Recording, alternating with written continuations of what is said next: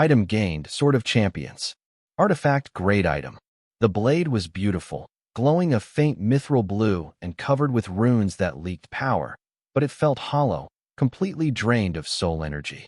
Lifa had used every drop of energy that it had trying to escape the Emperor, but she hadn't managed to get away, and with her aura returned to Overlord rank, the Emperor seemed confident that she would no longer be a threat to him. The Haint seemed unconcerned as he set her back on her feet while he sat in the grass, catching his breath and letting his regeneration regrow the missing chunks of his body. "Oh, it's the merchant Karl and his band of merrymakers. Good to see you again." She greeted them. "It's a pleasure to see you as well, Councilwoman. Do either of you require healing?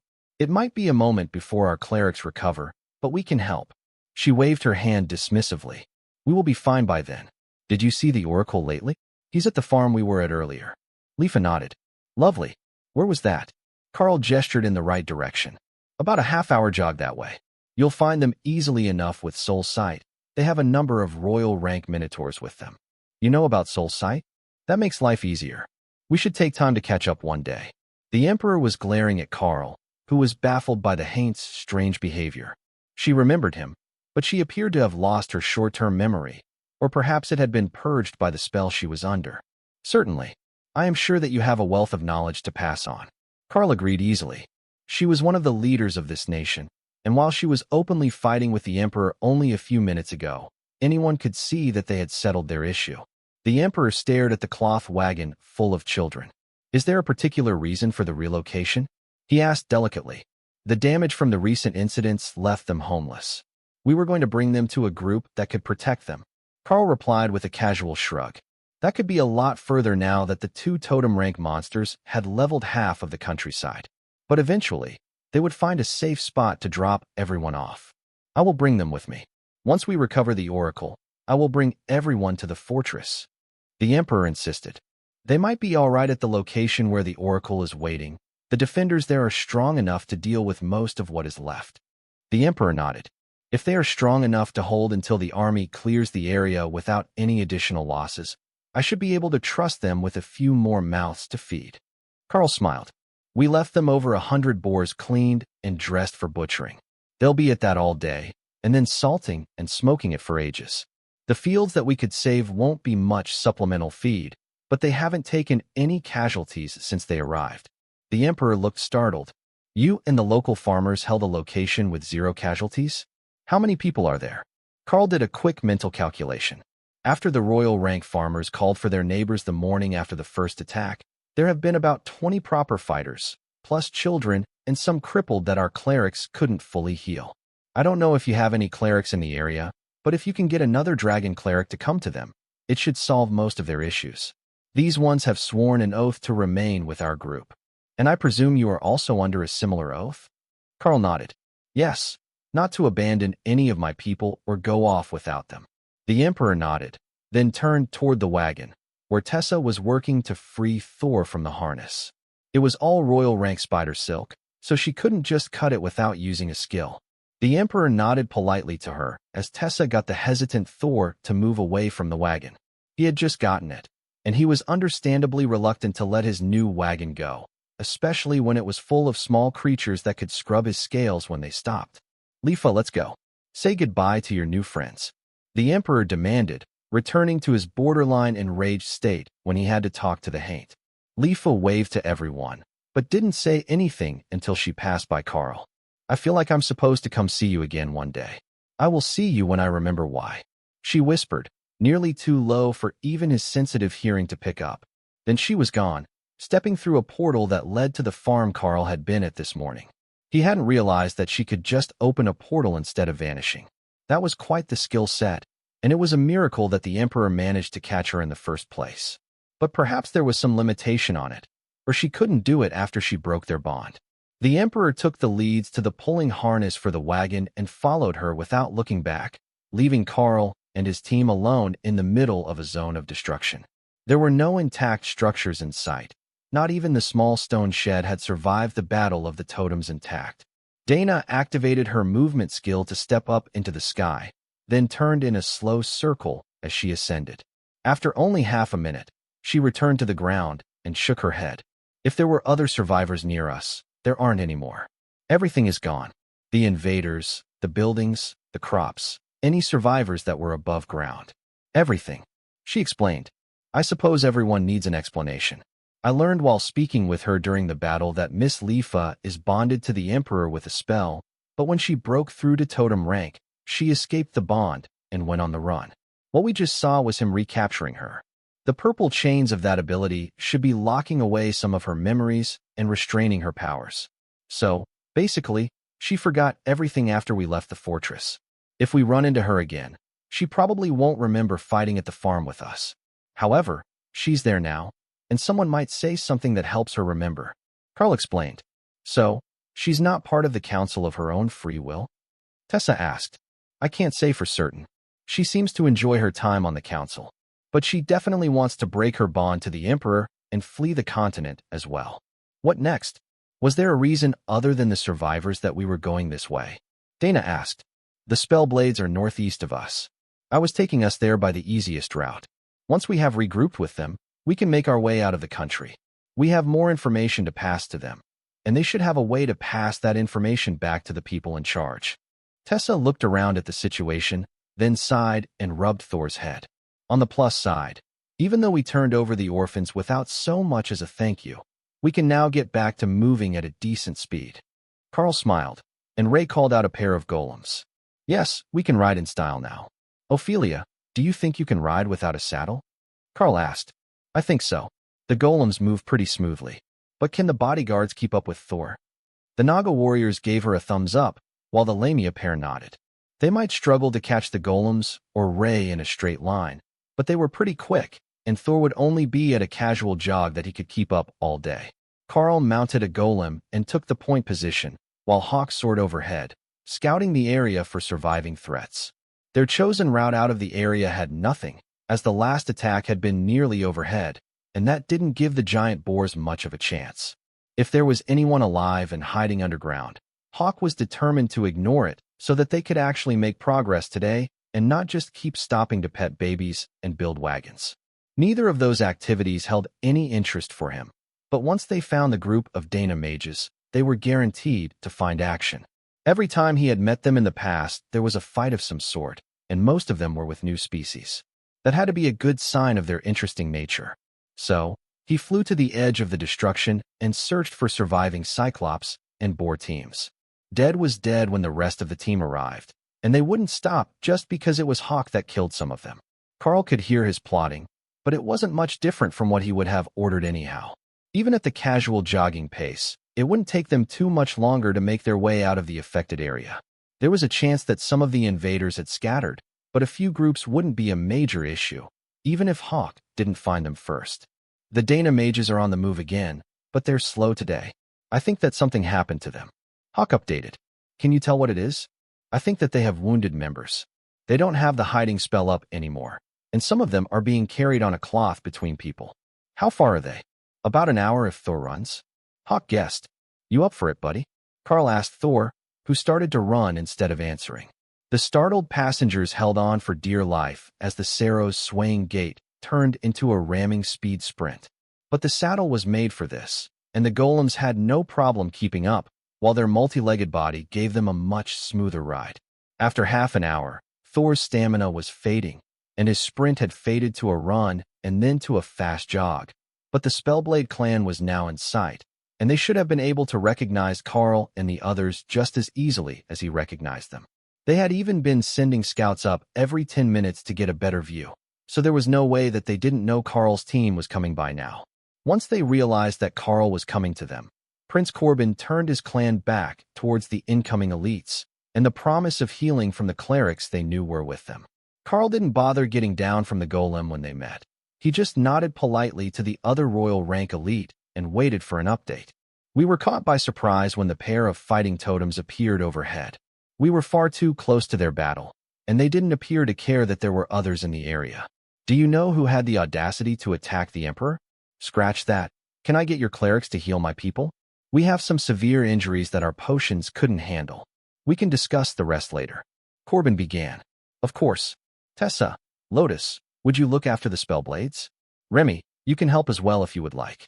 Remy came out with a bag full of potions to test on the wounded, and Tessa did her best not to laugh at the aspiring alchemist. Even if she poisoned them with a bad concoction, there were still other healers around, or Remy could just cast a healing spell on them to cure it. Most of the damages were internal, aftermath of the blasts from the totem rank battle, and without intensive treatment, they might not make it. That sort of healing wasn't easy for most healing potions, and it was one of the reasons that the doctors had originally suggested to Remy that she work on using Healing Splash as an injectable healing spell. A regular healing spell worked from the skin inward. A potion worked from the stomach out and took a while to take effect. But injected into the blood, a healing spell would be much more evenly dispersed. That was what she tried first, with one of the most severely injured ascended rank spellblades. Remy crouched over the casualty as if listening to their heartbeat, then subtly bit the victim's arm and injected Healing Splash. Then she fed him a blue potion and hovered over him to watch the effect, using her long lower body as a base so she could remain close enough to see all the minute changes. That works better than expected. We should get someone to make us needles, and then we can just stab people with healing. Ray laughed at the reaction people would have to a needle the size that Remy had in mind to inject them with a whole potion. Ray is right. I think it has to be concentrated for injectable use. Karl agreed. That's easily fixed. But most importantly, look how well biting people works for healing. I'm going to bite another one. Her body darted toward another wounded spellblade, a commander, who she bit on the neck like a vampire. The man squeaked in horror. Then the lacerations and bruising on his body began to visibly fade, starting at the bite mark. You're letting her do that because it's funny, aren't you? Healing Splash doesn't have to be injected. Prince Corbin asked Karl quietly. It actually works faster when injected. But yes, she could just douse them with it, or feed them the spell suspended in a potion. The spellblade prince shook his head, and Karl noticed that Remy had picked up a heavily injured girl. Nobody else in the group was that small. It had to be Tamarind, formerly Tori the Mage. As she was still ascended, she had taken heavy damage from the blast, and Remy had shown at the Beast Temple that she had a thing for grabbing and relocating small people. Don't run away with her after she is healed, Karl warned. No problem. She just needs more healing than my bite and a potion, so I'm bringing her to Lotus.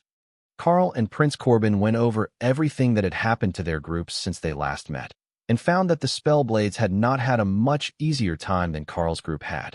Despite the fact that they had gotten stuck in a Cyclops spawn, the Spellblades had just had a terrible time getting out of the wilderness.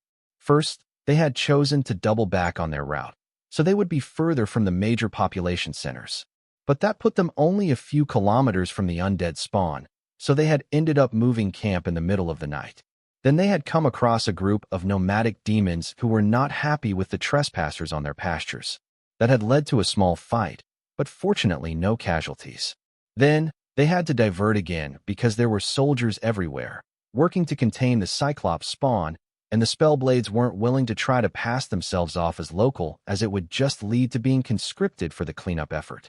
So, while Karl had been fighting for multiple days, the Spellblades had been running constantly and spending mana to keep the barrier up and avoid detection. Prince Corbin finished his story and leaned against his staff as he watched the healers work. What's your plan from here on? Are you going to travel with us? Or are you looking for something in particular to help your growth? He asked. I need either a holy item or a unique skill that will help Thor, the lightning Sero, grow. He has hit the limits of his natural potential, and he needs a bit of a bump to get him past the bottleneck and on to higher heights. So, I was thinking that we might stop at the Witten Temple on our way back. If there is anywhere on the continent that will help a beast with holy affinity overcome their limits, that should be the place. Corbin seemed to understand the concept of needing resources to surpass your natural limits quite well. This might seem like a wild goose chase, but I remember back when the elite program was first starting, my second year in school I believe, there was an incident near the three-way border between Nubon, the divine beasts, and the mountain giants that involved a holy relic. A bunch of the teachers were gone for nearly 3 weeks investigating it. The incident was near Dunster, northeast of here. Well, almost north from here, but that's 1,000 kilometers of wilderness away. If you go that way, you can follow the mountain giant border all the way to Chiptonrith Lake. It's far from a safe route, and it will put you within a few kilometers of the front lines between Nubon and the mountain giants. but it was supposed to be incredibly powerful. Karl looked at the map and sighed. The area had 4 nations claiming territory within 100 kilometers of it, and all 4 of the nations were hostile to each other. As good as that opportunity sounds, it is probably smarter not to go anywhere near that spot right now. With the giants acting up, and the fact that they're going to have better weapons soon, things are going to get dicey. Prince Corbin frowned at the reminder. That's another thing. I've never heard of a monster spawn monster having enough lucidity to talk to anyone, much less form battle strategies and remember trade skills. Even species that should have some level of civilization don't attempt to build anything when they come from a spawn. They're just crazed by the anomaly. But somehow that Cyclops was not. Not just that. The mountain giants knew that it was not crazed, and they came for it. That sounds to me like the Cyclops Forge Masters have the blessings of a Titan god protecting them. It's the only thing that makes sense to protect their minds from the anomaly. Karl sighed.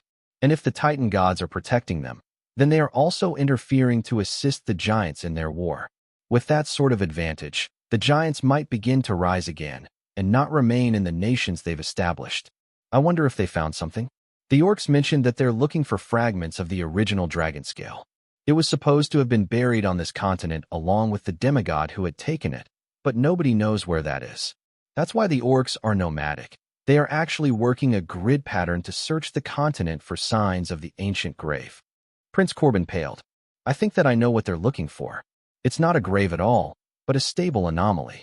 It's in the southern end of the Beastkin nation, deep within the jungle and hidden within one of their ancient step pyramid temples. I came across it on a mission a few years ago and reported it, but nothing came of it. According to the teams that came after me, there is nothing in the temple, but I clearly saw the tomb of a titan and felt the power of a demigod. Unfortunately, I could not enter. The anomaly was there, I know it was, but when I tried to enter, I simply stepped through the portal like a mirage. It's not that far off our route. We could stop in again on our way back and try to look into the anomaly to see what might be in there. Karl smiled. You don't seem enthusiastic about the idea. Corbin shook his head. Would you be all that eager if you knew the sort of traps that a demigod could set on their mausoleum? Karl's smile faded. You make an excellent point. Even if we can find it, getting to any treasure that it might contain is an entirely different matter. However, if we could at least prove that the anomaly was there and stable, we would be able to report back on its existence. That should earn us some rewards, and perhaps even get a team of Blue Dragon clerics sent there to research the facility. If anyone can find a way in, it would be the clerics of the God of Knowledge. So, is that our route then? We will head east, avoiding the roads and towns, to head into the Beastkin territories? If we pass south of Skipple, we should have a straight shot through the plains until we get near the border and into the jungle.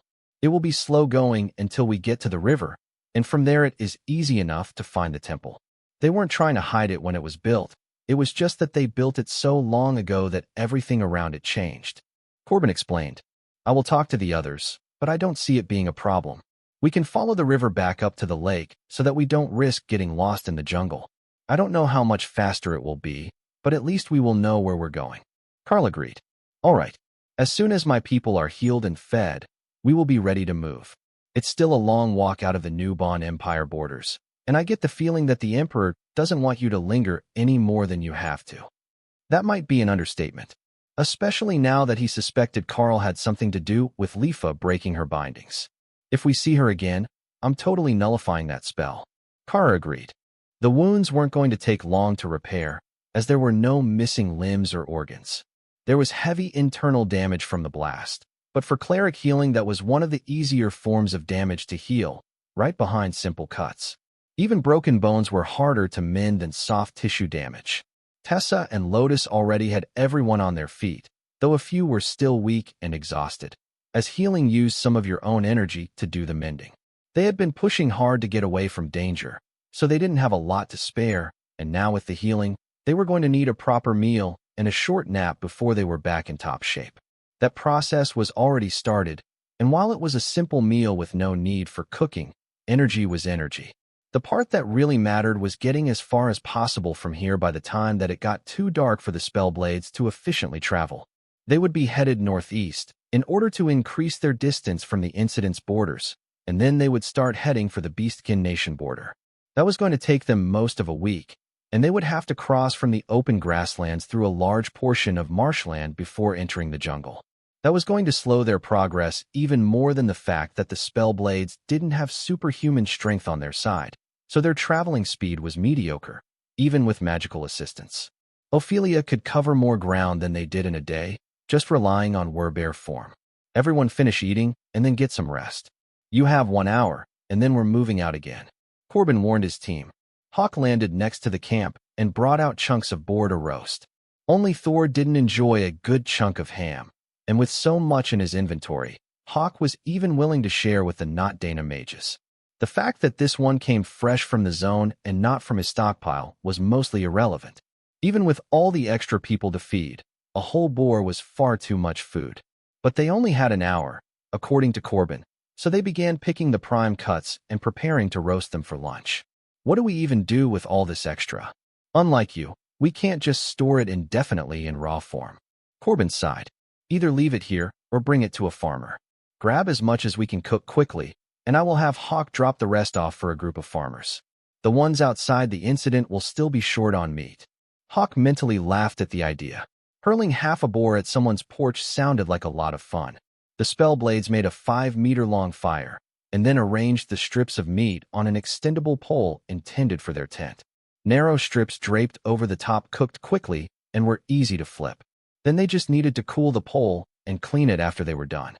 If they had more time, that was how they would smoke and dry jerky. But nobody wanted to stay too close to a dangerous situation.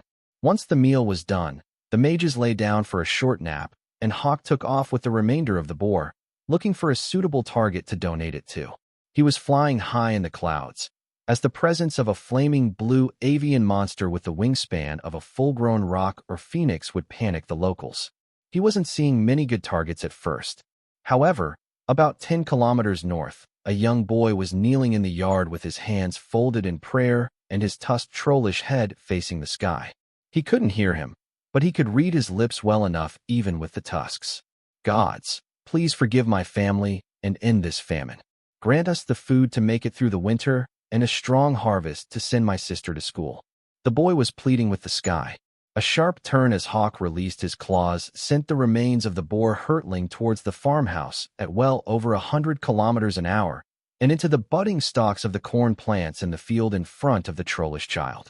The boy froze in shock as the animal flew over his head, then began to cheer and call for his parents to come outside as it crashed to the ground on the other side of the fence. Hawk was laughing uncontrollably in Karl's mind as the farmers tried to determine why a gift from the heavens would be a giant boar, already gutted with the best cuts removed. It came from the sky, they had all seen that much. But why this boar in particular? Did they do something right to be gifted so much fresh meat? Or did they do something to anger the gods and make them take out the best cuts first? Was it as good as you hoped? Karl asked the happy bird. All that and more. You should see the looks on their faces. They're so confused. Hawk agreed. You're going to do it again, aren't you? As soon as I can find another boar. Forget throwing monkeys. Hurling food at people is much more fun. I saw in a book that the humans used to use it as a punishment, but the trolls are so happy. Remy giggled. That's because you threw the food to them and didn't hit them with it. The punishment was to hit them in the face with food while they couldn't run away. That wasn't quite how the stockades worked. But they weren't entirely wrong, either. As long as you're enjoying yourself and you don't hurt anyone. Just make sure that you don't drop a living boar in someone's yard. They might not be prepared for a fight. Karl warned. Got it. Only dead food. Once everyone was rested and ready, the group got moving again, slower than Karl would have preferred, but moving steadily northeast out of the attack zone. Soon, they would be crossing the major road that ran east out of Cliffnell, where they were originally intending to sell their goods, but they couldn't follow that road east just yet, as it ran southeast down into the region that had been influenced by the Cyclops spawn. Hopefully, there hadn't been too many merchants going that way in the last few days, but Karl was certain that at least a few unfortunate groups had wandered into danger, unaware that anything had changed since they left the city. The road should be a good spot for the night. We can also pretend to be proper merchants again, despite our lack of wagon. Why don't we stop there for the evening, and then if there is another incident, we might be able to gather more allies for the fight, which we can leave in the morning under the guise of regular business? Karl suggested. Prince Corbin considered that for a moment, and then nodded. That works for me. The less suspicion that our presence draws, the better. Even if we don't have any wagons, most of the groups that meet us at night won't know that until dawn, at which point we can make up an excuse. If there is no incident, we won't need to say anything, and if there is an incident, they'll be happy to have us, and unlikely to look too deeply into our motivations. They made it to the road an hour before dark, a proper time for a traveling group to start setting up camp. Nobody within 10 kilometers, and most of them are already set up for the night. Hawk reported, "All right, you can come down and rest. Ray will take over the night watch duties in an hour or two." Hawk landed outside the camp, and then smirked at Karl as he took out one of the many transformation tokens that Ray had stolen from the fortress.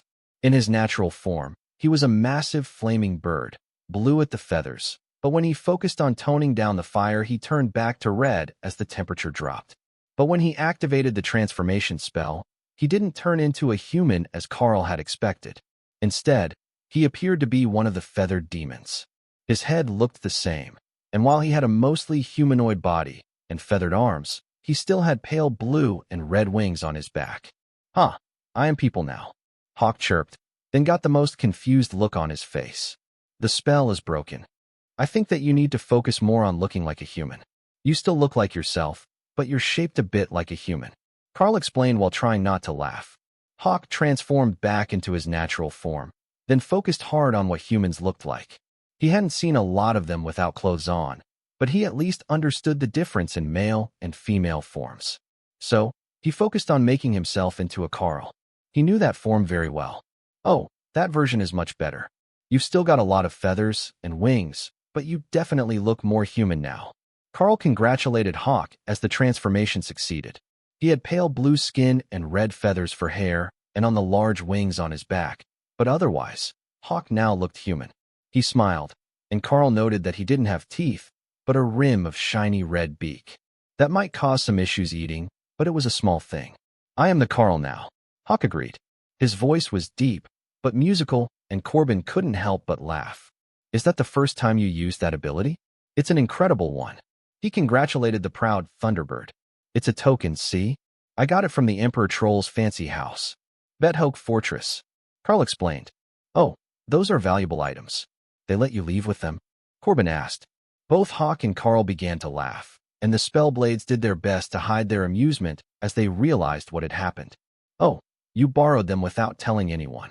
I see how it is. Those spells are normally never allowed to leave the property.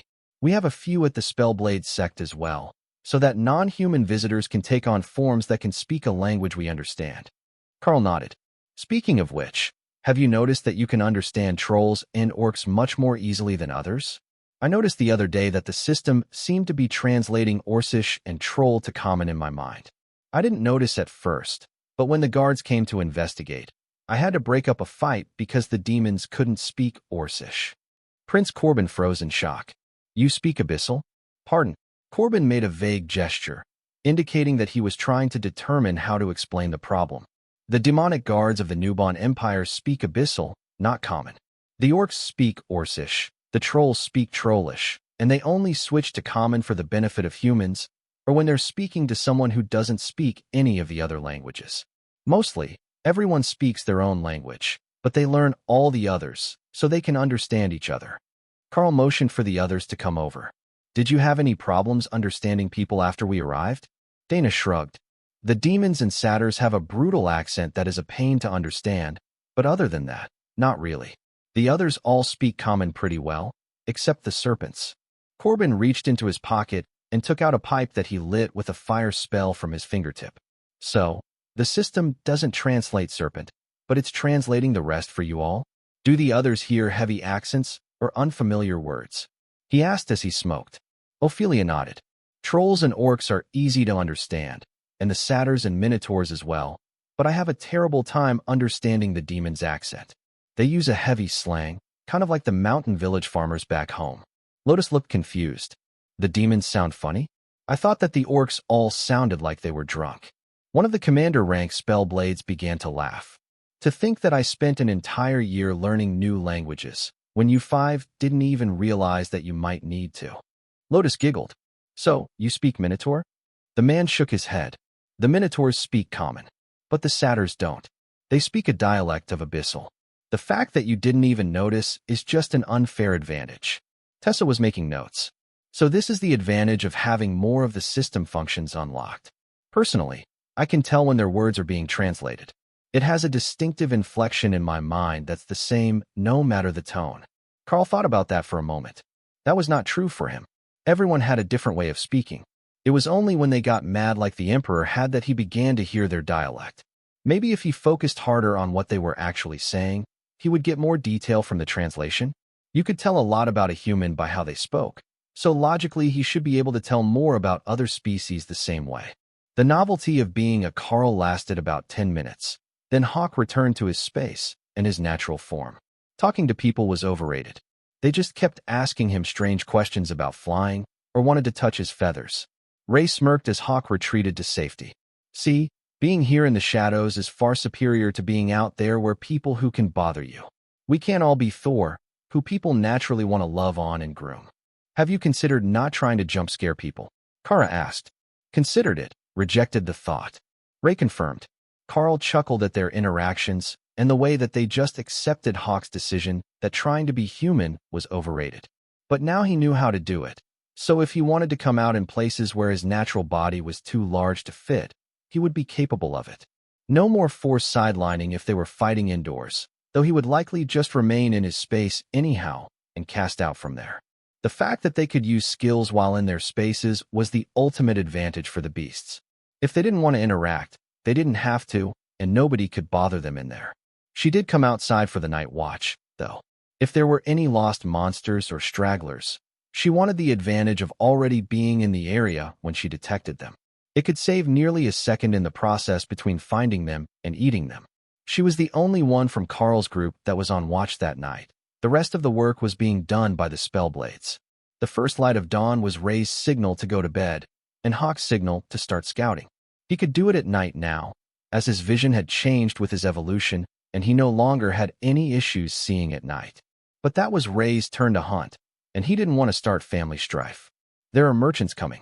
They must have started moving very early. From the south. Hawk informed them not long after taking off. That was not the expected direction, as the road led through the area that had been affected by the spawn in that direction. But if they had come through that way, they should have additional information about the situation. Perhaps it had been mostly cleared, and they wouldn't have to go east to get around the dangers. Prepare for visitors. They're coming from the south, out of the danger zone, so they might be in rough shape. Karl warned the Spellblades. The group was jogging down the road, and Karl noticed that they also didn't have a wagon with them. They had large backpacks full of supplies, but the packs looked like they were hastily assembled and not the sort of pack that one would choose for a long journey. Karl stepped out to the edge of the road and raised a hand in greeting as they came into sight, hoping they would stop to give some answers. The group was entirely made of trolls, the slender blue-skin variety, and they had a royal rank shaman leading them. Karl could feel the elemental magic lingering on him, like a scent of ozone, but not an actual smell. The shaman stopped in front of Karl and bowed slightly, panting hard from the run with a pack on. I take it that the road south of here isn't safe? We were coming across from the west and had to turn north to avoid trouble. Karl greeted him. You would be correct. We lost everything but what we could carry, plus 2 of our people. There is some sort of invasion of Cyclops and giant boars to the south. The army is out dealing with them, but there are so many that it will take them ages. Is it safe to go west from here? He replied, yes, you can go west overland from here. Just don't go much further south, or you'll be into it again. It runs all the way to Bedhoek Fortress. The troll cursed. So the city markets at Mitford are inaccessible. Karl frowned. The city of Mitford was sacked. I don't know what has survived, but the whole city is in rebuilding mode, and I was told by Overlord Leafa that 2 of the council members are there overseeing it. The problem is that everything from here to there was invaded. You might make good money on what is left, but it would be safer to go west until you are past the fortress and then turn south if you want to trade there. The troll sighed and looked at his ragged group of companions. All of their clothes were tattered, and their weapons were cracked and chipped from intense battle. The last thing that they wanted was another fight. If they hadn't been trolls and able to regenerate from the wounds that the boars and giants inflicted upon them, they would never have made it out. I don't suppose that you have any cloth for sale? We might not get through the fortress gates looking the way that we do right now. Karl chuckled and nodded. Yeah, I've got a bit of cloth with me. Consider it a gift in hopes of good fortune. They still had the rough canvas that had been the cover for the wagon, and that would be enough to at least make a basic toga for each of the trolls, which they could hold closed with their sword belts. As he was handing over the plain gray cloth, one of the spellblades came over with an armload of cloth. Here, take this as well. A simple kilt in Clan Macaulay tartan looks good on everyone, and trolls usually go shirtless anyhow. He offered. The troll shaman turned to Karl. What did he say? I can't understand his accent at all. Karl chuckled. He is offering you a bolt of his clan's signature tartan so that you look presentable and not like beggars in the rough canvas I have. The troll smiled and patted the confused man on the shoulder. Thank you. We will look glorious in your clan's colors. My people will wear it with pride. The trolls stepped to the side so they could change from their tattered clothes into kilts with crudely cut canvas tunics. I thought that my accent was fairly easy to understand. The spellblade whispered. It is for me, but apparently not for trolls who are used to the local common accents. They're happy to have the tartan, though. Is there a reason you had so much of it? The mage chuckled and shook his head. I have a spell to make it. I always carry one bolt of it in a spatial storage bag, just in case. I will make another once we're on the road. You should speak to Lotus as we walk. She would be genuinely interested in a cloth creation spell that can make fancy cloth. Or perhaps Dana, as she's also a mage. Karl suggested. The mage shook his head. Clan secret, I'm afraid. We're not allowed to teach it to outsiders. I've tried to convince the elders to teach the whole Spellblade clan, as generations of my family have lived there, but this spell only makes my family's pattern, and they said it wasn't appropriate. Karl shrugged. Still, if you change your mind, let one of them know. They might be able to modify the spell to make other patterns. The trollish merchants turned west and left as soon as they were presentable again. They weren't rushing, but they weren't waiting around for something else to find them. That left the surrounding area clear for the Spellblade clan to finish packing up and preparing to head east through the grasslands. First, they just needed to warn the groups coming south that there was danger ahead so that they didn't walk right into the incident unprepared. Karl jogged over when he saw a group coming, giving them plenty of time to slow down before reaching his team. There has been an incident south of here. There are cyclops and giant boars running rampant, and the army is trying to clear them up. We met the remains of a trollish merchant group this morning, and they lost everything, including half their team. I wouldn't recommend that you go any further down the road. My people are going east instead, Karl warned the lead driver. Do you know how far east it goes? The driver asked. Karl shook his head. It goes west all the way to the fortress before it ends, but I don't know exactly how far east or south. Well, he did know yesterday, but it could have been partially cleared up by now. All right, we will wait here for the day then. Once we see someone coming north with news, we will know if we can move again. Thank you for the warning, traveler. Karl nodded. I lost my wagon as well. I was in the western end of it when the giants appeared. Be safe out there. The merchant wagon driver nodded, and then gestured for his team to come forward as Karl returned to his group. All right, let's get a move on. The others know about the danger now, so we can let them tell anyone else who comes along. He explained. The Spellblades looked more than a little jealous as Ray called out her golems to take Karl and Ophelia as riders, while Hawk landed to take Dana for the day. His flames were ethereal, not hot in this form, and Ray had made a saddle just for this purpose. Dana, on the other hand, had not been informed of the change in plans. Wait, am I expected to ride on Hawk? She asked when he headbutted her to end her hesitation. That's the plan. You have ranged attack skills. He is the longest ranged attacker on the team. So, you're well paired. Besides, Ray just made him a fancy new saddle, and he hasn't gotten to try it out yet. Karl agreed. And why is it not you, who is unlikely to suffer fall damage, who is testing this theory?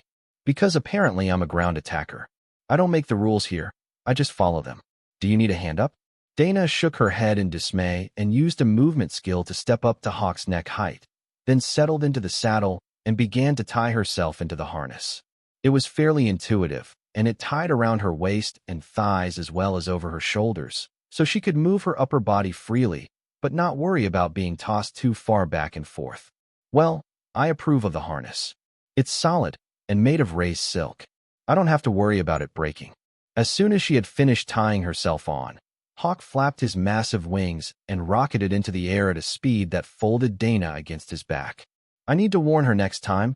It's not comfortable when the goes backward like that, Hawk noted as he used Ghost Fire Body to form a shield protecting her from the wind. Remember, she's not as strong as you or me. Her body isn't made for that sort of rapid maneuvering. You need to give her time to get a grip. Over the next few minutes, the new pair got used to each other, and Dana's narration let Hawk know what she was capable of enduring. Watching him dive, twirl, and swoop from side to side as Dana got used to flying was making Tessa laugh constantly. Ophelia just looked happy that it wasn't her. The ride on the spider golems was smooth and comfortable, almost like riding on a sofa. If she had a proper cushion under her, it really would be. The pace was casual, just a brisk walk for Thor, even though the Spellblades were doing their best to cover ground before it started to get dark, and they had to stop again. That night found them in open grasslands, mostly unpopulated now that Hawk's presence had scared off the smaller beasts and one nomadic tribe that only had 6 people. They had spotted the bird in the air and had simply changed directions to avoid coming into what it might consider its territory. The next morning, Dana wasn't nearly as reluctant to board her transport for the day, and the group was moving right at dawn. Their goal for the night was to make it to the river. They could either follow that southeast to the capital, or they could follow it as far as the road, then head northeast until they came to the trading route that led into the Beastkin Nation. That would take them close to their destination at the Forgotten Temple. It should take 2 to 3 more days to make it to the road along the river, then likely 10 more to the temple, depending on how slow moving in the jungle was. Karl didn't have high hopes for the speed that the Spellblades were going to manage once they were in dense trees or the marshes that they were going to get before the borders, but with their magic, they might be just as good in soft terrain as Thor was. However, Karl was thinking too far ahead. There wasn't much between them and the border but grasslands, marsh, and one town they would use as a waypoint. But getting that far was not going to be as easy as he had hoped. The first signs that all was not well in the land of Nubon came just before dawn, when Ray spotted a portal opening, but nobody came through. Instead, there were signs of spell casting on the other side, and then the magic in the area began to destabilize. Karl, get up. Something is happening. He opened his eyes and looked in the direction Ray's attention was focused. The spell was still ongoing, and it was doing something to the energy in the area. Karl couldn't tell what at first, but then something under the ground began to shake, and the ground itself began to glow. Karl felt one of the Spellblades coming over to see what had attracted his attention, so he motioned for silence as he pointed into the distance. I think that there is an ancient ruin there, and someone is casting a spell to try to activate it. Ray spotted the portal when they opened it, and I can sense the magic they're using, but I don't know what the goal is, unless they are treasure hunters seeking an ancient artifact. Karl whispered. The Spellblade nodded. That might be the case. We do the same thing from the sect compound at home. We have a portal array, and we either send out teams or we check on known and likely opportunities. Seers can't tell when an anomaly or trial will appear until someone finds it. So, we search using historical references. Normally, we focus on things within the Golden Dragon Nation, since those are the ones that might be a direct threat or an accessible opportunity. But there is no real reason that you couldn't focus on the historical sites of the other nations. If that is what someone is doing, there shouldn't be any effect on the area, though. It's just a scrying spell. If they are doing something to a ruin they found, that is an entirely different matter. They might have activated an ancient relic. Normally, we try not to do that, as so many of them are unstable and could explode or cause other issues. Even the anomalies are some of the milder effects, as they normally only last a day or 2. Legend says that the old capital of Hitcland, a human nation east of here, was completely obliterated when someone accidentally activated the ruins it was built over. 10 million dead within seconds. Karl frowned. Well, we can hope that whatever they're doing doesn't cause something like that. We're still far enough away that even if it would level a city, we should be safe. Besides, I can create stone walls for defense. A bomb outside the wall is much less scary. The Spellblade nodded. About that wall, you might want to start thinking about making it. The power in the distance seems really unstable. Ray, want to give me a hand? Let's build a proper wall around the camp in case that thing blows up. I'm on it. Then Hawk can cover it in his ghost fire barrier. That should stop the rest of the damage. That turned out to be the worst possible answer. While they quickly managed to build the barrier, The power used to activate the skills was resonating with whatever was going on in the distance, and everything in between was beginning to shake. Trees were falling, the ground was trembling, and the portal snapped shut with a surge of power that Karl was certain had been the caster on the other side erecting their own barriers. What is going on? Why are we turtled into a stone castle? Prince Corbin called as he woke up. Someone opened a portal in the distance, and they were doing something that made the ground glow. It might be an ancient relic or trial. I didn't want the camp to take a direct hit if the ground exploded instead of just shaking. Karl explained. It was doing more than just shaking now. There was something coming up out of the ground, a simple stone construct that looked like the ruins of a city from Karl's vantage point. Hawk was resisting the urge to go out and inspect it for now, until the mana stabilized, and he wasn't at risk of getting blown up. It was safer to just wait and keep his barrier up around the camp. Karl could see that there were crumbled granite walls, ruined buildings, and in the middle of the risen city, a faintly glowing purple sphere. Is it just me, or does that look like a trial instance entrance to anyone else? Karl asked. None of us can see anything past the walls. Lotus reminded him. Karl shrugged. You can't see anything because Ophelia is standing in front of you. But I get your point. I'm cheating with the relay from Ray. There is a ruined city that just came up out of the ground, and a glowing something in the middle that might be a trial instance entrance. Now, someone triggered this, so it could get messy if they realize we're here. But I still think we should have a vote on whether to steal the instance from them, if that's what it is. Corbin sighed. You're nuts. However, you're not wrong. Anyone who sees us in the area is likely to try to kill us. It might be safer to be inside the instance than outside of it. The rest of his clan prepared to move, trusting his judgment, and Karl's team waited for Thor and the golems to come prepare them for a trip. The city literally starts right outside this wall. It is less than a kilometer to the instance. We will do better moving on foot with a full retinue of guards. Karl explained. He also didn't want to damage the ground any more than it had been, in case there were treasures there which were hiding in the dark.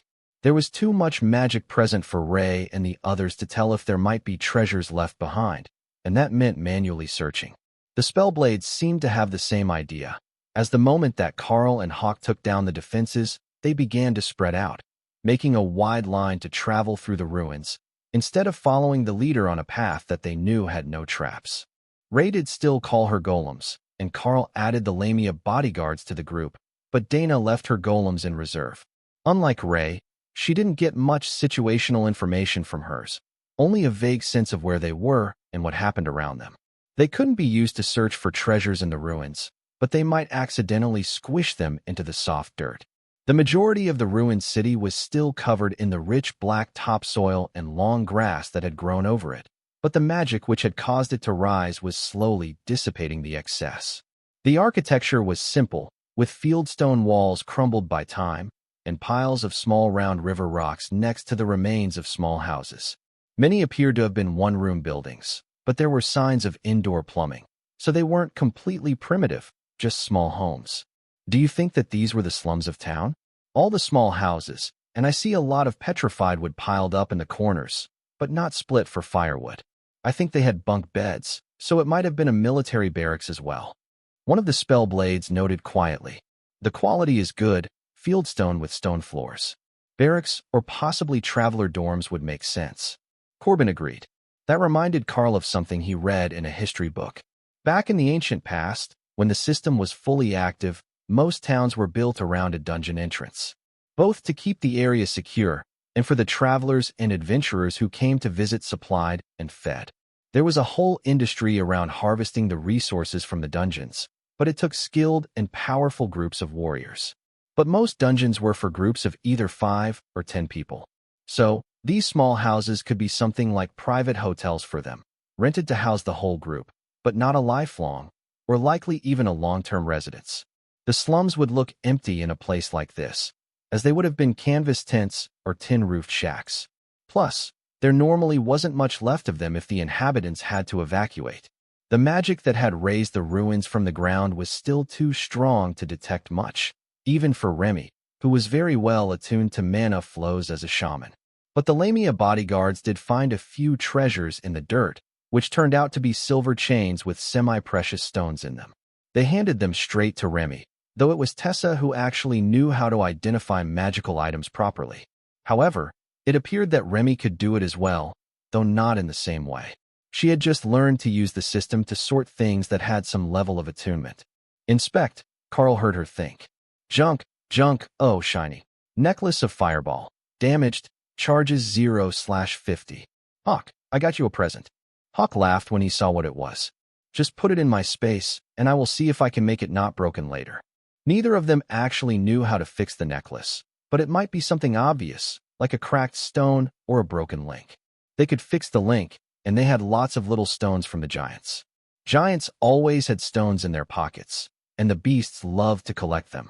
Karl didn't even see them anymore. They were just pilfered by the beasts as soon as they were detected. Along the line, one of the spell blades found a plain metal ring, and another found a broken amulet. There wasn't a lot of value to be found, but it was clear that whatever was in the center of this ruined city was powerful. I can see the thing. It's a purple sphere, glowing and floating in the air. It doesn't look like a portal, Hawk noted. As they rounded the corner, everyone could see the orb and the platform that it was floating above. There were no stairs up to it, though. Perhaps it wasn't something that was meant to be touched like an instant entrance. But neither Karl nor anyone else present knew what else it could be. Prince Corbin made a gesture to his team. Everyone stay well back of the object until we know what it is. I need a volunteer to go forward and examine it. Karl nodded and patted him on the shoulder. You know I'm going. But if you want to send one of your people as well, that's fine. Corbin raised an eyebrow in a curious gesture, questioning Karl's judgment. Are you certain? If there are dumb things to be done, that is my job. I have the best defenses and the highest chance of survival out of anyone present. In fact, I am invulnerable to many of the attacks that could cripple others. So, I am going. Dana was glaring at him as Karl finished speaking, but he made an excellent point. If they needed an actual person to go forward and not a summoned creature, he was the best option. Next would be the Lamia bodyguards, or the Naga warriors, as they were intelligent and could explain what was going on. Karl motioned for them to join him, as they could share barriers. 3 layers was better than 1, especially when 2 of the 3 barrier layers would be the monarch-ranked, flaming body, barriers from the Lamia. One of the commanders from the Spellblade clan, an older man from Karl's perspective, but most likely only in his 40s with prematurely gray hair, joined him as he moved toward the orb. The trio extended their barriers to the Spellblade as well, adding a level of safety as they cautiously approached the plinth beneath the purple orb. Karl stared at the runes for a moment, then gestured for the Spellblade to come forward. The inscription was not in common or any language that Karl could read. Oh, I can read that. It's the language they use in shaman books. Let's see. Great power awaits those who dare to embrace the power of the world dragon. Take him into your heart and receive his blessing to know true power. Remy read, but the world dragon is in my heart. Are we not all faithful followers of the gods? He's in both the beast and dragon pantheons. Karl replied, not noticing that above his head, a faint purple copy of himself was forming. It took a moment for the beasts to notice it as well, so the first warning that something was off came from the group behind them. Look up, Ophelia called, while the others froze, unsure what to do in this situation, as the apparition might be a good thing. Karl was wondering what to do when suddenly the mage behind him simply vanished. That brought everyone's guards up, but Karl held up a hand for them to stop. I don't think he's injured. There is an inscription to the world dragon on the stone, and I think that it might be system-related. He warned them. The apparition over his head was becoming more solid, but he didn't sense any danger from it, as if it was just an illusion and not an actual spell effect. Then, words began to appear in Karl's vision. System active. Checking compatibility. Checking qualifications. Checking eligibility. First advancement trial completed. Upgrade compatible skills found. Then Karl's vision went dark, and he heard Ray laughing in his mind. Now you're both gone. But don't worry, I'm calming down the others. She informed him in an amused tone. You are calming down the others? Oh, ye of little faith. I have a transformation toy too, and I am much better at this than Hawk. Karl got a mental glimpse of her from Remy's point of view, looking very much like Morgana, the witch doctor, in an elaborately decorated black gothic dress and cloak with a face veil and gloves. Except Ray appeared to be larger, as all of the humans present were shorter than the mental image Karl got before his attention was drawn back to the vision in front of him. Only Ophelia's bare form, at well over 2 meters, was taller than she was. There were 10 copies of Karl standing in front of him, each wearing a slightly different set of armor. Some were carrying weapons, some were not, and one appeared to have on cleric robes over the armor, while holding a staff with an egg. That one reminded him a little of Orthos, the bronze dragon. A floating message appeared over the clones, and a stone room appeared, so they no longer seemed to be floating in the void. Class upgrade options, the message read. Karl turned to the one in the robes and activated the system overlay that he normally ignored for its lack of information on people and creatures without system access. Beast Cleric, a disciple of the beast gods. Gains access to advanced regeneration and holy magic. That wasn't bad at all. But Karl had an important question. Do I lose the skills that I already have if I change? He asked the void, hoping for a response. Class changes affect future advancement paths. Hopefully, that was a no. Karl checked the other images to see what he could learn. Divine Hunter gains a bonus with bow skills. Adds holy damage to attacks. Ghost Ranger uses Ghost Fire to create smoke and mist-based stealth skills. Gains a bonus on all surprise attacks. Beast Avatar allows merger with a spirit animal to increase the effect of known skills. Those were all of the ranger-looking options, and none of them were particularly appealing to Karl. However, they were all supposed to be an upgrade to the Beastmaster class that he already had, so perhaps they had some special skills that would make them worth it? Karl checked the Ghost Ranger class image closest to him and found that while the skill tree was hidden, he could at least see the class's core skills. Ghost Fire Mist appears as pale smoke in a cloud, engulfing a 10 radius from the caster. This mist enhances all other Ghost Fire skills and may be converted to Ghost Fire Purgatory once the skill is known.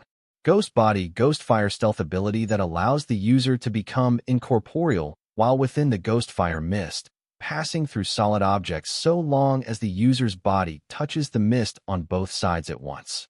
Well, those skills were certainly better than what Karl had been expecting. But neither of them was really his style, and they didn't help his team much unless the Emperor found out that he accidentally freed Lifa. If that was the case, a good hiding spot and a way out of prison were going to be at the top of his priority list. There was a theme to these advanced classes, Karl noticed.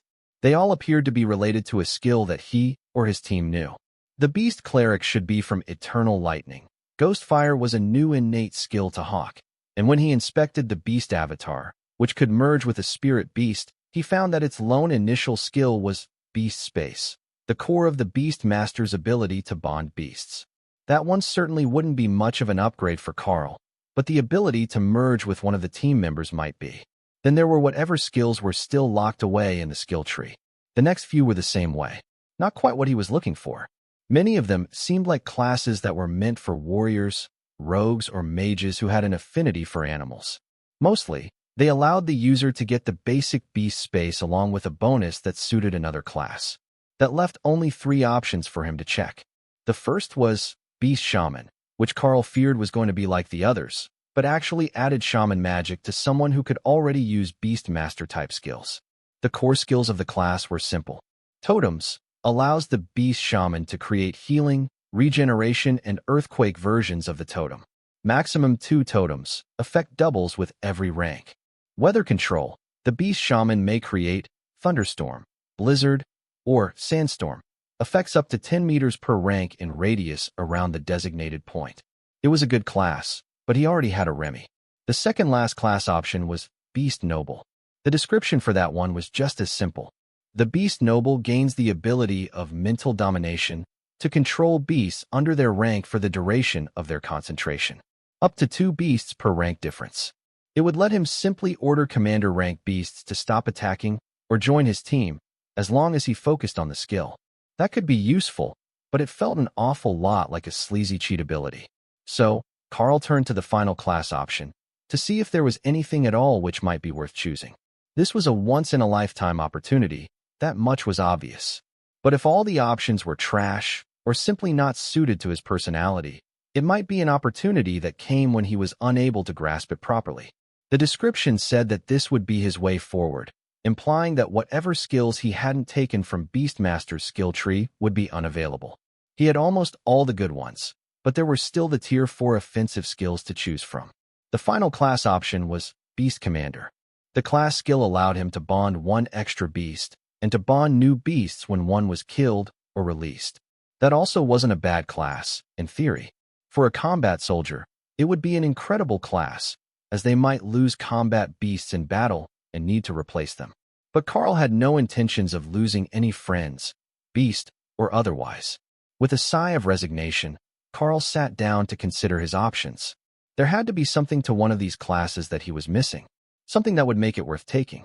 As he considered his options, Karl scrolled through his system interface. Available skill points, 51. Now that was something that Karl could work with. Many of the class options were related to skills that he had. If he added another combat skill, there was a chance that he would get another option. 50 points. Rampage. Every time an enemy is damaged by the Beastmaster or a bonded beast, increase the damage done by the Beastmaster or the bonded beast for 1 minute.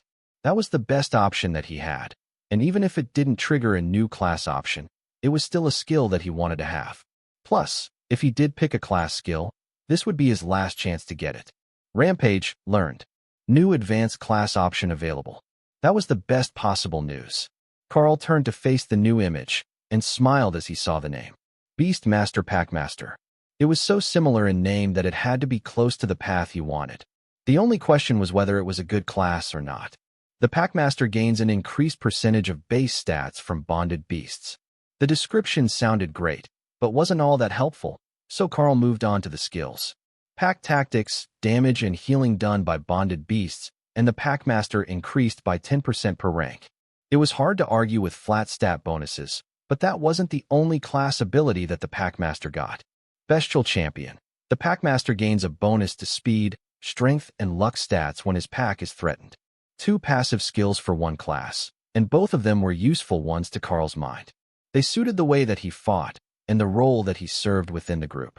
Actually choosing to change his class, even if there weren't many options left, was a strange thing to Karl. So, before he decided, he checked his skills. Attack skills, Tier 4 skill chosen max. Core skills, none available. Defensive skills, available skills. Barrier, refresh. Karl knew there would be Tier 3 versions of those defensive skills available after he bought them. But he had limited time to choose an option from this class menu. Like the trials, he might turn out to be this event's Lotus, ejected for just playing around instead of making a choice. He definitely did not want that to happen. Karl took a deep breath and placed his hand on the Packmaster image. I choose Beastmaster Packmaster, he stated. Class change processing. Upgrade complete.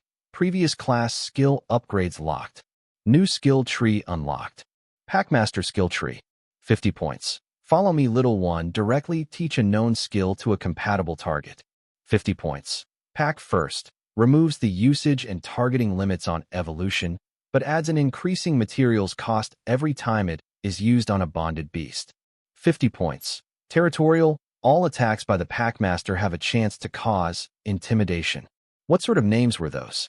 Karl was definitely making up new names to tell others when he used "Follow me, little one" in the future. If he was using it to teach a new skill to a juvenile beast he was recruiting, that was one thing. But if he was teaching a skill to one of the other elites, how embarrassing would it be to use that phrase out loud? However, there didn't seem to be many restrictions on the skill, other than that the target had to be compatible. Maybe he could get around writing the spell books and just directly transfer knowledge to the target he wanted to have it. That would be incredibly useful. It also wouldn't lead to anyone wanting him to sit and write books for hours or days on end. He could just transfer the skill, say it took a lot of energy, and call it a day. Of course, it really might be draining to do. He wouldn't know until he tried. Exit in 5 seconds. Karl found himself standing right back where he started, next to a stunned Spellblade, who was staring silently at the purple orb. Karl whistled and motioned for everyone to come forward. This wasn't a thing that they could afford to waste, and once someone else realized that it was here, all hell was going to break loose. Forget the stable dungeon. This thing was as good an active set of system stones. Did you see that? The older Spellblade whispered.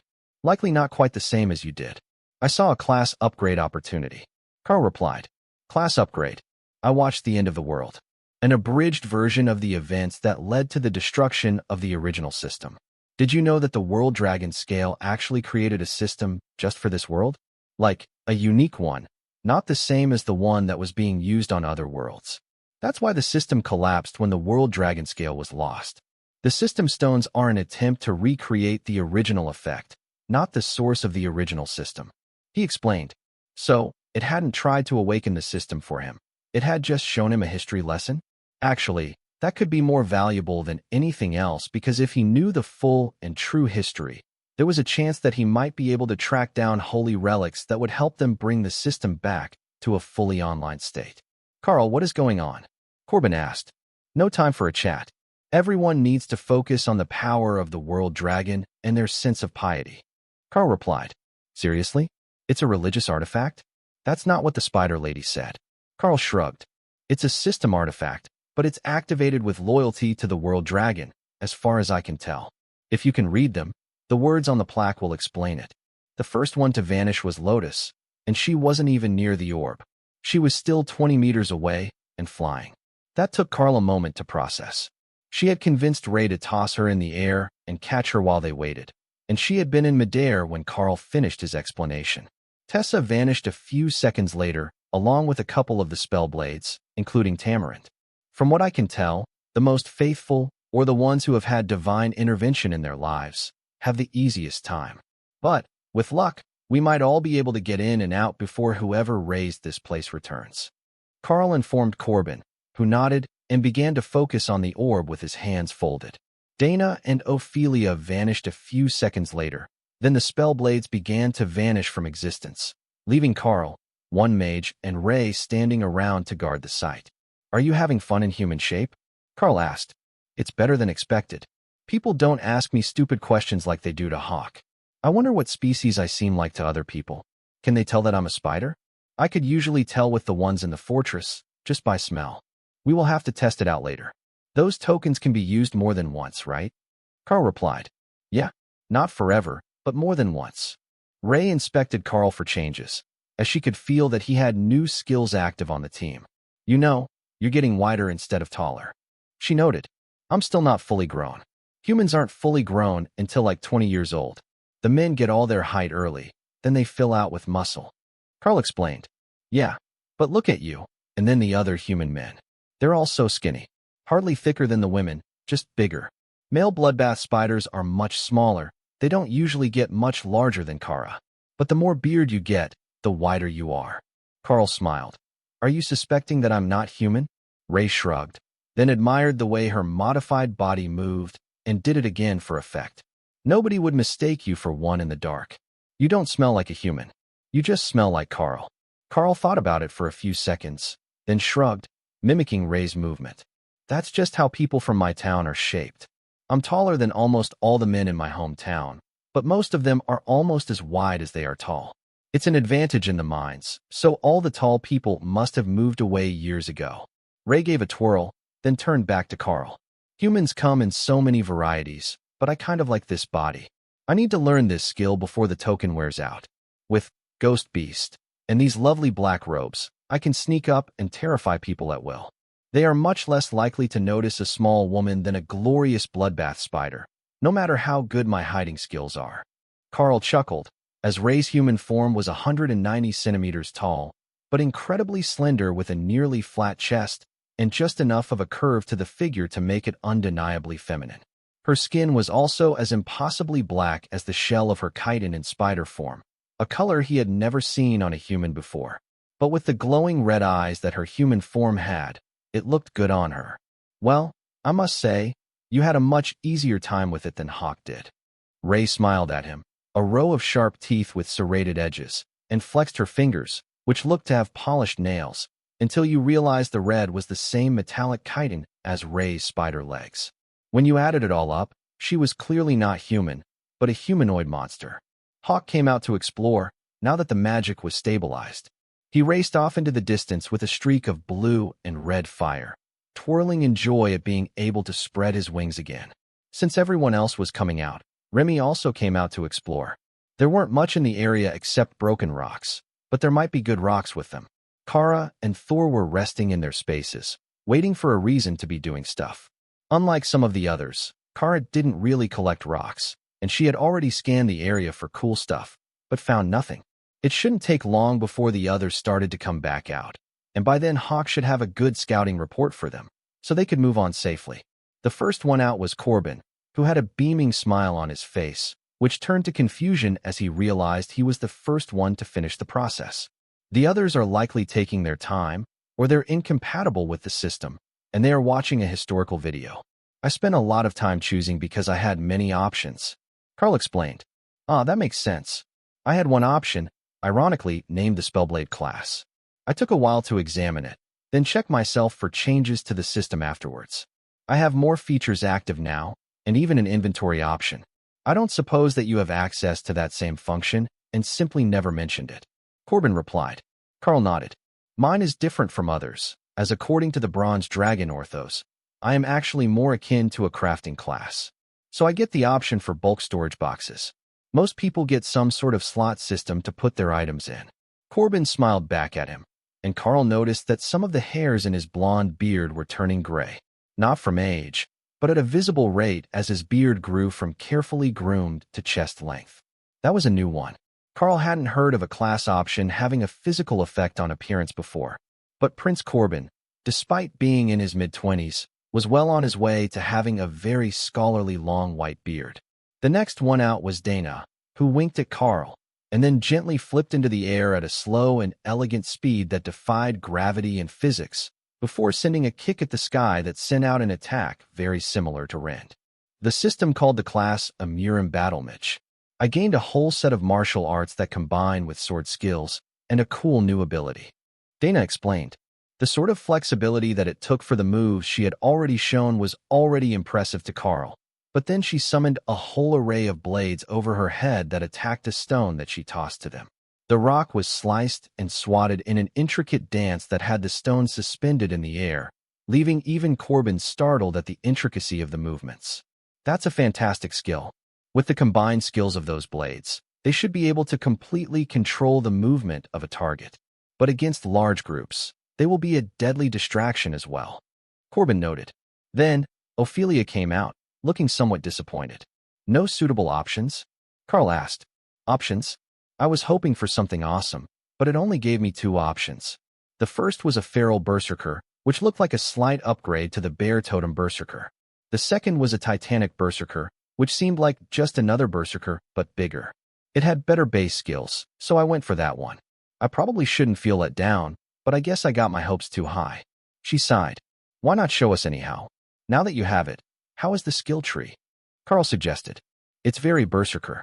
Lots of blunt weapon and sword attacks, defensive buffs and strength buffs. The base skills are passive strength increase of 30% per rank and titanic growth that increases my size, strength and durability by 20% per rank. Well, how about raging and getting all buffed up in werebear form? Then test the new buff to see what you're working with. Karl requested, intrigued to see if the bonuses stacked or multiplied the growth. Ophelia activated Berserk Terror, which brought her werebear form to close to 4 meters tall. Then she activated Titanic Growth, and suddenly Karl was looking at the knee armor of the single largest beastkin he had ever seen. That's definitely a multiplication effect. He noted. So that's what a 7-meter-tall werebear looks like. Forget being hit on by the orcs. You'll have to fend off hill giant suitors at this rate. Ray laughed, startling everyone with the hauntingly musical tone of her human voice. Ophelia's rumbling growl shook the air, and Ray's laugh turned hysterical. She hadn't expected such a great chance to pick on the others during her first attempt to interact as a human. I liked her better when she made jokes about my luck with romance in private. Ophelia grumbled as she returned to her regular size. Don't feel bad, fair lady. Look at how many times Thor has struck out so far, and he's the most likable person that I know. Ray offered. That is surprisingly wholesome and helpful. Thank you, Ray. But when you find one that you like, I can help you tie him up so that he can't escape. And there's the Ray that we were all expecting. I will keep it in mind, though.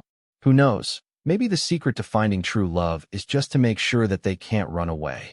Ophelia winked at Dana as she finished the sentence, but Ray missed the gesture and thought that the werebear was only talking about the finer points of web crafting.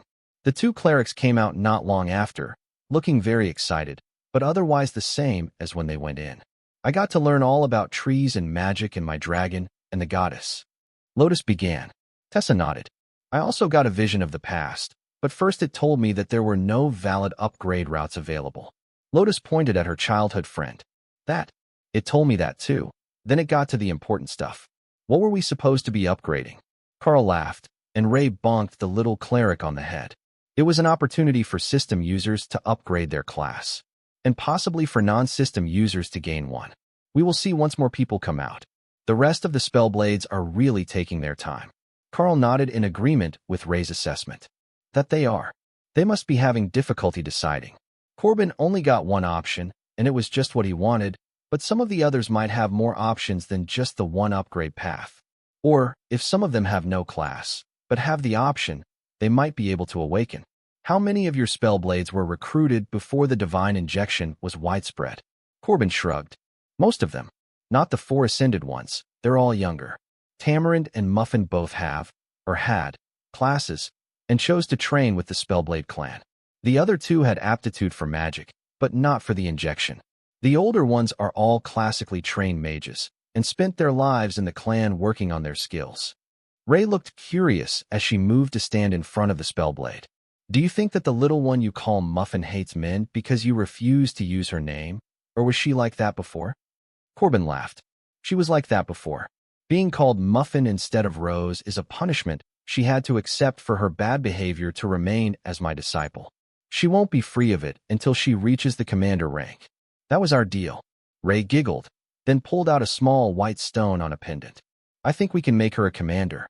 She is a wind creature, so we just have to feed her a wind pendant, and once she digests it, she should advance.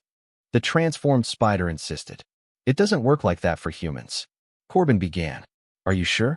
I don't think that sticking it in any of the other holes would work better. Ray complained. No, that's not what I meant. Don't go sticking amulets in any of her holes. In fact, I'm going to pretend I didn't hear that. What I meant was that a human can't digest the stone directly. It needs to be made into a potion or tincture to be used on them in a way that they can absorb. Ray frowned. That's stupid. Why are humans so complex? If I gave this stone to a small wind bird or spider, it would directly evolve. The Spellblade sighed and shrugged. I don't know why human bodies are the way that they are. But we can't really evolve, and we don't use resources the same way as beasts. Maybe it's just because we're too different. Ray handed the stone to Remy. Can you grind that to paste to feed to the mage? Remy laughed. There are other ingredients needed. I can see that it would be useful to the Dana mage, so it should be useful to the Muffin mage the same way. Neither beast had noticed that the mage in question had left the trial and was now standing less than 10 meters from them. What did the Naga say? Why is everyone laughing? I don't speak serpent, she asked. They were discussing various ways to make a wind elemental stone work to advance your rank to commander so you could get your name back. Karl explained. And how did that become amusing? I would certainly pay whatever I could to get that concoction, but how is it funny? She asked. It's a translation issue. It only makes sense if you speak serpent. Karl informed her with his best attempt at a straight face. Or hawk, Remy added. Then she got sidetracked and began to sing in Karl's mind. Do you know the Muffin Mage? The Muffin Mage. Yes, I know the Muffin Mage. Hawk sang along with her, while Ray rolled her eyes at their antics. What did you get from the orb? Karl asked, distracting himself from the 2 singing beasts in his mind. I got an upgraded class. Spellblade. Rose replied proudly. Lotus perked up at the promise of a gossip session. Oh, you match. I wonder how many more will get the advanced class, just because they already had all the necessary skills. Does it give cool new abilities? I match with who? Corbin? That's unfortunate. But yes, it does give a number of new combat abilities. Did your Dana get the same class? She asked. Dana shook her head. No, it gave me Murim Battlemage. Similar in effect to the Spellblade class, but more focused on martial arts. I don't know why it thought that I needed a more close combat fighting style as a mage, but the skills that come with the class are incredible. Rose was about to answer, but Corbin raised a hand to stop her. The others are coming out now. Take notes of what they have gained, and let's get out of here the moment that all of us have returned. The other ascended rank Spellblades came out excited about the official status upgrade and the class marking on their arms that came with the system designation of mage, but only a few of the older commanders could say the same thing.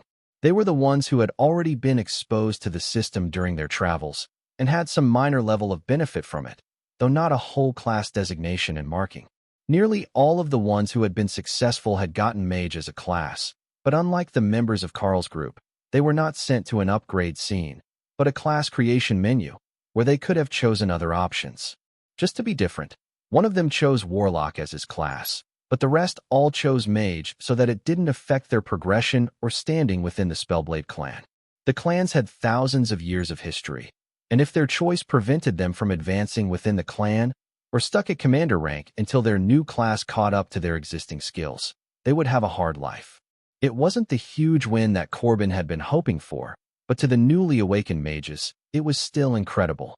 They now had access to the inventory, the status sheet, and even to skill trees that would allow them to earn access to new spells that were incredibly difficult to learn on their own, or in some cases completely forgotten before today. One of the higher-level mage spells in the tree was Portal. If they could make it to the peak of the mage skill tree, they would be able to simply open portals on their own and not rely on arrays.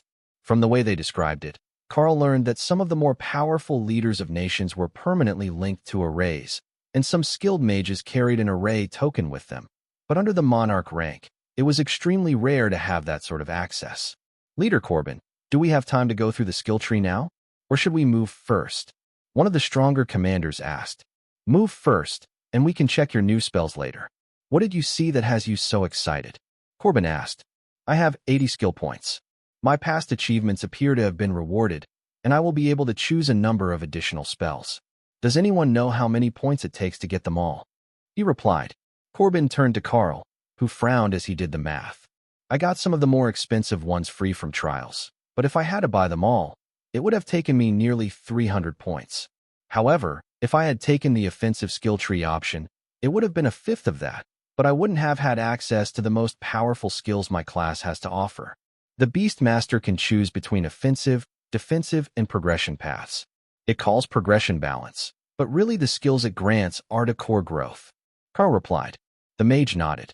Mage class is the same way, in that you can specialize in an element for a discount or an arcane to get access to everything, but without the discount. I refrained from choosing before asking anyone. The others laughed and nodded in agreement. They had all done the same thing, waiting for a second opinion before they chose. The last of the mages, an older commander, came out and gave Corbin a thumbs up. The last of the mages, an older commander, came out and gave Corbin a thumbs up. I have finished my history lesson. Are we moving out? He asked. Yes. Many have class skills to choose, and it's not safe to do that here. But first, I must send a message. Corbin explained. He took a small platinum strip out of his pocket, and Karl noted the ornate golden inlay in the design of the world dragon on the front. It glowed with power as Corbin sent a message, and then he nodded.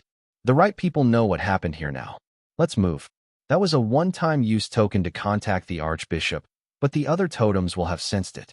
The ones here for certain, but possibly even the ones in the Beast Nation and the Mountain Giant territories. They monitor magical communications all the time, but they shouldn't know what I said. They will, however, likely know where the message started and finished. Before he had even finished his sentence, the air was beginning to shimmer with magic. Take your people and run. Put up the barrier to hide them. Ladies, you can go with them if you'd like. I will play the fool and distract whoever shows up first. Karl insisted. Corbin nodded and put the stealth barrier over his clan, who began to run out of the ruins to the east.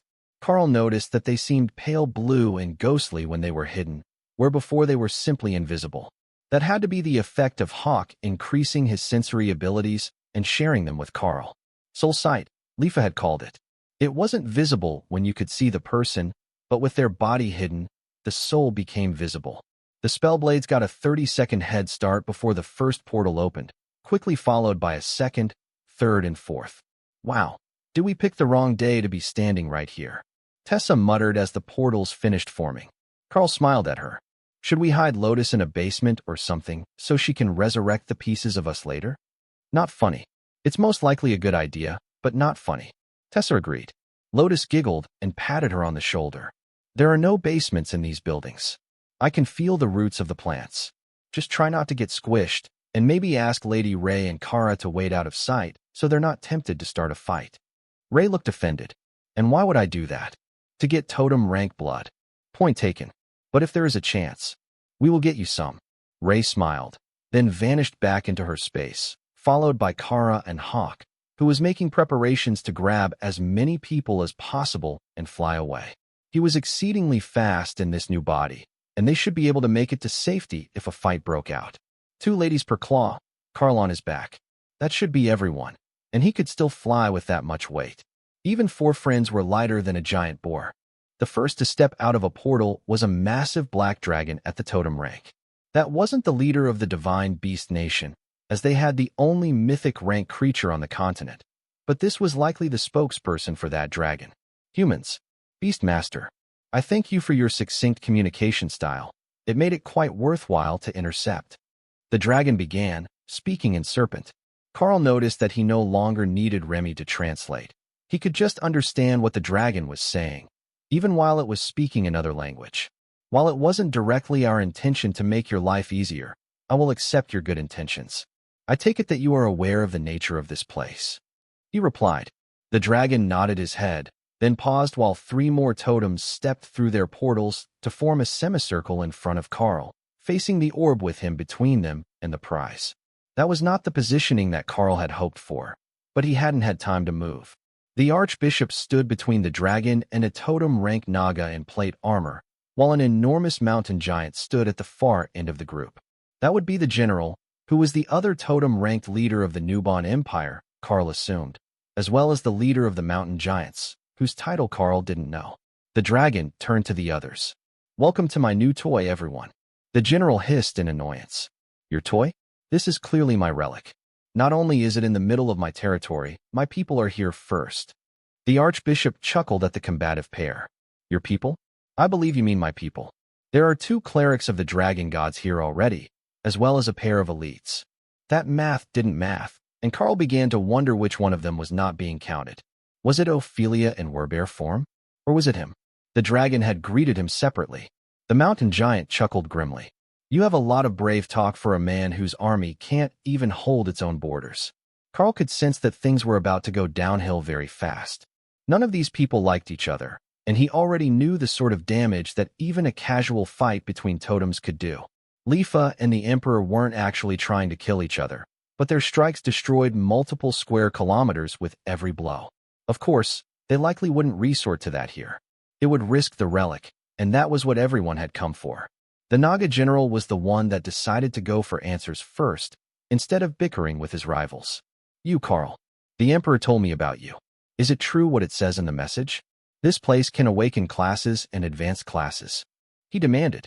The archbishop looked like he was ready to burst with excitement, as this could be just the sort of thing that the Golden Dragon Nation needed to push the elite program to a new level. Even a short period of study might bring huge gains. Karl nodded. It helped me, but not everyone. It shows the clerics a vision from their patron deity. It would be better if he didn't throw the others under the bus. If it was unclear what Dana and Ophelia had gained, or if they had even had the chance to make an attempt before the leaders arrived, they might escape the attention of the totems. The totems seemed more concerned with defending against each other than anything that Karl was saying, and for a few seconds, it looked like they might be at a stalemate. Then the general opened another portal and brought through a whole group of soldiers. One of them was Colonel Liu, the wounded royal rank Minotaur colonel that Karl had brought to the farm the first night. Karl waved to him, and the old Minotaur gave him a thin smile. It didn't take a genius to guess that everyone here under totem rank had a low chance of survival. Find out how to work that, the general demanded. Focus on your devotion and loyalty to the World Dragon. Those are the instructions on the plinth. Karl added helpfully. The black dragon tilted its head a little to read the inscription, then nodded. He would let the soldiers try first, and then if it actually did something, he would take action for the divine beasts. If this was an active system activation point, it naturally belonged to the dragons, the heirs to the dragon gods. At least, that was his opinion. The giant seemed to be thinking the same thing, and he opened a portal of his own to call through a handful of soldiers, fresh from battle and still treating their wounds. Praise the gods and request access to the system. The inferior beings have found an access point, he demanded. That was odd phrasing. He made it sound like his people were not the ones who had found it. But who, other than the giants, was going around and destabilizing anomalies in search for relics and trials? Could it be that he simply hadn't received the update from his own people before he sensed Prince Corbin's message? It was taking a while as the monsters tried to understand the method. Then Colonel Liu seemed to have a flash of inspiration, and as he closed his eyes he smiled, then vanished. Well, there is one success. Let's see how his luck is, Karl noted. Luck? The general asked. Karl shrugged. Aren't all things system-related affected by luck? Only the lucky few could activate it, even 10,000 years ago. It was a large portion of the population, but not even close to everyone. Plus, everyone who has entered so far got a different opportunity or vision. The massive Naga general frowned as he considered the options. The giants weren't having any luck with the relic, and everyone was pretending that they hadn't noticed the small portal that led to the border between the Golden Dragon Nation and the Hill Giants. Nobody had come through that one, but it was close enough that Karl knew they didn't have to. They just had to focus on the orb, and they might be able to activate it. What Karl really wanted to know was if the giants were going to be able to activate it, as they didn't follow the World Dragon. This wasn't an anomaly that just anyone could enter, and the requirement might make it difficult for them. But if that portal to the border led to the location the students were fighting at, there might be dozens of advanced classes gained today. Then, 3 more of the soldiers, 2 orcs and a troll, all vanished. That made it nearly half of the monsters, and no giants so far. Are you going to get in on this game? Karl asked the massive black dragon, whose casually stretched wing was shading his entire group. Young people are always in such a hurry. There will be time, or I can make time. The dragon replied. Then you should probably make sure that Misty doesn't wander away. Karl agreed. The dragon chuckled and puffed out a cloud of darkness that gave everyone present a chill down their spines. Black dragons breathe death, a literal cloud of underworld energy, which made life impossible within its radius.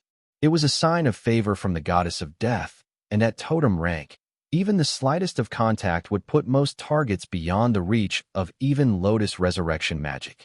The rest of the monsters managed to make it in over the next minute, but only one of the giants, a commander rank female, had vanished so far. That was not the success that their totem rank leader had expected, and the frustration was visible in both his expression and his posture.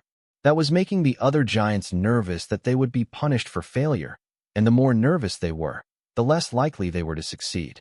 The one who had the easiest time of anyone was Lotus, as she fully and immediately embraced any opportunity that the gods granted, without even taking a second to wonder what it was.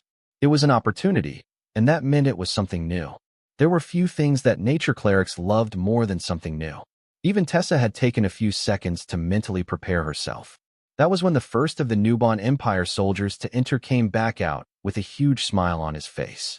Colonel Liu, report. The totem rank general insisted. The orb brought me to a space controlled by the system. Then it insulted me for being so slow to awaken a class ability, and sent repeated messages denigrating my level of motivation to better myself. Karl did his best not to laugh as the aging Minotaur went through the list of grievances that the system had with a man well past his middle years finally awakening a class ability. Then it awarded me the warrior class and said that was all I deserved. The colonel finished. So, it did grant you access to the system?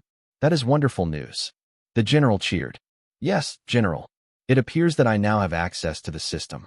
The giant growled, and the general's hand went to his sword, while the black dragon huffed in annoyance. Then, the massive creature reached a forelimb into a distorted area of space and pulled out a 5-meter-wide basket full of blankets and eggs. He whispered something that Karl couldn't make out, and a few seconds later, all of the eggs in the basket vanished. So that was his play. He wasn't trying to awaken a class for existing dragons, but for the next generation. That way, the dragons would have system users for thousands of years, even if the resurgence began to fade instead of growing stronger.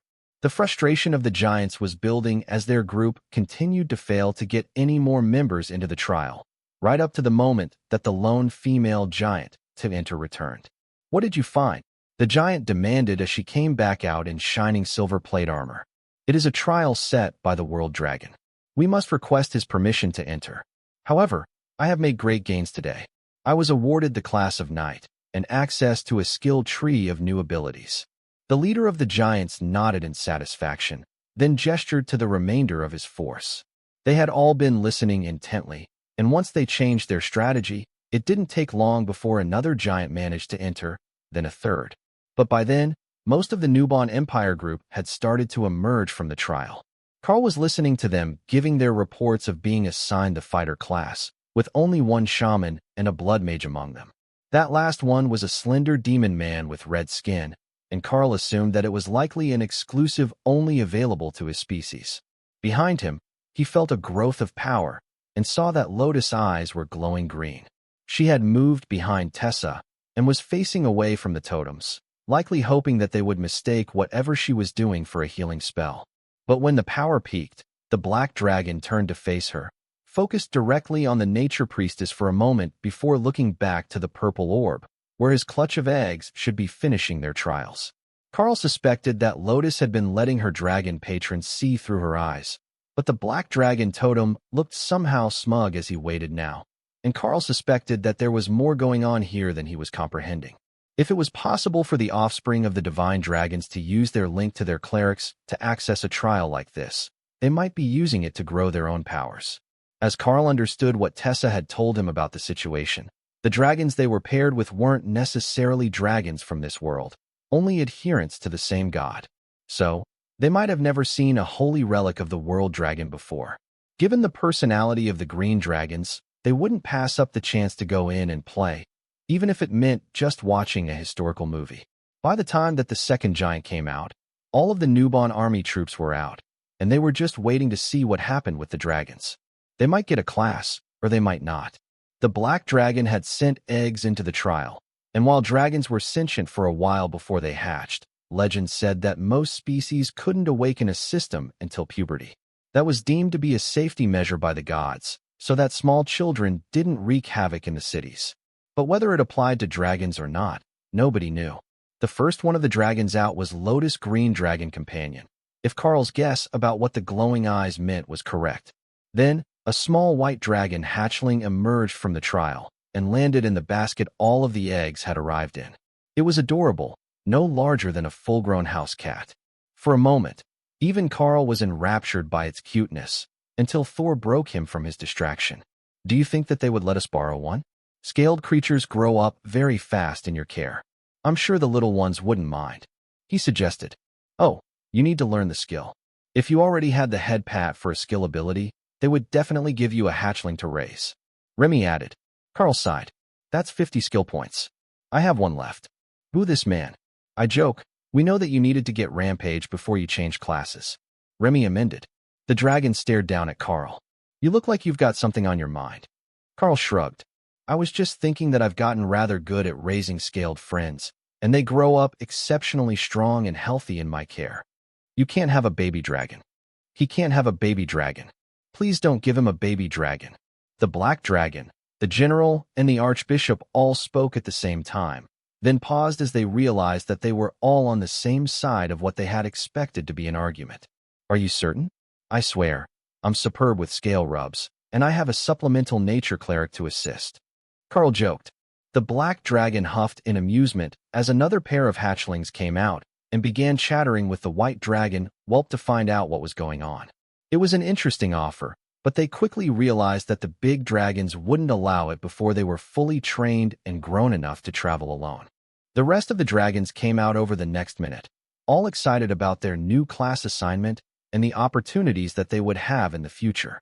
A dozen baby dragons with class skills put the Divine Beast Nation way ahead of the others, even if half the academy had gotten a new class through the portal the Archbishop had opened. "Hey, Amalgaristica, before you leave, do you think that you could demonstrate your Druid Lord class skill for us?" Karl asked the baby green dragon, by name. The system interface gave names that were color-coded by class, and most of them were destined to be clerics or warriors. But that one had been a deep emerald green that had intrigued Karl enough to check its status. The tiny green creature flew out of the nest, circled Karl twice, then landed on Lotus' shoulder facing him. "How did you know that I'm a Druid Lord?" she asked. "It's visible to other system users. I've never seen the class before, So I'm quite curious what the class skill for a green dragon who is also a druid lord will be. Karl explained. Oh, that makes sense. Here.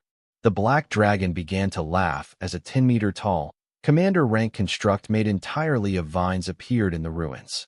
It had a few larger than usual leaves, approximating modesty, but it was shaped so similarly to lotus that the dragon couldn't help but make comparisons. It even looked like it had the same undercut hairstyle. That is incredible. You are a natural artist. Lotus exclaimed as she gently petted the dragon's head. The black dragon glared at them. What did I just say? You cannot have a baby dragon. Karl raised his hands in surrender. I am not trying to steal a dragon. I just wanted to know what the class skill was. That construct is spectacular. It is giving off a healing aura, slowly repairing the buildings and regrowing the plants in the area all at once. For a commander rank class skill, it is incredibly overpowered. The massive dragon looked smug on the little one's behalf. Did you expect less of a disciple of the nature goddess? My apologies, my world was too small. I was judging a dragon's potential by human standards. Your words are polite, but you still have the baby dragon. Karl reached over to tickle the little dragon under its chin, which made it giggle as it took flight, returning to the mobile nest before it got in trouble for making new friends as well. Don't worry, Lotus. We will find another chance to interact with baby dragons. I am certain of it, Karl whispered. The basket of dragon whelps vanished once the last one was back inside, and that seemed to be the trigger for tensions between the factions ramping up.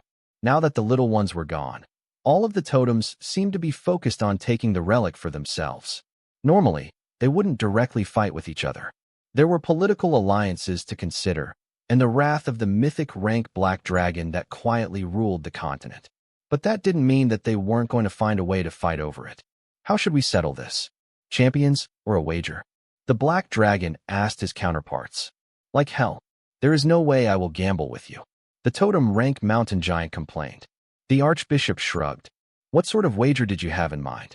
Or we can do champions if you like. 3 of us have a royal rank representative here. Colonel Liu snorted in annoyance. He already knew that no royal rank opponent would be able to take Karl out. Even if he didn't call out his beasts, he was a beast himself in combat. The mountain giant looked at Karl and the royal rank options in the newborn army team. He didn't know much about Karl, but he had heard rumors about an elite to be aware of on the hill giant lines not long ago. That could be him, but the leader didn't recall all the details. I suggest that we wager on which nation obtains the next totem. The dragon suggested with a sly smile. The archbishop shrugged. That was a reasonable sort of bet. It was hard to tell which overlord would actually grow enough to reach the bottleneck, and nearly impossible to guess which would break it first. The mountain giant smirked at the dragon. He had a successor who was very close to the bottleneck. He had a very good chance of winning. I would take that bet. The giant agreed. The general was about to say something when he noticed that Karl's entire team, except Karl and Dana, who had her mask up, had turned away to poorly hide their laughter. He glared at them for a moment, trying to understand what he was missing, then glanced at the dragon, who hadn't lost the smug smile. They knew what had happened with Overlord Lifa. They had to, or they wouldn't be so smug. Pick another wager. That one is no good. He insisted.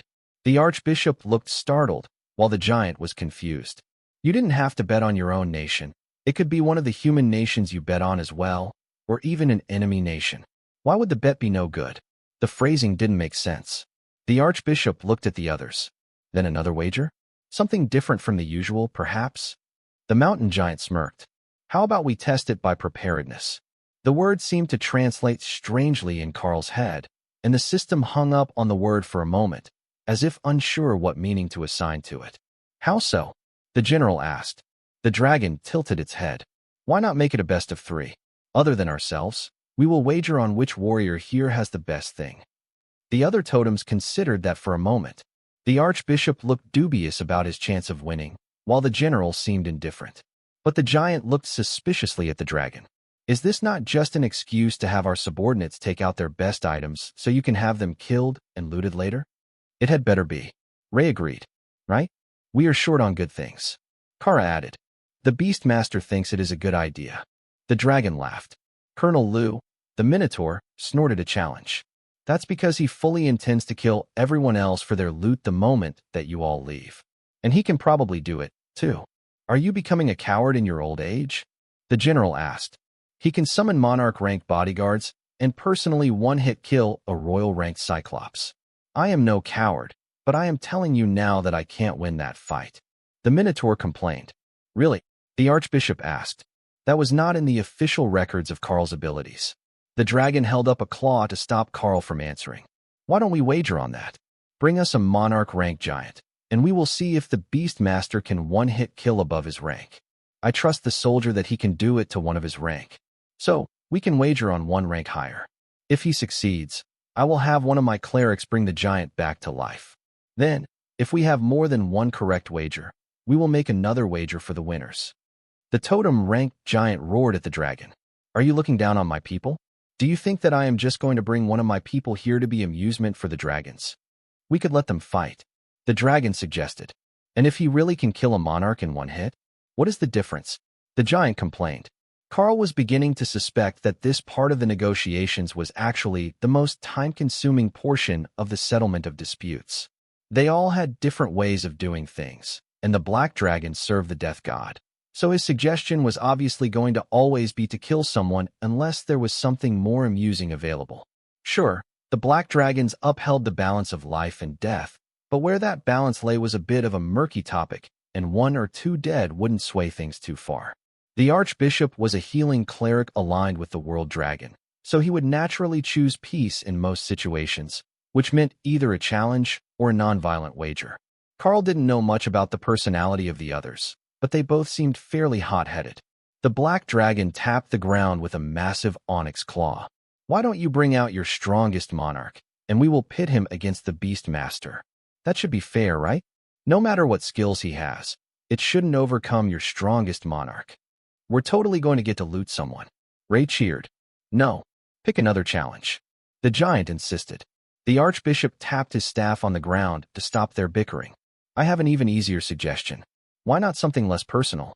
There have been dozens of anomalies in Newbon lately.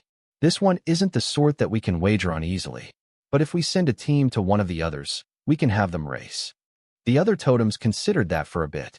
It would be a good way to solve things, but that would involve moving, and none of them trusted the others enough to leave here until the matter was settled.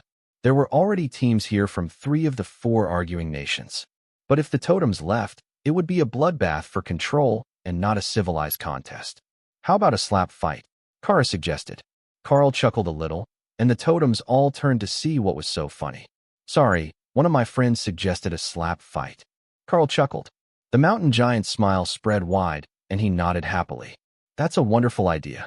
We have contestants here. Do Newbon and the Golden Dragon Nation have a monarch rank contestant? We can do best 2 of 3 from commander to monarch. The general nodded. I can get a contestant here. Standard elimination style. The giant nodded, and the Archbishop turned to Karl. Is your team up to this? Or should we bring someone? Karl turned to Ophelia, who smiled. We're up for this contest. It should be fun. The 4 totems silently consulted each other, then nodded. This challenge is acceptable. The leader of the giants agreed. Karl looked up at the black dragon, then checked his nameplate using the system interface. It was a white name, denoting a cleric, and simply said, Lord Nact. Lord Nact, will you be calling contestants? He inquired, curious to see who the divine beasts would send. No. The Divine Beast Nation and the Chromatic Dragons will wager on the Golden Dragon Nation being the winner of this contest. You have beasts and the favor of the World Dragon. It is close enough for us. The Archbishop sighed, then nodded. Agreed. If we win, we will share. Bring out your 3rd competitor. The general insisted, as he opened a portal and brought a monarch-ranked gorilla-bodied centaur to them. That thing barely had a neck, and the body looked like it was a rhino, not a horse. It would be like trying to slap out Thor. Karl had Remy call one of her bodyguards, and then gestured to Ophelia. I do hope that skills aren't prohibited other than attack skills. He asked. Of course not. Skills are what makes it fun, but no attack skills and no barriers. All right, we have our contestants. Which of the giants will you choose? The general replied.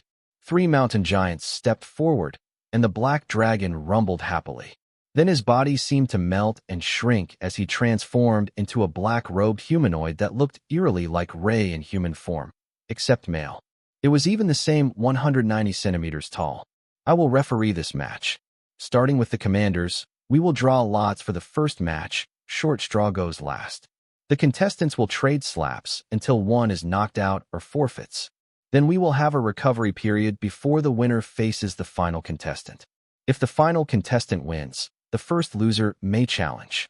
He explained. Karl patted Ophelia on the shoulder and activated haste, trollish regeneration, and terrorize, as the extra growth from brutality didn't stack with her berserk terror and titanic berserker skills. She stepped up to the black dragon along with the commander rank giant and a burly bison-type minotaur. We're having a slap fight with a girl. The giant chuckled. It's my specialty. Ophelia joked. The dragon held out his hand with 3 sticks, and the contestants pulled. The minotaur had a shorter stick with a red stripe on the bottom, giving him the pass, so Ophelia and the giant would face off first. Her stick had a number 1 on the bottom, while his had a number 2, marking the order of attack. Contestants, prepare yourself. The Golden Dragon Nation has drawn the first strike. The dragon announced. The giant did a short stretching routine, and then Ophelia raged, activating Berserk Terror, Titanic Berserker, and Dire Bear form all at once, turning her into a 7-meter-tall dire bear, towering over the 5-meter-tall mountain giant. One massive paw flashed out, and the giant was thrown from his feet to land in the dirt, unconscious. Ophelia rumbled with laughter as the groggy giant got to his feet, facing the wrong way and staggering away from the contest. His friends turned him around, so he was facing the fight, and stood him in place in front of Ophelia. As his vision cleared, a look of grim determination took over the confusion, and he lined up his swing for his turn. The massive palm of the giant caught Ophelia on the cheek, and blood flew from her mouth as her head snapped to the side. But trollish regeneration had her back in peak form by the time she had stabilized herself and turned forward again. She nodded at the dragon, and the giant braced himself for the strike. Second strike, contestants ready? On your time. The dragon announced. Ophelia lined up the strike and smacked the giant again. This time, there was a sickening crunch as the giant spun and fell limp to the ground. That is a win for the Golden Dragon Nation. The dragon announced. The other giants rolled their comrade over, only to find he was out cold with a broken jaw and numerous missing teeth. The Archbishop of the Golden Dragon Church waved them away with a gust of wind and cast a healing spell on the fallen contestant. He will wake up soon. He is fully healed. The Minotaur looked terrified as he took his position, but the Black Dragon didn't hesitate. Challenger 3 has the first strike. Whenever you are ready. The Minotaur nodded and swung a mighty blow at Ophelia that nearly rocked her off her feet. He was certainly stronger than the giant, she realized. He also had an extremely thick neck, so he wasn't likely to get whiplash. So, she wasn't expecting much when she put her all into the first swing. However, when her paw made contact, the Minotaur fell with his legs still extended, knocked out cold at the moment of impact. Oh, poor call on my part. Who knew he would have a glass jaw? The newborn general sighed, while the other soldiers rushed to help him up off the ground. The Archbishop healed him, and the Black Dragon smiled under his hood. That makes 1 round to the Golden Dragon Nation. I have to say, a Titanic Bear Totem Berserker was not what I was expecting for the first round of our betting. But the next round should be even better. I have prepared a platform for the contestants, as even with skills active, the royal rank combatants are very different sizes. The 3 royals came forward, and Karl immediately noticed that the Minotaur had been swapped out for a boar man of some sort. He wasn't quite a giant, but at 4 meters, he was still nearly a head taller than Karl's enlarged form. The giant, on the other hand, was well over 6 meters tall. Both of the other contestants would need to stand on a stage for their head to be the proper height for a slap. The dragon held out his hand, and they drew lots. The giant got the draw this time, and Karl had the number 2 stick, meaning the boar man would strike first. The giant smirked at Karl as he faced down the muscular monster. When you are ready, the dragon announced. The monster was incredibly fast, and the sound of the slap echoed through the ruins as Karl was tossed into the low stone of a ruined wall. Karl stood up and brushed himself off, knocking stone dust off his armor. The strike was less than 10% of his health, and he had taken no damage, but void body didn't negate the momentum, and the boar man's arm weighed half as much as his entire body. Good hit. Karl congratulated him, stopping the boar man's victory celebration. "You got up?" the big man asked, thoroughly confused. "Of course. Did you think I would volunteer if I couldn't take a hit?" The boar snorted and took his place for the return blow. "Oh, this should be fun. I wonder how much additional strength Karl got from his new skill." Thor cheered. The Packmaster gains an increased percentage of base stats from bonded beasts. That was all that the system had to say about it, and Karl didn't understand the base and modifier system for stats that it had, so he had no practical reference for just how strong he was now with all his buffs active. However, with the 50% damage increase from Pack Tactics, his new class skill, he would be hitting with plenty of force. Karl checked that haste was active, then snapped an attack at the boar. There was a booming crack, then the sound of flesh on flesh before the boar man was sent flying, and pain radiated up Karl's arm.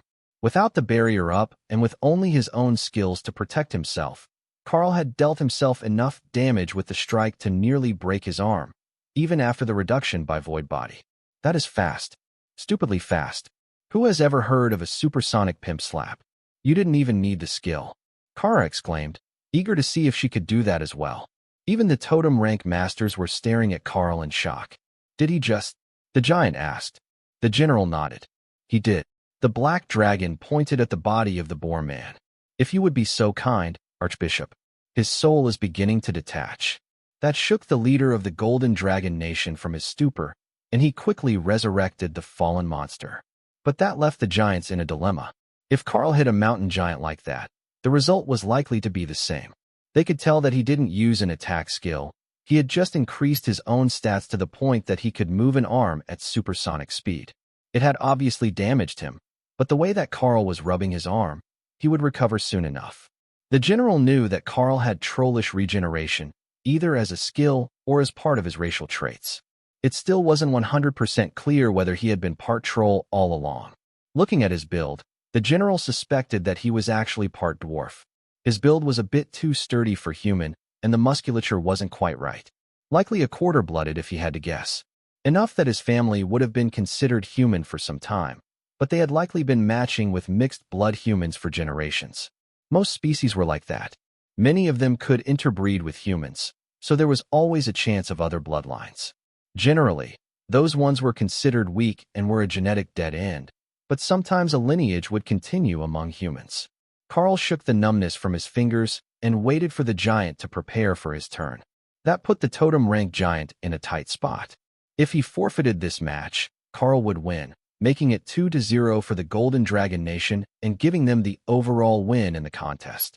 But if he let them compete, there was a chance one of his giants would be slapped to death. The proud mountain giants would never accept that. It would do irreparable damage to their pride to be slapped to death by a human.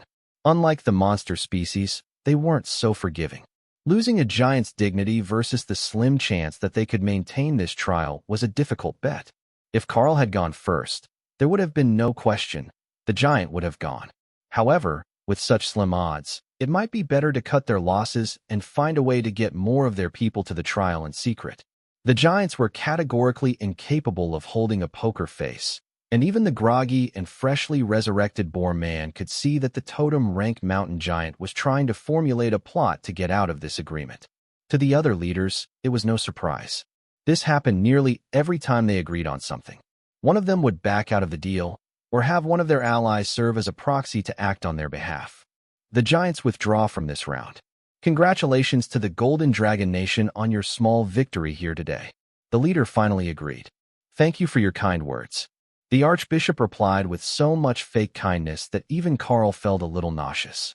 The giants immediately opened a portal and left, while the general turned to the transformed black dragon with a smile.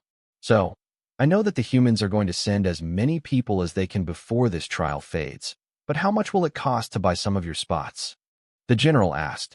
The dragon's face was hidden in magical shadow under his hood, but his voice was amused.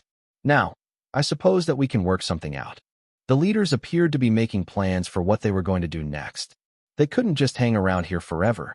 They had far too much work to do for that, and the general had been stationed on the mountain giant border specifically to keep them from causing trouble with their overlords. Shall we retire to dinner and let our subordinates take care of the rest? Nacht, the black dragon totem, asked. Yes, dinner sounds wonderful. Prince Karl, Kindly wait here for someone to relieve you. The archbishop replied. The general nodded. I will have someone come to take over, but unfortunately, I am needed on the line. The giant's leader said nothing and simply left with his people. The general turned to his people and gave them a polite nod. I will send reinforcements here within the next 5 minutes. You just need to make sure that nothing happens while they're attempting to awaken their system interface. Understood, General. This all appeared to be part of the ritual, pretending that they didn't know that there was going to be an imminent attack at the lower levels, and that the deal they had made actually held any weight.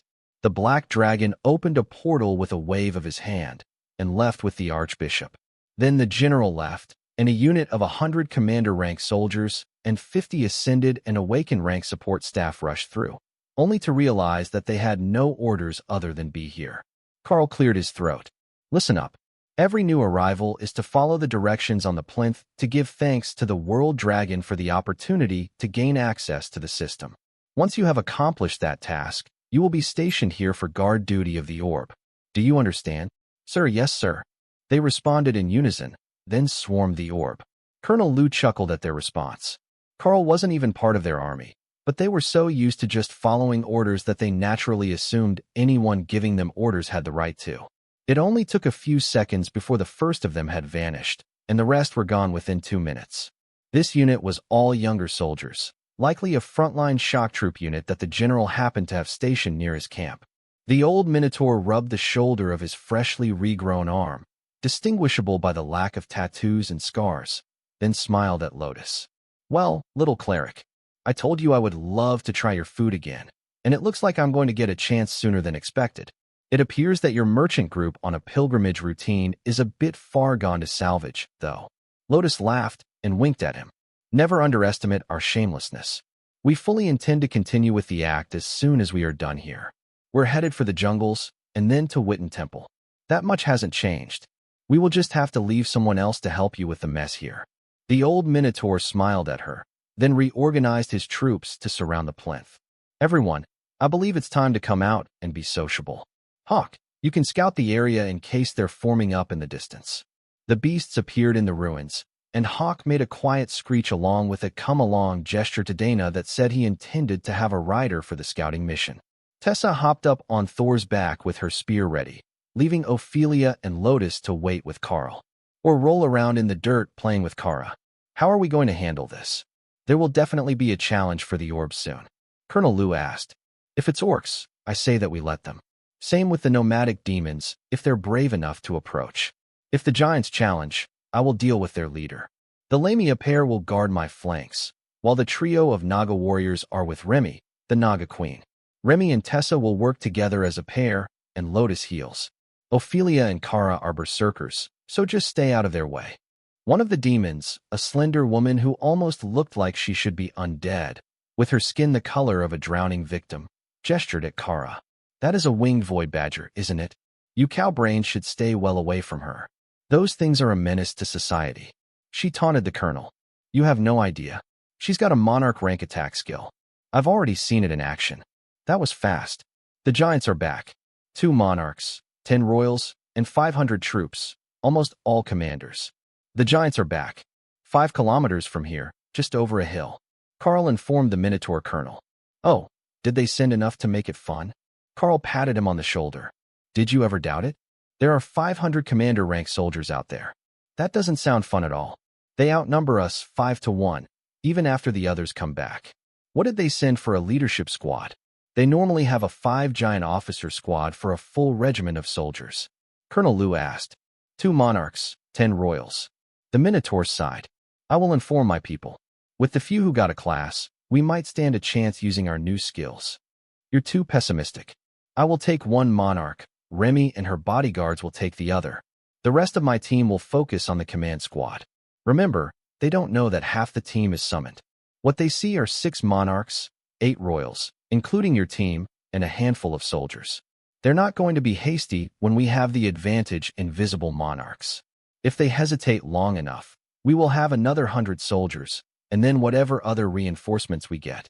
When you put it that way, it doesn't sound so bad. They certainly can't allow any of those monarch-rank Naga warriors or Kara loose in their commander-rank backlines. It would be a massacre. As Karl had expected, the giants paused as they came into sight of the orb and saw the defending team.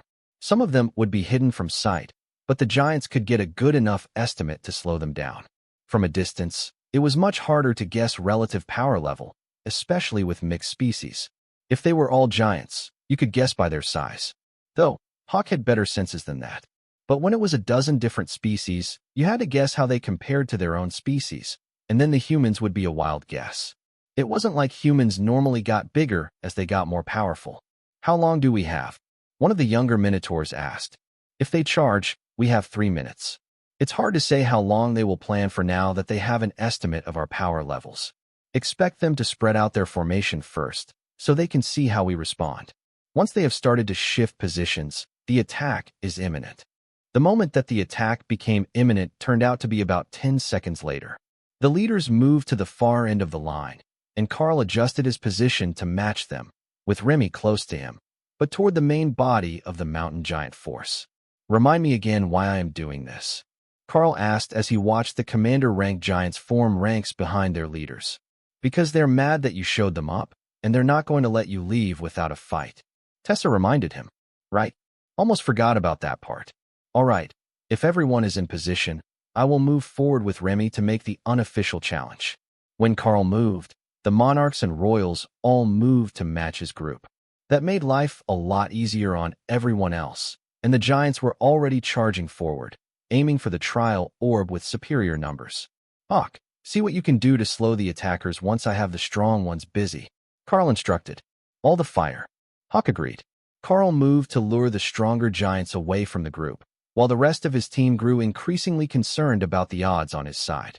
With all the royals gone, they would have an easier time with the commanders, but 12 on 2, or 7, depending on how you counted it, was not great odds when Remy was a ranged fighter. The bodyguards were monarchs, though. That should make enough of a difference, Tessa hoped. Thor was itching to charge into battle, and she could feel the will of her goddess flowing through her. The will of the red dragon wanted a war, and there was one waiting for them only a few hundred meters away. Or at least they would get to enjoy a small sample of the ongoing war at the borders right here in their own backyard. That was close enough for the war goddess. Karl equipped the Haint Claw as gauntlets on his hands, and then drew his sword. The monarch-ranked giants smiled at the sight, not realizing the hell that was waiting for them, and increased their charging speed to take out Karl before they dealt with the others. Karl pushed his speed as much as he could manage, testing the limits of the enhancements that he had gotten from the new class, and the bonus he received from each of his pets. With disintegration on his sword, Karl lashed out at the largest of the monarch-ranked giants, internally wincing at the sound of his blade breaking the sound barrier. He either needed to stop doing that or invest in some earplugs. It had been the same thing when Lifa fought the Emperor, a cacophony of violence that could be heard for dozens of kilometers. The giant was unprepared for that sort of speed and hastily erected a guard barrier to defend itself. But the skill didn't hold, and the lingering remains of disintegration, along with the ghostly trail from the Haint Claw, were still in effect as the blade pierced the giant's throat. Karl jumped to stop his momentum by kicking off the monarch, and managed an almost smooth backflip to land on his feet. Not bad. 8 out of 10. You need to work on your form. Remy congratulated him. However, the giant wasn't dead. At least not yet. But it was bleeding heavily from the neck, and a stream of pale green energy was being ripped from its body as it struggled.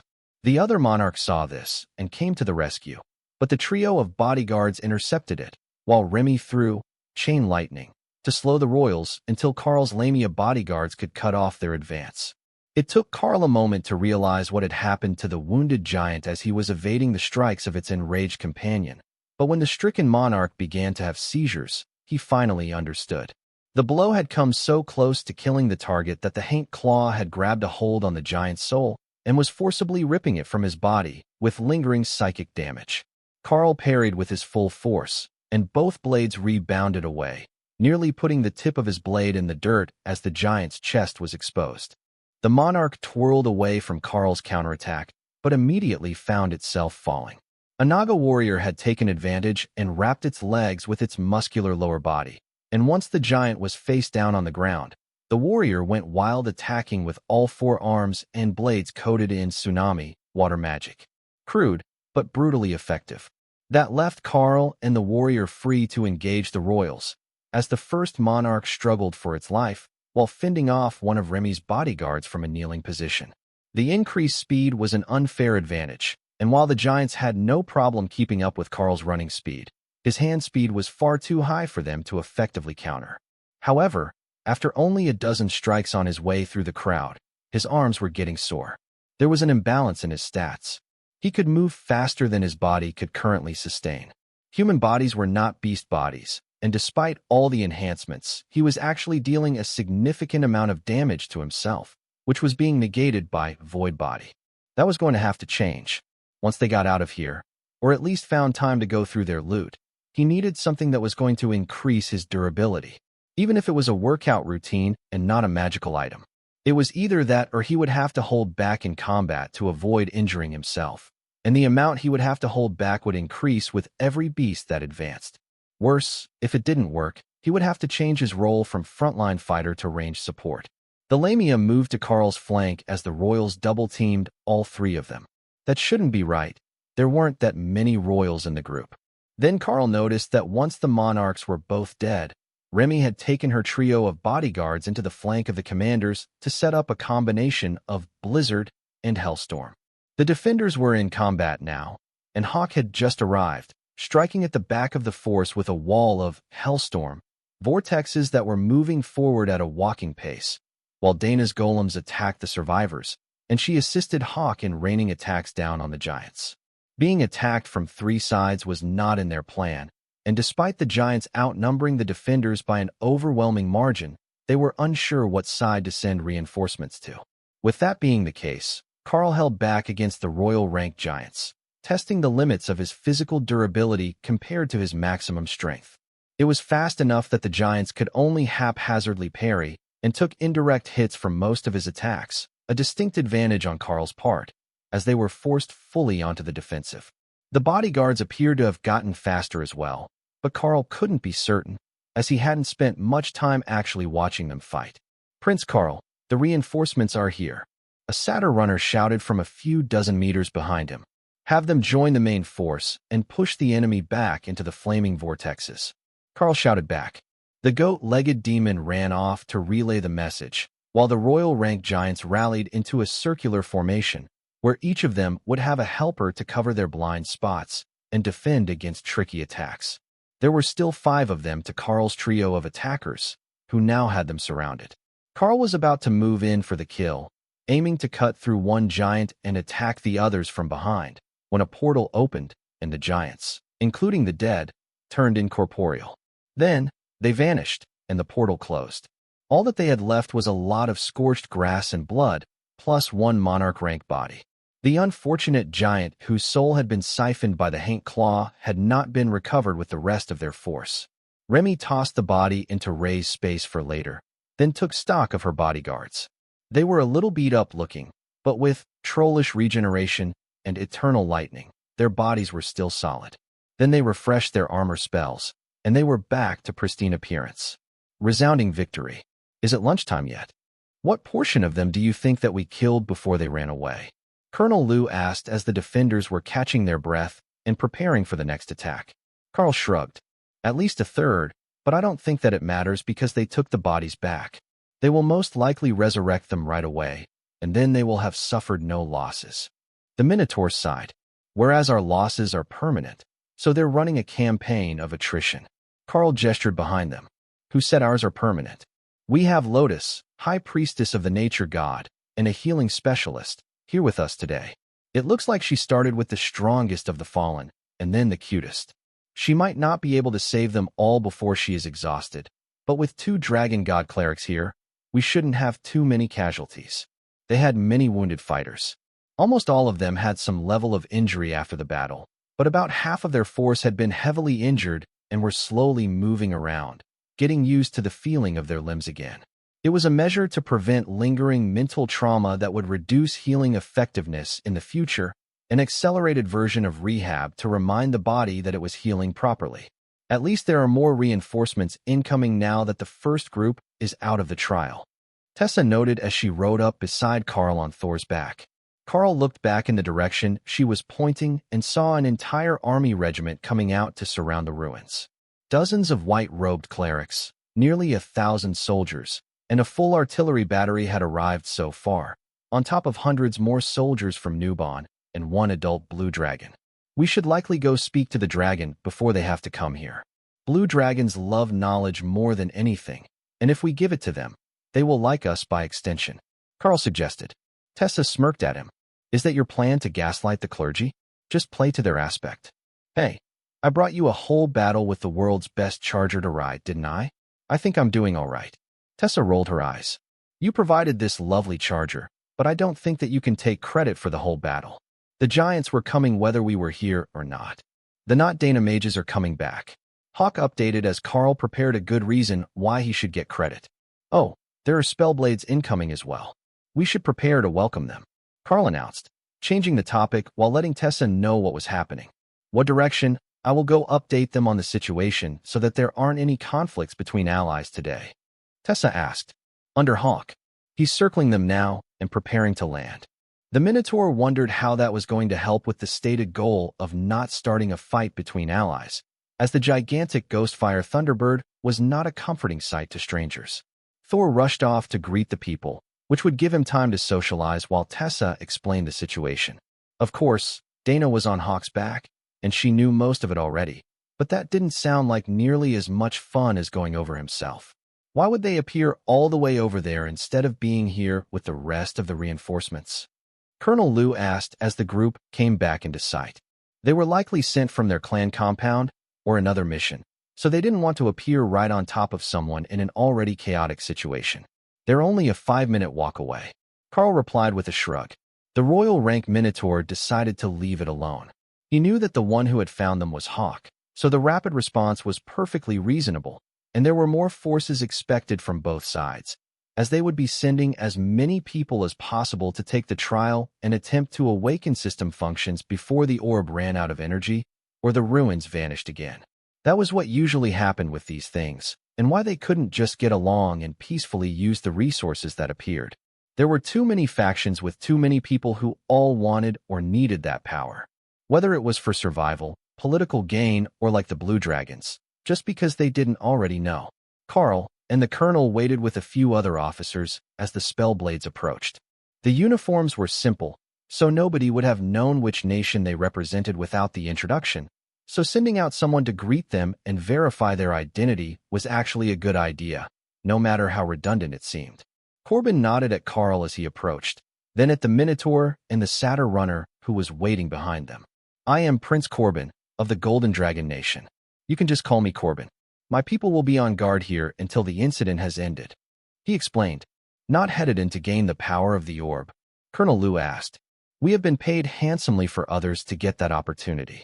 Our instructions are that it is likely to be usage limited, so we are to prioritize not letting unauthorized users in. Should we be expecting anyone else? The Minotaur asked. Orcs. There is a group of orcs headed this way. My instructions are that the nomads are considered part of the Newbon delegation, but I am aware that your people have had some issues with them in the past. So, we will have Prince Karl escort them in if they do choose to come here. Corbin explained. I saw them in the distance, and Dana told him. Hawk explained. I understand. Though, the thought of orcs with a system is a frightening one. I had expected that such an honor would be reserved for more civilized factions. Colonel Liu grumbled. A lineup was already forming around the orb, as it appeared to have reached its usage capacity. That would likely drain it much faster than anyone would prefer, but Corbin had already received a message by portal describing the situation. The content of a magical message was easily intercepted by the totems, but a small portal to drop a physical letter would not be noticed. His excuse was a good one. The Spellblades were a powerful faction, but they were willing to be paid for their work and pass up other opportunities. So, the Minotaur and the other Newbon officers wouldn't question why they weren't trying to barge to the front of the line. The Spellblades weren't the only ones that had been sent here. The military regiment was only the start, as they were not expected to be system compatible. The government was assembling elites who had been out on missions to come to the orb as soon as possible, and Karl could hear the military commander talking to someone on the radio about the next expected arrivals. Both nations had more people coming, but the blue dragon was beginning to look impatient. I will see you all in a few minutes. I need to go greet our draconic visitor and make a good impression before they start reading everyone's minds. It was a male blue dragon, so at least they didn't need to worry about Thor hitting on this one. But if the dragon started searching for information directly from everyone's mind, they were going to find countless things that Karl would rather they did not. Greetings, Prince Karl. I am Librarian Gareth. The dragon greeted him as Karl approached. Welcome, Librarian. It's a pleasure to meet you. I presume that you have a number of questions about the inner workings of the orb, as well as the many historical events that the visitors have seen. Karl replied, Indeed. The historical events that I have heard so far have added many pages to the history book, and there are so many more to go through. But it is the advancement opportunities and how they might function that is of the greatest interest to me. So much about the system is unknown to us now. Well, I can describe how it went for me. After I entered, there was a group of mannequins or illusions. They all looked like me, but in slightly different armor with different weapons. When I used the system interface to look at them, I could see the different class names and a few minor details about them, like the starting details or a theme for the class. The dragon had heard all of that before, and it wasn't all that interested in hearing it again, so Karl added some juicy details to bring its attention back. However, I had a number of skill points, and one more skill from my existing class that I wanted to add. There was a skill called Rampage, a passive skill that adds damage to my strikes every time I hit the same target. A bit like stacking damage over time effects, but I have to keep hitting them for it to take effect. Or, if I could poison them, I suppose that would work as well. But the part that actually applies to this situation is that when I learned the skill, it gave me another option. That got his attention. Adding a skill gave you a new option? Perhaps it was the combination with the other skills you already knew? There has long been a theory that the progression of elites was individualized, and that not every person with a certain class would get the chance at the same advancements. But to hear that it could be directly related to the skills that they had mastered is wonderful news. Karl nodded. If I happen to return to see Orthos at the Beast God Temple, I will be sure to train some of the children there in new skills. Then, when they grow up, you can study them and see what paths they follow. The dragon's massive blue head turned to look off into the distance.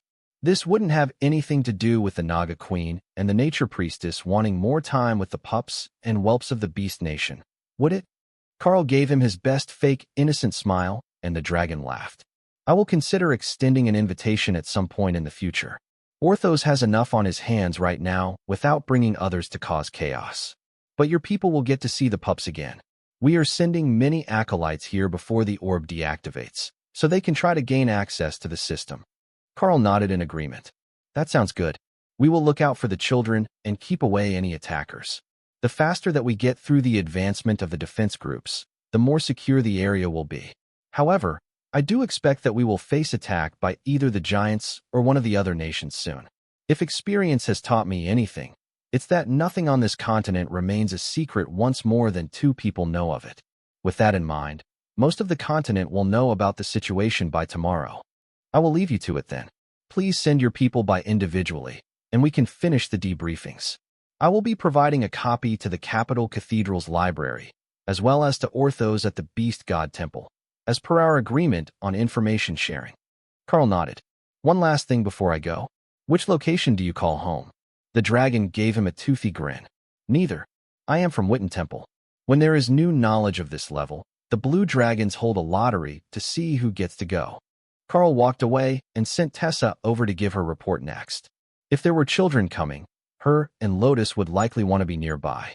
The red dragon prioritized protecting children during battle, and the green dragon loved all creatures, so it was a duty that neither would have any problems with.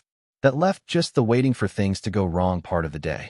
They were slowly getting more soldiers and monsters back to the defensive lines around the ruins, but there was still a long line of them waiting to use the orb, and most of the ones who had success were too giddy with joy to actually pay attention to anything. Thankfully, they had Hawk overhead, and he could keep watch for approaching threats. But if there was one, Karl wasn't sure he would be able to get anyone's attention in time to have them actually respond. The tension held on long enough that the defenders were beginning to relax. Almost all of them had completed their attempt to activate a system interface, and another round of candidates was being brought in. These ones were mostly youngsters from the Divine Beast and Newborn empires, while the Golden Dragon Nation was holding off for fears of overcrowding. But for Karl, Librarian Gareth, and a few others with good intuition or a lot of combat sense, the quiet was unnerving. The kids who were waiting their turn had been moved to the former slums of the town, where no ruins survived, and Ray had built a maze of stone walls and pillars for them to play tag in. The clerics were all sitting on the walls, keeping guard, and watching for injuries, while the soldiers finished their turn. Bring them out 10 at a time. That should be a smooth enough pace that they won't have to wait now that the line is gone, Gareth directed, using the advantage of his enormous size to simply swing his head over to the clerics. All right, the next 10 who are it, and tag someone come to High Priestess Tessa at the entrance. She will lead you to the trial while everyone else plays. Then you can come back after. One of the beast clerics instructed. That brought an increased energy level to the game, as everyone either wanted to go to the trial or play as long as possible before they had to work. The children formed an orderly line to the orb, expertly shepherded by the clerics, and Karl turned his attention to the distant horizon, scanning for danger. There, I found it. 50 meters from the edge of town, a giant-sized portal is about to open. Hawk announced. Incoming portal. Karl shouted, with a gesture toward the portal, which would be under 100 meters from him. Both Karl and Remy called their bodyguards in front of the portal location, and the attack began. But not how Karl had expected it. A barrage of spells crashed into their barriers, and an armed unit of human soldiers in shining red plate armor flew through, attacking everything that they saw. Artillery. Someone shouted from the Golden Dragon Nation lines. That triggered a barrage of anti-aircraft guns and artillery rounds, which were aimed through the portal to delay the reinforcements. 3 of the commanders broke off and targeted Dana, who was nearby, but behind the lines. Then the others focused their attacks on the Spellblades and the soldiers from Newborn. Thor put up a barrier around the orb, protecting the children, while Tessa took her spot on his back. The attackers could move through the air, but like Dana, they had to run on air, and that meant it was more efficient for them to fight on the ground, surrounded by larger enemies where they couldn't be focused on with multiple attacks. For the first few seconds, they appeared to be ignoring Karl. Then a Monarch rank mage came through the portal just as Karl fired a disintegration-coated arrow through the opening. The mystical bolt hit his shield and shattered it in a single strike, drawing his attention and blood from his cheek. Oh, he took that one personally. If he didn't want to be embarrassed, he should have put more effort into his defenses. Remy laughed. You damnable beast. I will put you in your place today. The mage shouted. Karl took out the Haint Claw and let it form on his left hand, while he wielded the Sword of Champions in his right. In my place? Don't be ridiculous. Your mother's bedroom is nowhere near here. But you can still call me Daddy if you like. Karl's shouted reply made a good portion of the Golden Dragon Nation soldiers burst into laughter, while the Newborn soldiers began to make crude jokes about the inexhaustible stamina of a rock troll. The mage dove at Karl, who sent a barrage of rend attacks at him. Each was hardly commander rank, but Karl sent dozens of them, 5 at a time. The mage laughed as he decided that was all the ranged attack power that Karl had. Trolls, as he assumed Karl was, were close combatants, and the mage had no intentions of getting close enough to be hit with that sword. He only needed to be close enough that his attacks couldn't be parried. The Rampage skill caused an increasing damage buff with every hit, but Karl kept reducing the power he was putting into his strikes to keep the final effect the same and conserve energy.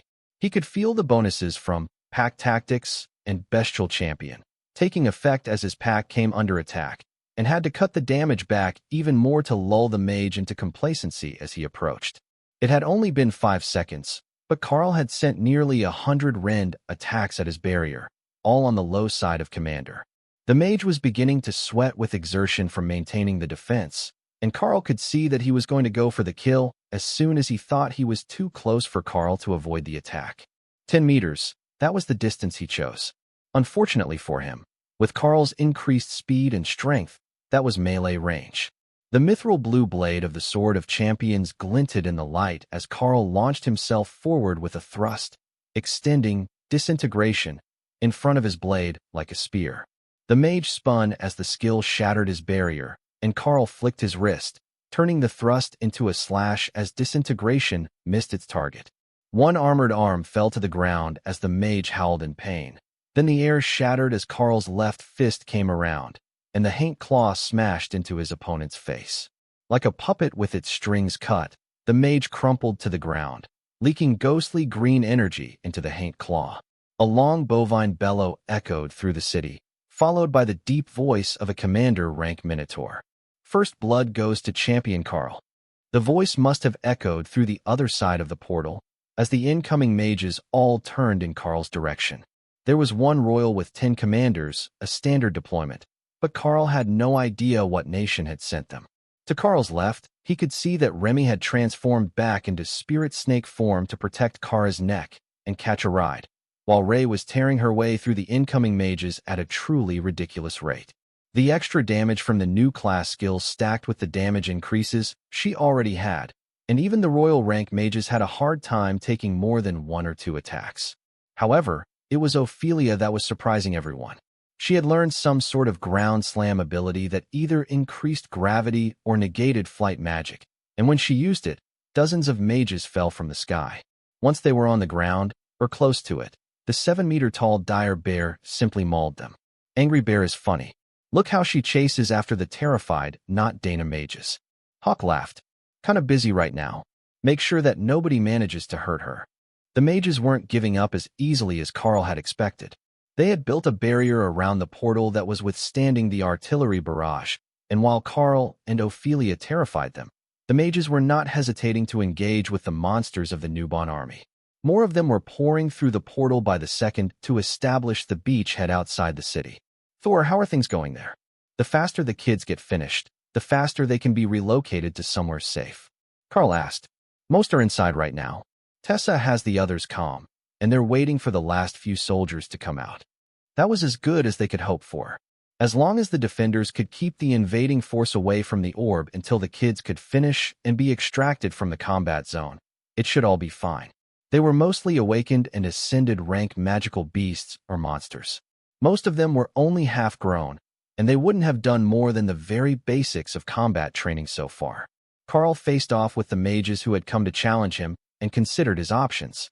Hellstorm wouldn't work, as he didn't have the control to keep the vortexes in midair.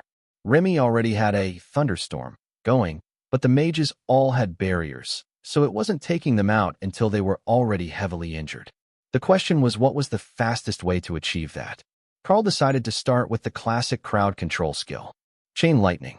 The bolt came out ethereal blue from his left hand, and arced to 10 more targets, shattering commander rank barriers and knocking mages out of the sky. They didn't have a chance against the skill, and Karl simply continued to channel it, allowing the damage to stack and the lightning to function as a magical stun baton. The leaders of the attack squad realized that within seconds and began erecting a barrier to block the lightning before it could hit and arc. That let some of the mages get to their feet and make a shaky retreat back to the safety of the portal. It wasn't like Karl had something in particular against these mages from one of the other human nations. But that didn't mean that he was going to give up an opportunity for his people without negotiation. If they had sent someone powerful, the leaders would have sorted it out between them. The fact that they hadn't implied that they were either too weak of a faction for it, or they wanted it to be solved this way. With their shield isolating them from Karl, the mages retreated. The same was happening on the other side of the battlefield, where they were facing Ophelia, and the battle was quickly turning into a rout. Hawk and Dana were raining spells down on the barrier defending the portal, but it didn't appear to be faltering at all. There was most likely a powerhouse on the other side keeping it active, though it was only at the royal rank. If they couldn't exhaust the power behind that barrier, they would be unable to do any more than hold the battle to a stalemate. The kids are all done. Tessa is moving them to Ray's stone maze, and I will keep them all protected. Excellent news. Thank you, Thor. While Thor prepared to protect the kids, Karl studied the barrier that was erected between them and the portal. He had enough power that he could shatter it with one strike of the maul, but it was definitely being fed power from the other side of the portal. If he broke it, he could get through, but it would be back up in under a second, and that would be troublesome for him. Trapped inside a barrier full of enemies, with a portal to their home base, was a terrible idea, even by a standard of bad ideas. However, that didn't mean that he couldn't mess with them at least a little bit. Karl put away his sword and took out the maul to stack, disintegration on it. The first swing of the maul shattered a hole in the barrier, through which Karl hurled, chain lightning, into the startled mages. Off to his right, Kara was torturing the mages in a different way. She had blocked a group of them from retreating, and she was just repeatedly casting Nullify every time they tried to cast a spell to get around her. On foot, they weren't fast enough to get around her, and she wouldn't let them use magic, but without using skills, they couldn't harm her either. She was having a great time, and every mage that saw it was absolutely terrified, so it was a win on both fronts. Kara knocked them all over once more, and then sent Karl a mental message. Tell them to stay put. They are my prisoners now. What are you going to do with prisoners? Karl asked. I don't know. Poke them with a stick maybe. They're funny when they're frustrated. Karl laughed and walked towards where she was pummeling a mage's face in the dirt before flying off to recapture another one who had made a run for the barrier. Gentlemen, I believe you have found yourselves prisoner of a void badger. If you will kindly stop resisting and trying to run away, she can stop beating you, he announced. The closest mage cursed and tried to throw a skill at Karl, but at the end of his sword-swinging gesture, nothing happened. Kara had nullified his skill. It seems that you are slow learners. You can either sit here and behave, or I can stun you into submission. Which would you prefer? The mages put away their blades and sat down on the grass, while their comrades only a dozen meters away watched with concern. Now, my lovely associate here just wants to poke you with a stick to see what noises you make. But I have a few questions. First, what nation are you from? Second, what will it take to make you go away? This matter has been settled between the totems. It is not up for discussion or such impolite attempts at poaching. The mages gritted their teeth, unwilling to provide him any information that he didn't already have. They're from Barya. The Dana mage recognized a token on a body I collected. Hawk informed him. Fine, I will start the question and answer period for you. You were sent here by Barya to try to gain the benefits of the relic. That much is plainly obvious.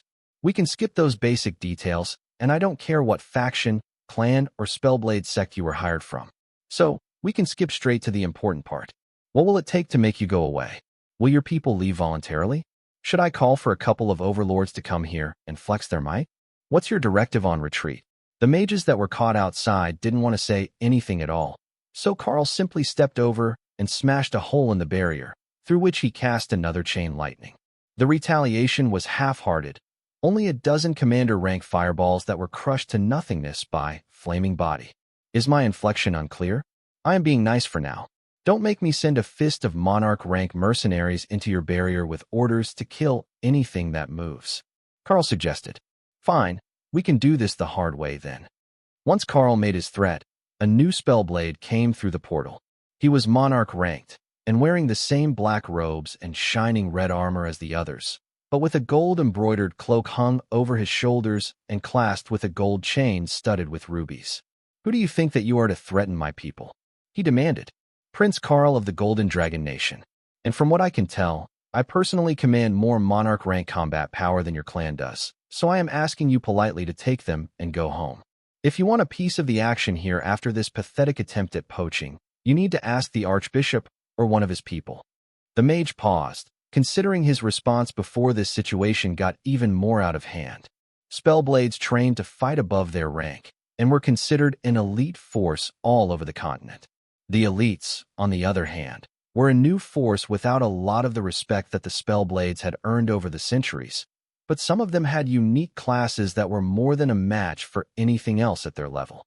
The clan leader knew the stories of some of the other elites who had achieved things that were considered conventionally impossible, but that didn't mean he would back down from a challenge, at least not just on the off chance that this particular one was capable of such remarkable feats. And if I say that my people aren't leaving? The Spellblade replied. Karl called the two Lamia bodyguards, and the mage paled. Monarch-ranked intelligence summons were far more dangerous than a conventional golem, and these ones had immediately created their own monarch-ranked barriers. Karl smiled. As I said to your men, we can do this the hard way. I was only extending a measure of courtesy to you. The pair faced off across the barrier around the attacking clan, who were all looking haggard and exhausted from the effort of holding the barrier against the constant artillery barrage. The artillery and Hawk, Karl mentally amended, as Hawk was taking full advantage of his evolution to Ghostfire Thunderbird to sit on top of the barrier and let his flames drain the defender's energy without having to do anything himself. It was a brilliant move, and as soon as the barrier cracked, Dana could cast her golems inside. With the barrier up, you couldn't cast spells from the outside in. But every time Karl cracked the barrier with his maul, you could for the next second or so. At least spells that didn't try to move through the solid parts of the barrier. Remy came over with her trio of bodyguards, reminding the mage that if they pushed, the defenders could get inside the barrier and wipe out the Spellblade clan in a matter of minutes now that they were tired and low on mana. Release my people, and we will retreat for today. The clan leader relented. That should be fine. The energy of the relic won't last much longer. Kara, if you would kindly send the Spellblades back to their bubble. Karl agreed. Kara mentally cheered as Remy passed her a large stick out of her space, allowing the Void Badger to poke and herd the mages, who she was still preventing from using any spells.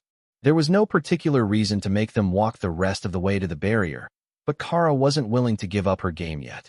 The clan leader turned and walked back through the portal to his home sect, and the others quickly followed, leaving an empty barrier for half a second after the portal vanished. Ophelia came over to where Karl was standing, and Hawk circled down to land nearby, now that his perch was gone. What did they say? Are they giving up? Ophelia asked. For the day, anyhow. They might not be back, but someone else will, and likely with a larger force, now that they know that this one failed. Well, there are more reinforcements coming now, so we will be able to relax a little and let the new arrivals take over for us. Karl replied with a sigh. The others all laughed as Karl finished his speech. There was no way that the next group to come invading them not was going to expect an overpowered royal rank elite and a 7-meter-tall dire bear to be part of the force.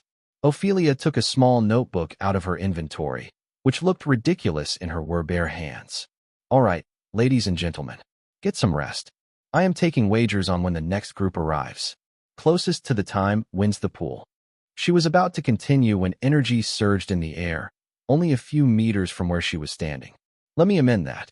I will take wagers on the one after this, because that was too fast to even get our bets in. The soldiers from both nations began to laugh at the absurdity of it all. They were still recovering from the last battle, and there was another portal already opening in front of them.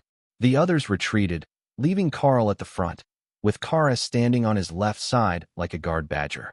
She now nearly reached his hip and was thicker in the body than any dog Karl had ever seen. She had to be close to 70 kilos of pure muscle, but when Karl extended his fingers and gave her back a rub, the skin still shook loosely, in the odd way that Void Badger's fur did. You could pick them up by the excess skin, and they wouldn't feel anything other than a gentle massage. In fact, Kara had considered picking fights a few times just to get someone to properly massage her, but had given up the notion when she realized she could just ask Remy and Ray. In front of them, a royal rank mage in ornate armor stepped through the portal with a barrier around himself, then stopped and addressed the defenders proudly. The Staptombia Tower would like to negotiate for access to this relic, he declared. Everyone turned to Karl, and he realized that his positioning had nominated him as the official spokesperson for the defenders. The Nubon army was happy to let him deal with the humans, who were notoriously rude to monsters, as most of the Nubon army still didn't believe that he was actually a human, despite his allegiance. His own allies were happy to let him, simply because he was the strongest one here. It was either him or Corbin, and Corbin was more interested in looking after his spellblades. Karl nodded in response. All right, I think we all know the routine. The relic allows 10 people to attempt to use it at once. There are no known rank limits, but the benefits are greatest for those who have at least one specialty skill and time to grow. He agreed. The mage nodded and held out a small metal box. Karl flipped the lid open and saw a potion inside. He couldn't identify it at first, even with the system interface, but Remy did. It's not finished. They think it is, but they're just humans. If we add a powdered earth stone to that, it will be good stuff. Karl closed the lid and took the box. Pick your 10. I will guarantee their safety while they are here. The mage looked relieved that his offering had been enough. He didn't know quite what the relic did yet, but it was an opportunity for 10 people, so some would have demanded an exorbitant price for it. Most of the duels for access were a result of a price too high for the challenger to easily afford, though Karl didn't know that and thought it was just a matter of ego. Karl gave the box to Remy, who began grinding a monarch-rank earth stone that she had pilfered from the Cyclops invasion. This will be such a good thing. We can't feed it to Ray, though. She's already a bit too earth element. So, either we can feed it to Thor, or sell it, and get something holy for him. She suggested as she worked. More earth shields? Ray already does earth shields. Thor complained, feeling slighted with a duplicate ability. No, this is what my book calls an exuberant vitality potion. Well, before I added the earth stone to it. Now it just says that it is good for you. It's more health and plant-based, and less dirt. Remy explained. Thor thought about it for a second. So, you're saying it might be better to feed it to the lotus. Remy considered that. She might explode if we give her any more energy. She's been playing with children for over an hour, and she's not tired yet. The Spellblade brought through 10 teenage acolytes from his clan, all at the Ascended to Commander rank bottleneck.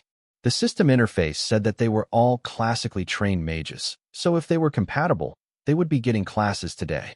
That might eliminate some of the bottlenecks for them and let them advance. Getting to Commander was difficult, but getting past it was considered nearly impossible. So, for a faction that sent a royal as their champion, it was better to get more commanders than to take risks trying to get another royal. Ophelia stepped up beside Karl and motioned for the young ones to follow her. Protocol said that Karl would remain here with the other leader, and someone should bring them food while they waited. Karl waved his hand, activating Earth Shield, and created a crude set of stone chairs and a table. Why don't we sit and wait? There are some conditions to access, so it takes a few minutes for most. He offered. The mage smiled and sat on the chair, subtly activating a barrier underneath himself in case Karl tried to use the skill to attack. Ray transformed into a human again and stepped out of her space with a plate full of roasted pork and berries. Sorry for the lack of cookies. I hope this suits your taste. She greeted them. The mage did a double take as he saw her and couldn't immediately identify her species, other than that she was a royal rank beast and had managed to sneak up on him. Thank you, Ray. I have some in my inventory. Karl took a small package of travel biscuits that the elves had provided for him and placed them on the tray. He had close to 50 kilos of the biscuits, and they didn't often eat them, so this was a great chance to bring them out. Are those elven travel biscuits and royal rank giant boar meat? You have extravagant tastes, my friend. The mage stammered. Far from it. The giant boars appeared in an anomaly spawn not long ago, so I have an abundance. And the elven biscuits are something of a unique snack option that I reserve for special occasions. Like finding someone who likes to eat bread. Hawk noted. Ray, tell your lotus to make more of those fried rice ball snacks with the red bean paste in the middle. I like those. Remy added helpfully. Ray agreed.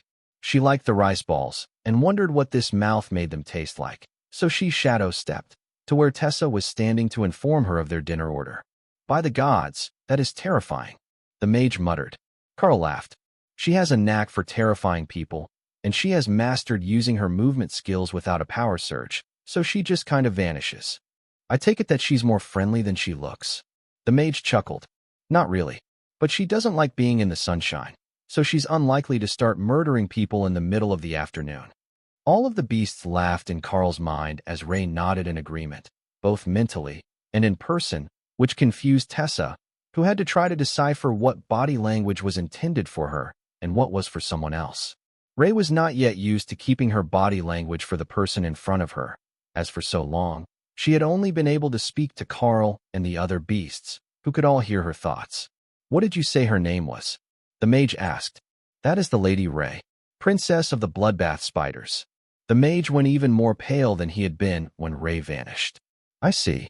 So, she's using a transformation spell then? She obtained one from Bedhoke Fortress, and she's working on mastering the skill so she can transform on her own. It will be a great victory for her mobility if she can access human-scaled corridors. Karl agreed. Many human fortresses were designed with ceilings just over 2 meters high and narrow hallways for exactly that reason, so that monsters couldn't run wild inside the fortress, even if they managed to enter. A royal rank beast loose in the hallways was the last thing that they wanted, and the most powerful beasts were far larger than humans. Is it possible for a beast to learn a skill like that? The mage asked. With the right motivation, it is. Lady Ray even learned how to summon golems with a little assistance. She's become quite the versatile hunter. Karl is learning our ways. The mage is terrified. Ray laughed. I knew he would catch on eventually. We should have brought Thor over so he could see how much a lightning serum could advance. His mind would be blown. Remy agreed as she finished her concoction. There we go. Now, we can either feed it to Thor and see what happens, or wait until we're bored and then feed it to Thor and see what happens. Thor chuckled. Those are the same options. You're bored right now. Within 5 minutes, all of the youngsters had managed to follow the instructions and enter the relic's separate space. Now all that was left was the waiting. Karl was just getting comfortable when another portal opened, and Ray used Shadow Step to go greet their visitors. Ah, monster! The woman on the other side of the portal screamed. No, Karl realized half a second later. That was a man with an exceptionally high-pitched screaming voice. Because the woman who stepped through looked disgusted with his cowardice. Princess, are you the leader of this team? I have been sent by the Staptonbia Tower to negotiate access to the relic, she announced. Ray smiled at her, a gleaming crescent of serrated teeth. No, my Karl is the leader here. But I could have sworn that we already had your person here. Ray replied, confused by the way that the humans were using the same name twice. The woman gave her a perplexed look, then turned to where Karl and the royal rank mage were sitting. What are you doing here, Joseph? She demanded. The same thing that you are. I paid for my students to access the relic. He replied with a smug smile. The woman glared at him, then held out a box. I suppose that he also paid with one of these? She asked, showing Ray a potion identical to the first, except higher quality. This one is better than the first one. I can give you a chance to try the relic along with your 10 tributes for that price. Ray offered. The leader of the first group of mages, Joseph, turned to Karl. Can she do that? Normally, there are politics involved in which faction gets to make the decision. He whispered. It's fine. We're in agreement on the price. Karl replied, dismissing the mage's concerns. The new mage woman turned over the box, which Ray tossed in her space for Remy to upgrade later. They had one ready to go, and now they could make another. That way, they could feed them to both Thor and Lotus to see what happened. All she needed was to find another monarch rank earth stone, or a nature stone. It should work with a nature stone too, assuming that she could find one. I will check my swamp first. I might already have some. Remy noted. Ray was busy playing hostess, so Remy would get started on the work. I have a royal rank nature stone. Is that good enough? Remy asked after a few seconds. Probably. I recall Hawk saying that humans can't absorb resources well, so you can't give them really good things. A monarch rank potion would be 2 full ranks above Lotus, and that might be too much for her to handle. Normally, humans use potions at their own level to advance, not ones that were already above their rank, simply out of access issues. Any resource that they could use was usually consumed by the finder or traded for one that they could use. So, there were no over-level resources available. The human nations simply weren't capable of keeping up with demand. The identify skill that Karl had gotten and passively shared with the team was practically a cheat code for Remy when she started to study potion making. She only had to see the combination that would be good for one of the team members, and then try to make something that wouldn't kill a human. She had wanted to make a growth potion that would make Lotus taller, but one of the ingredients was her own venom. If it didn't work to make her taller, it would probably kill her. You're really fine with a royal rank mage using the relic? The woman asked. Of course, but only on the condition that you give our friend librarian Gareth a full description of what happened inside. The blue dragons hate when they miss out on possibly useful information. Ray insisted. Plus, it will be funny to find out what insults the system came up when we send another old woman in. She mentally added. The woman led her group in just as the first 10 came out, all within 30 seconds of each other. Once they were at the relic, and the blue dragon was debriefing the young mages coming out, Joseph finally gave in to temptation and asked Karl the question that was burning in his mind. What are you expecting to happen that you are willing to risk a foreign royal advancing with the aid of the relic you're assigned to? Karl laughed. That relic won't immediately advance anyone. Your people will explain to you soon. But there is a sentience inside the relic, and it loves to insult people.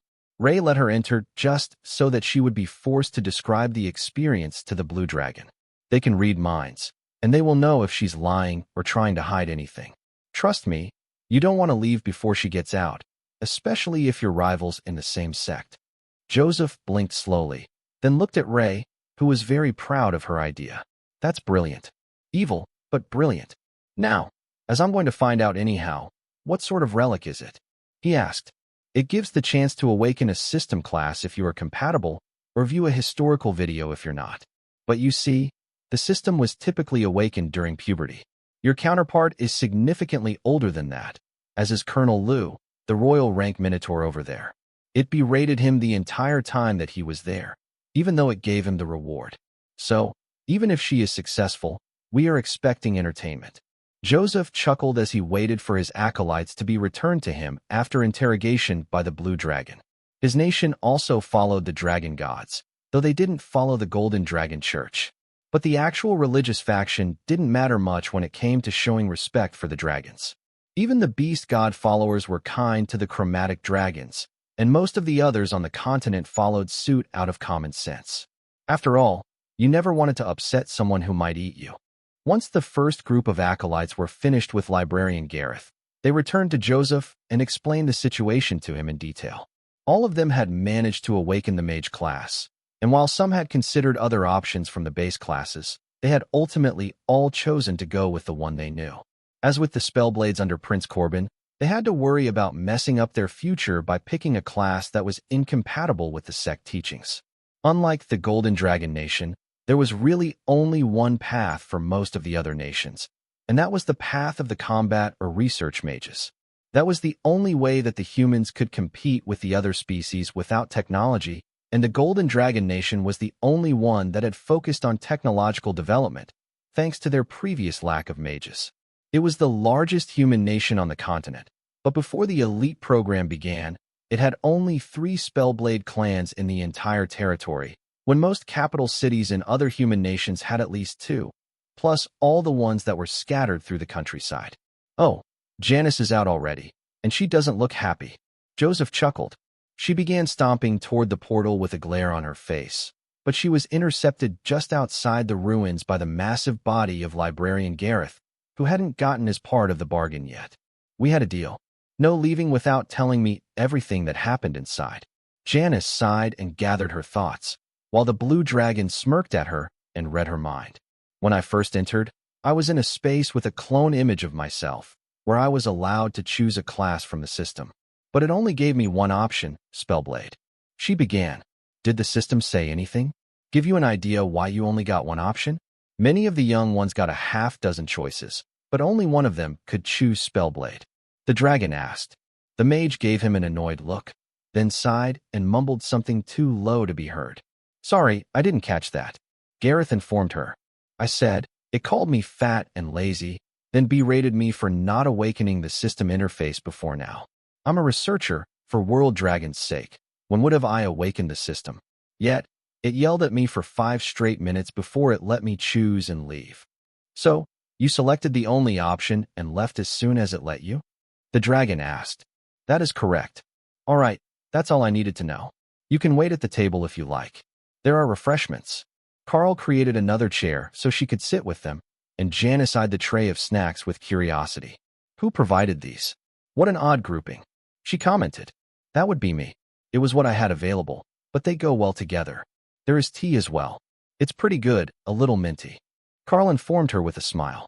The tea was a Remy creation, and it was technically boiled leaves, even if most of them came from medicinal herbs growing in her swamp. Janice sipped the tea, then did a double take. "What did you put in this? Is this some sort of regional delicacy?" Joseph laughed. "It's an acquired taste. I like the devil mint and spirit leafgrass combination, though. It goes well with the divine chamomile, calming and refreshing at the same time." The female mage shook her head. "What a waste using them for making tea. Such precious resources should be appreciated, not treated as a snack." Her counterpart chuckled and slid a bit of roast pork belly on an elven travel biscuit to make a sandwich. "You need to get out of the library now and then. Have a sandwich and some berries. It will help your mood." Joseph popped a berry into Janice's mouth, and her eyes went wide in shock as she realized what he was feeding her. "You bastard, I could have sold that." She gasped. Joseph put on an innocent expression while Karl laughed. There were literally thousands of those berries ripe in Remy's space right now, grown as a peace offering for Hawk when she irritated him with her inconsiderate use of water magic. Karl took out another handful and put them in her palms. "There you go. Plenty for later. They're good in cakes and muffins as well." I grow these at home. No need to be shy. Janice held the berries in her cupped hands and gave Karl the most confused look that the beasts had seen so far. It was like he had told her that he was actually a tricolor hydra who lived on the moon. She simply couldn't compute his words. But the berries were the same ones that came from Karl's balcony at the academy. Only these ones were commander rank resources, enhanced by the space they were grown in, and not just a bit of tasty junk food. In fact, the roast meat that they were enjoying had been seasoned with them and a few other plants from the beast spaces. Janice managed to get the berries into a pouch without spilling any, and finally managed to ask the important questions. Do you perhaps live in one of the protected sects of the Divine Beast Nation? Karl shook his head. I have a dorm at the Golden Divine Academy. Or at least I assume I still do. I haven't been there in a while. And you can grow resources like this there? That sounds, frankly, unbelievable. Karl winked at her. Trade secret. I can't go giving away all my horticultural knowledge. You don't know anything about horties or their culture, though. Ray reminded him. Horticulture is the knowledge of growing plants. Remy clarified for her older sister. Silly name for it. Karl tried his best to ignore them bickering and joking as the second batch of mages came out to meet with the dragon. This group had a special class with them, a magical knight, that should still be compatible with the rest of the spellblades, and it was an advanced class, so it had powers in the skill tree that should be superior to many of the basic ones that the regular mage class got. Well, it looks like you got your money's worth. I do hope that you enjoy your evening. Karl informed the two group leaders, then stood to shake their hands and send them on their way. We certainly did. Our money's worth and more. It was a pleasure doing business with you, Prince Karl and Lady Ray.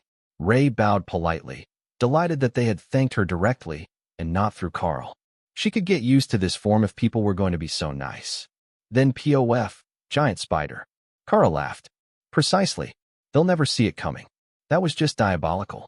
Ray's humanoid form already terrified people and made it far too easy for her to sneak up on them. If she started just changing back into a spider right behind people, she was going to give someone a heart attack or make them soil themselves. Pick your targets wisely, sister. We all have sensitive noses. Thor added. For a few minutes, the ruins were quiet as the last of the trial takers left. Then a portal opened back to Bru's temple, and one of the clerics came through to take the children of the Divine Beast Nation home. She waved at Remy from across the ruins, then began the task of making sure nobody forgot anything, so they could be returned home in one trip. Then a portal opened and Council Head Arnold, the troll that led the Newbon Council, came through. Merchant Karl, I have come to collect the kids. Thank you for your efforts so far. He greeted them. Not a problem at all. I was asked to remain here for the time being, and I couldn't really refuse. Is there anything entertaining coming up in the next few minutes? I could put off my return, Arnold suggested. It's hard to tell, really. We're mostly waiting on the next group to come challenge for the relic, or more reinforcements to be sent to take over from us and have their turn. It doesn't show any signs of instability yet, Karl replied. The troll nodded. You've likely got a full 24 hours worth of access. As powerful as that one is, I can't see it lasting longer than that. But until then, you're going to have an interesting day. But before I go, tell me something. Did you get a new benefit from the relic? Karl nodded. I got a most curious new class. It only has 3 skills available right now, and they're all insanely expensive. I will have to work hard to see the true benefits. The blue dragon turned to the troll. Do you know the Beastmaster? How was his strength before? I don't have a frame of reference for what he was at before and after encountering the relic. Arnold just shrugged.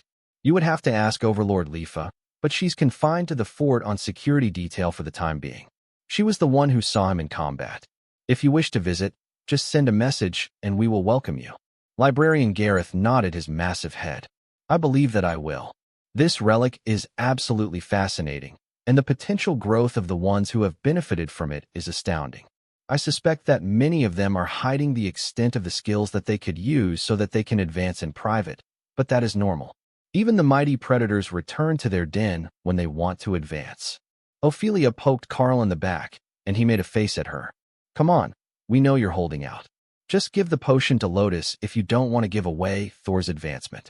She whispered. All right, I know exactly how to do this. Karl whispered back. Hey Lotus, Sister Remy made you a new type of juice. Karl shouted over to where the clerics were gathered. That brought the nature cleric running, and Karl took the potion out of Remy's space. She says you're supposed to drink it in one shot. Karl explained. Thank you so much, Remy. I wonder what it tastes like. What kinds of juice do Naga even like? Lotus wondered, while everyone else stared at the glowing neon green potion in her hand. Lotus sniffed it once, then tipped it to her lips and sipped a little. Her eyes widened in excitement, and she began to gulp down the potion like it actually was a glass of juice. Then the cleric began to glow the same green as the potion, then rise into the air, suspended by a pair of vines under her feet.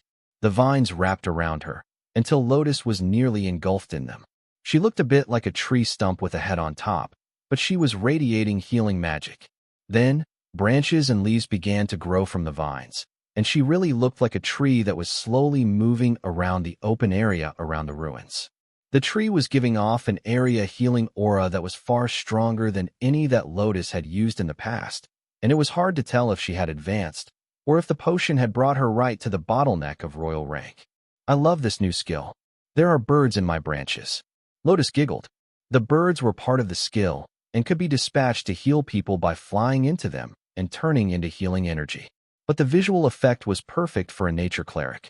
Tree of Life is the name of the skill that the potion gave me. To think that the Spellblades gave us such a good thing to access the relic. She gave a twirl in tree form, shaking her branches and sending gold dust scattering to the ground, where it healed any lingering wounds on those nearby. Librarian Gareth chuckled. Little cleric, they didn't give you something that good. They gave you a decent enhancement potion, but not one that would grant an epic grade healing transformation spell. That must be the result of whatever your friend Karl, or did you say that it was Remy, did to it afterwards. Now I wish that I had analyzed it before you drank it. Who knows what sort of thing I might have learned from the concoction. Karl sensed that he was going to have to give a step-by-step description to the dragon, but he had already been expecting that when he agreed to Ophelia's suggestion that they test the first potion on Lotus.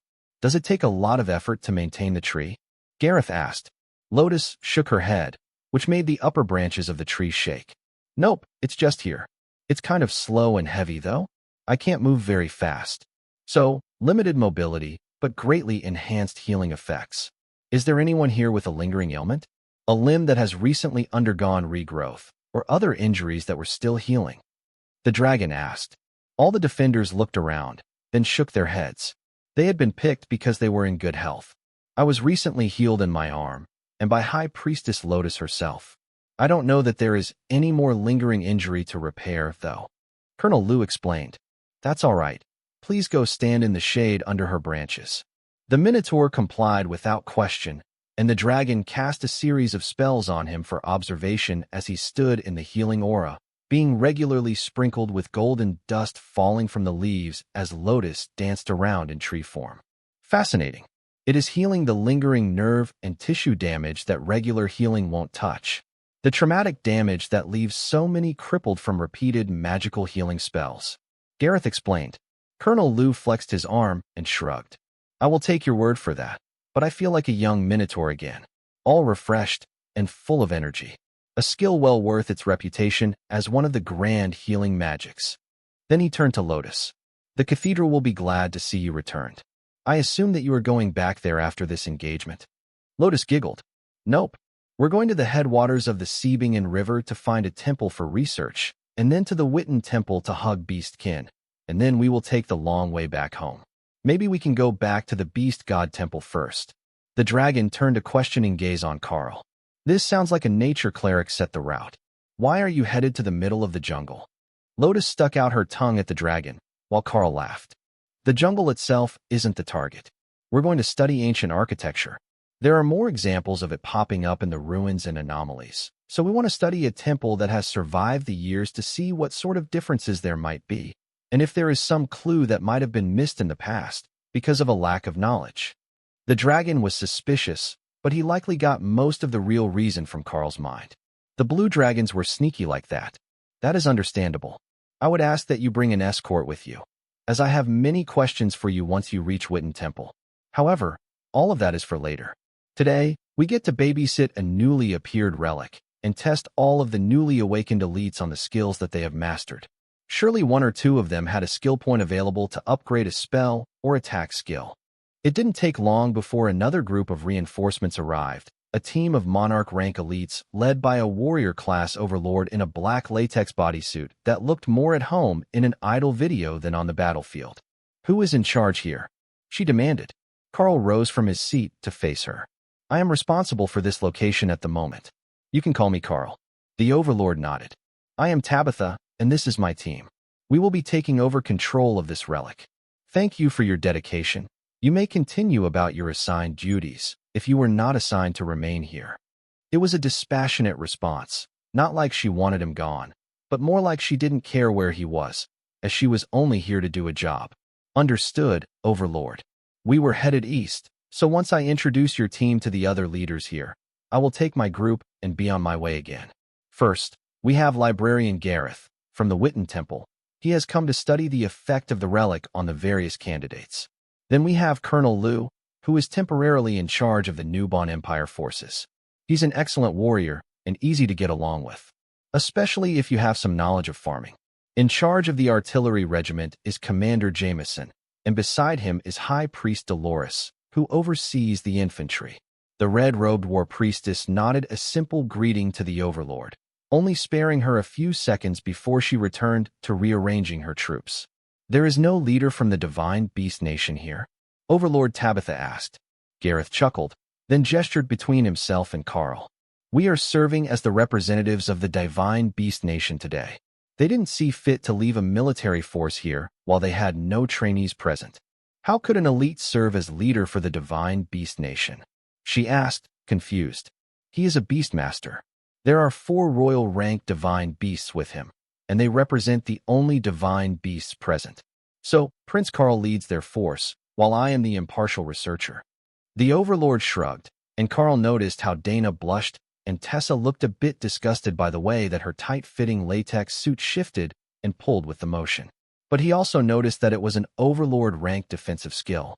Why it looked like that was a mystery, but why she didn't wear anything over it was even more of a mystery, unless her skills gave her extreme agility, and she needed the flexible material with no impediment to her movement. "In that case, you are dismissed, Prince Karl. The Honorable Librarian can take over the duty of leadership until such time as the Divine Beasts see fit to send a replacement." Karl bowed to the overlord and motioned for his team to join him.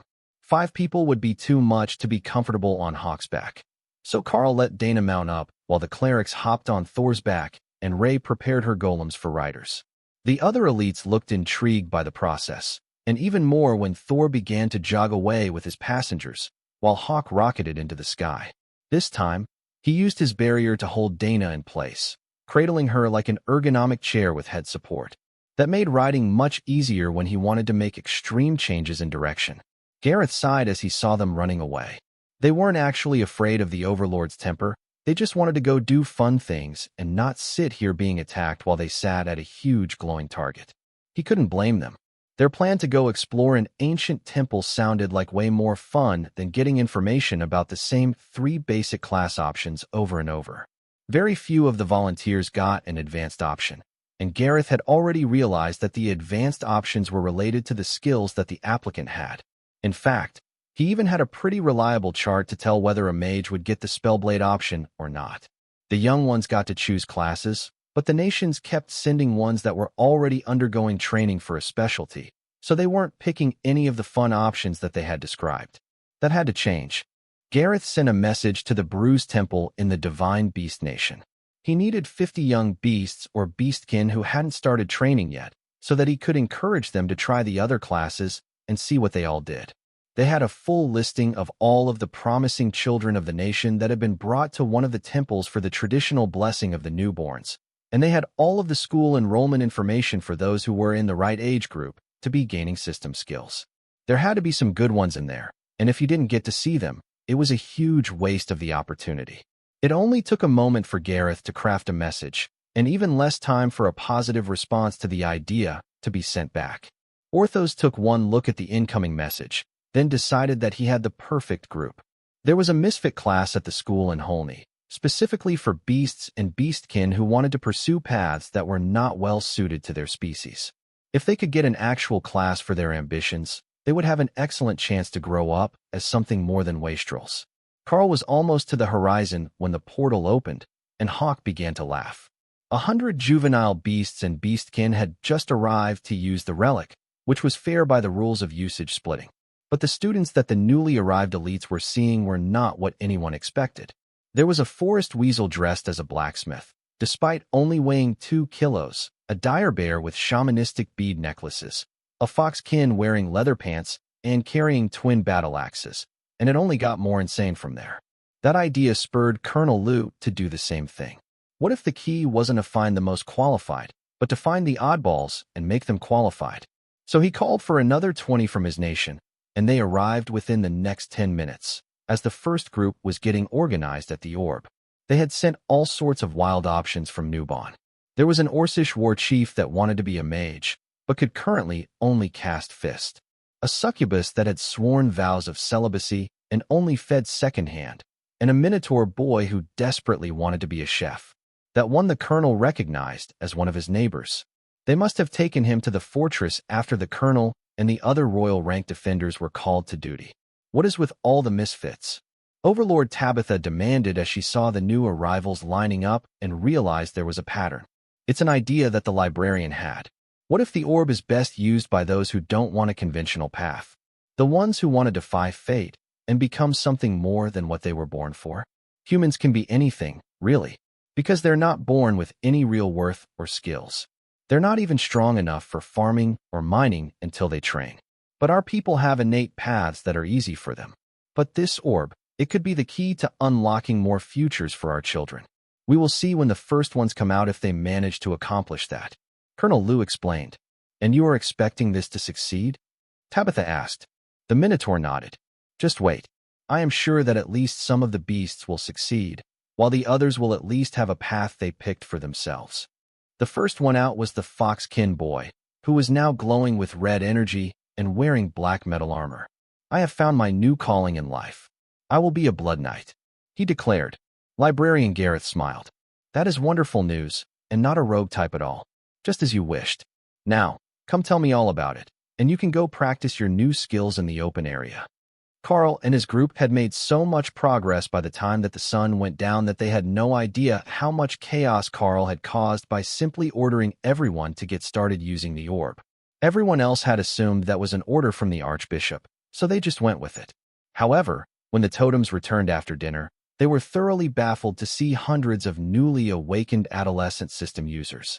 They had just come to an agreement on the schedule to use the orb, but everyone who had been called was just lined up double file, allowing the nations, including the Beastkin nation, who hadn't even been part of the negotiation, to use the orb equally. What is this? Lord Nacht, the Black Dragon, demanded. We are following the instructions passed to us by the group we relieved. Double file, equal access for both groups. The divine beasts were said to be part of the Newbon delegation, and the representatives from the Beastkin nation paid for their access as part of the Golden Dragon nation's quota. Overlord Tabitha explained, not understanding why the dragon was upset. And who did you relieve that set this policy? The dragon asked. That would be Prince Karl, the Beastmaster. The black dragon began to laugh, while the Archbishop gave a rueful smile.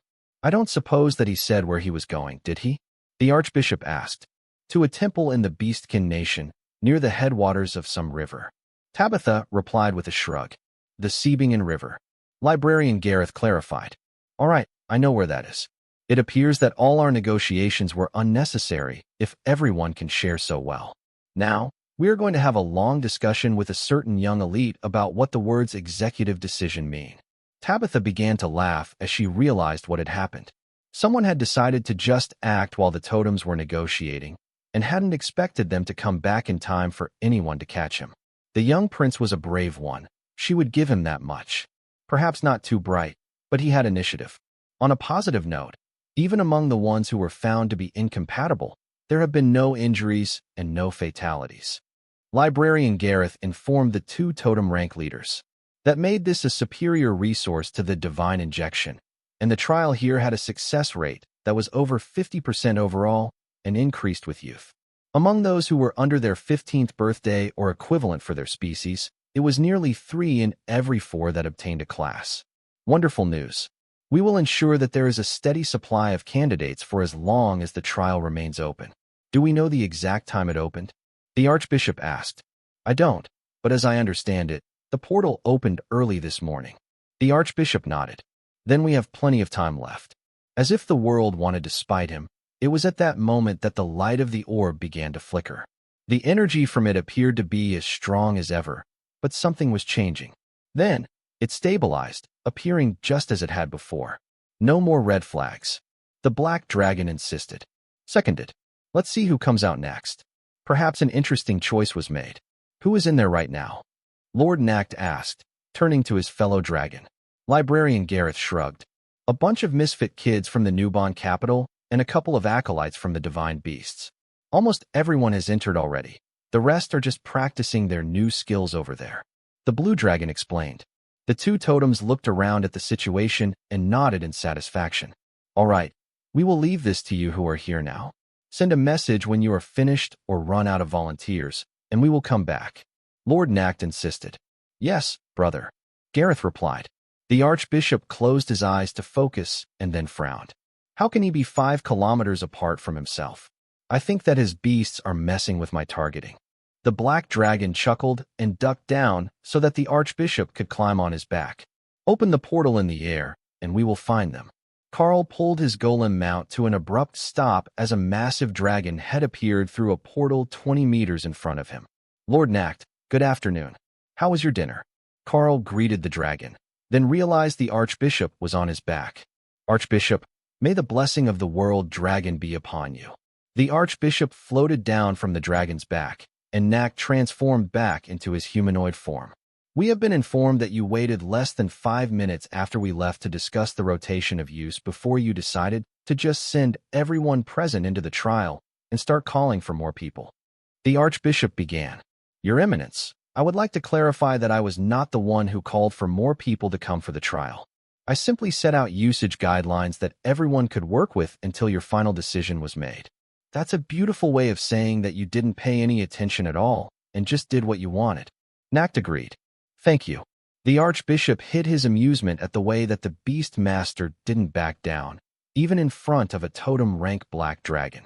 It might be confidence, or he might just be oblivious to the danger, but he could sense that Karl's attitude was partially from his bonded beasts, and with 3 apex predators linked to him, it was no wonder that he was self-assured to the level of arrogant. Are you thinking what I'm thinking? Kara asked. If he takes 2 more steps forward, I will consider it. Karl agreed. Nacht tilted his head curiously and cast a spell, then another spell. You're trying to determine what my beasts are saying to me, aren't you? Orthos told me the easiest way is to listen to my thoughts because I will think the words as I hear them. Karl suggested. The Black Dragon nodded. That's not my specialty. I am looking at your intent, and it keeps fluctuating, like a rainbow of different intents all mixed together. I am wondering which one is which. I would assume the one that is focused on mischief is the Naga Queen.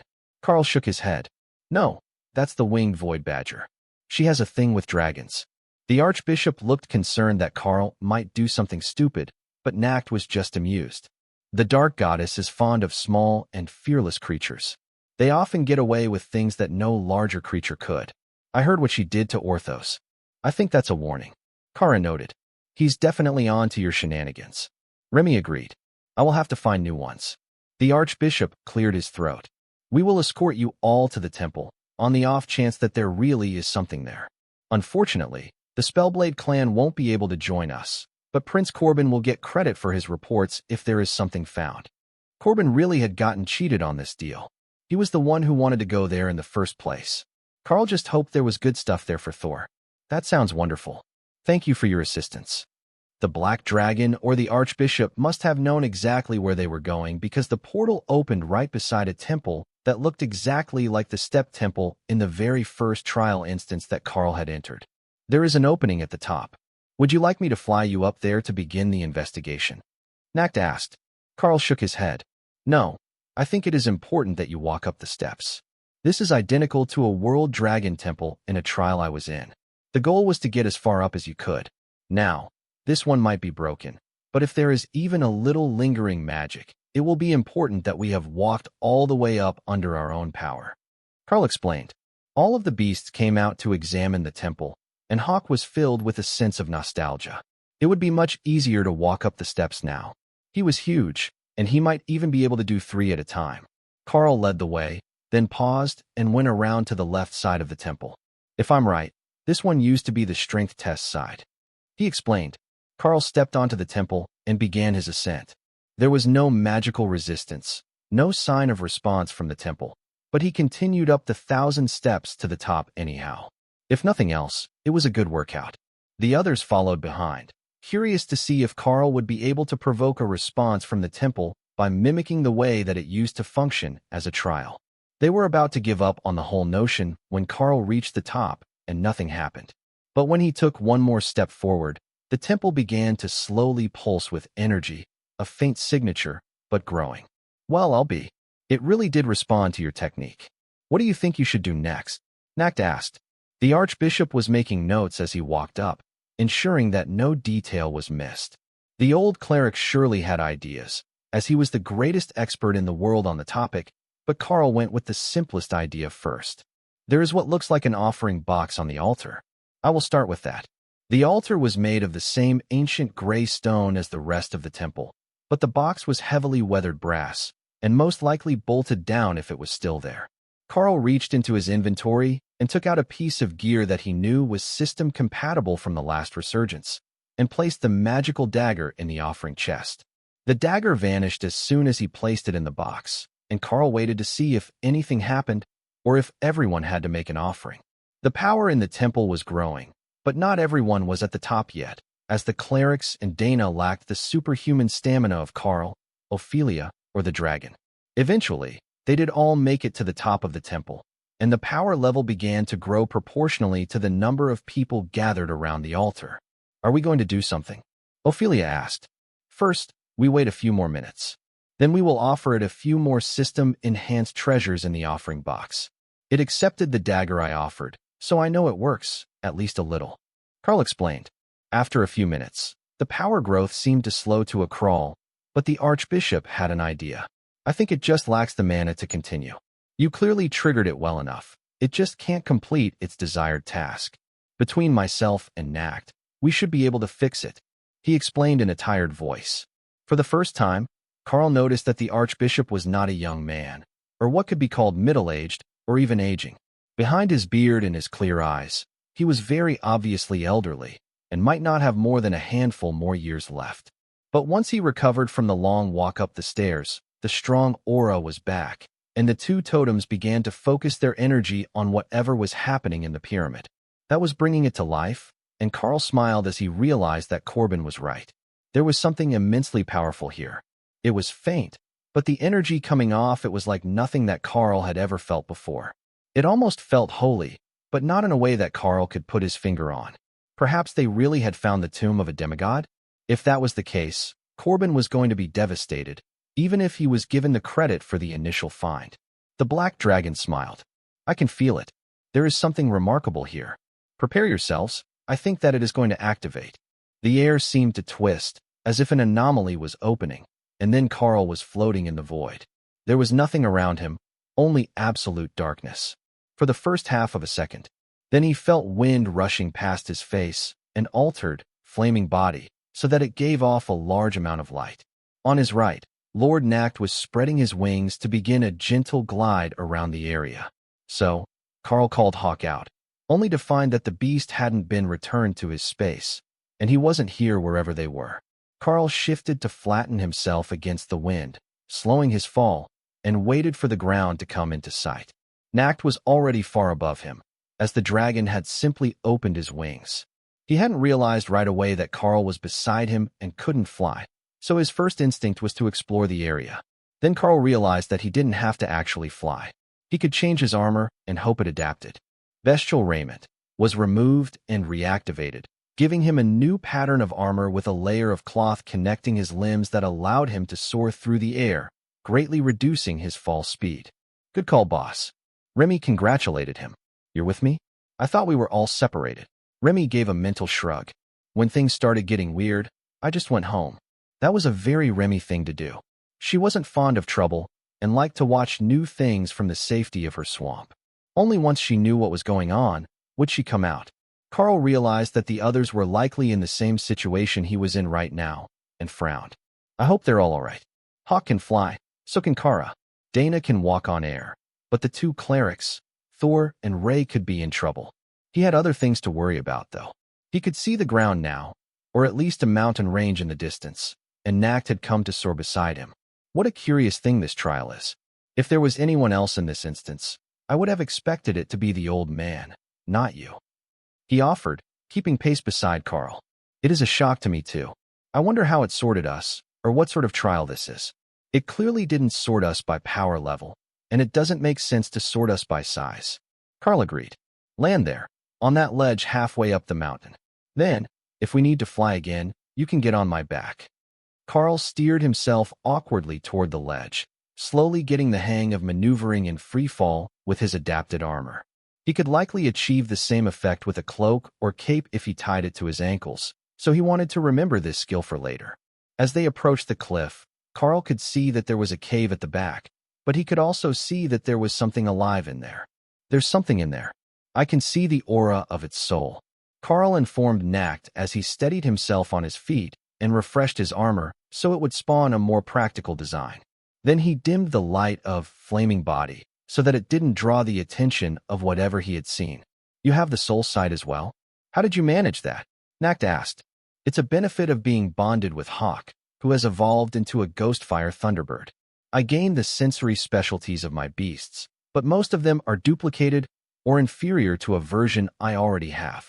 But I have thermal vision, echolocation, and soul sight to work with, which ironically makes it even more disorienting to be high in the air in the dark.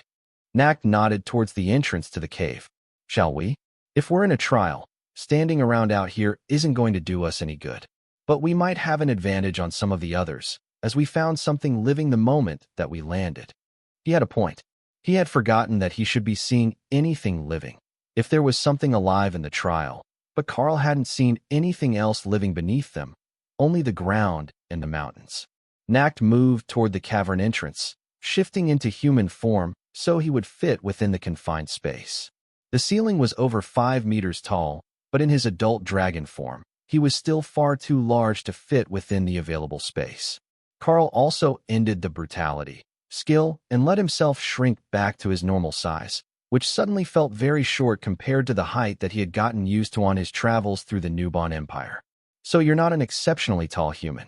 You just keep a skill active all the time to be taller. That's an odd choice. Nacht noted. It also increases my strength by 50%. When there is heavy lifting or fighting to be done, it is much better to have it in effect. But if we're headed down into the tunnels, it pays to be a bit shorter than average. Nacht laughed.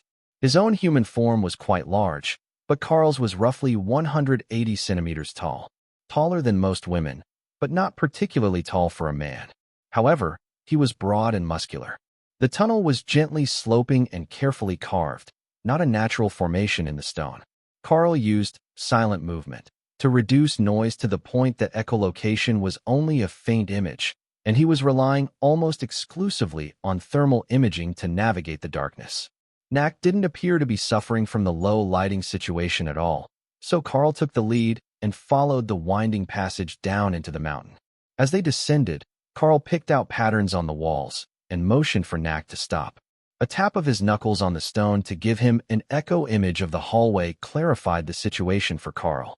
There were dwarven runes carved all over the walls around them in 2 lines. One at just over waist height, and one near the ceiling. Can you read those? He asked Nacht, once he realized the extent of the carvings.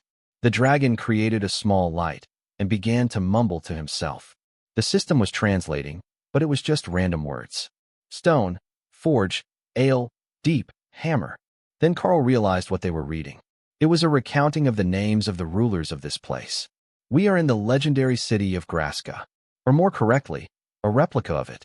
This place was home to a population of dark iron dwarves, and perhaps in a trial it still is. Nacht explained. It isn't populated anymore in reality? Karl asked. The dragon smiled at him. Most likely not, but it was never a real place in our world in the first place. If we go by when the legends were first recorded, the actual city's minds would be hundreds of thousands of years old by now, and surely played out. The dwarves wouldn't remain forever if there was nothing but stone. They would have rebuilt the city on another nearby mountain. But when dwarves move a city, they give it a new name, and the upper line of runes clearly says that this is Graska, and that we are coming in from the southern entrance. What I'm more interested in is what is causing that soul glow. Something is alive down there, and powerful enough that we could both see its aura from the entrance. Karl shrugged and used flaming body to bring back the light. We might as well walk proudly into the city. Perhaps it's an ancient guardian left behind.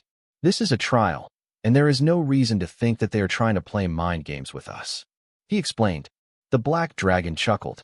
The young human had many things left to learn about the true nature of the gods and the non-draconic members of the pantheon.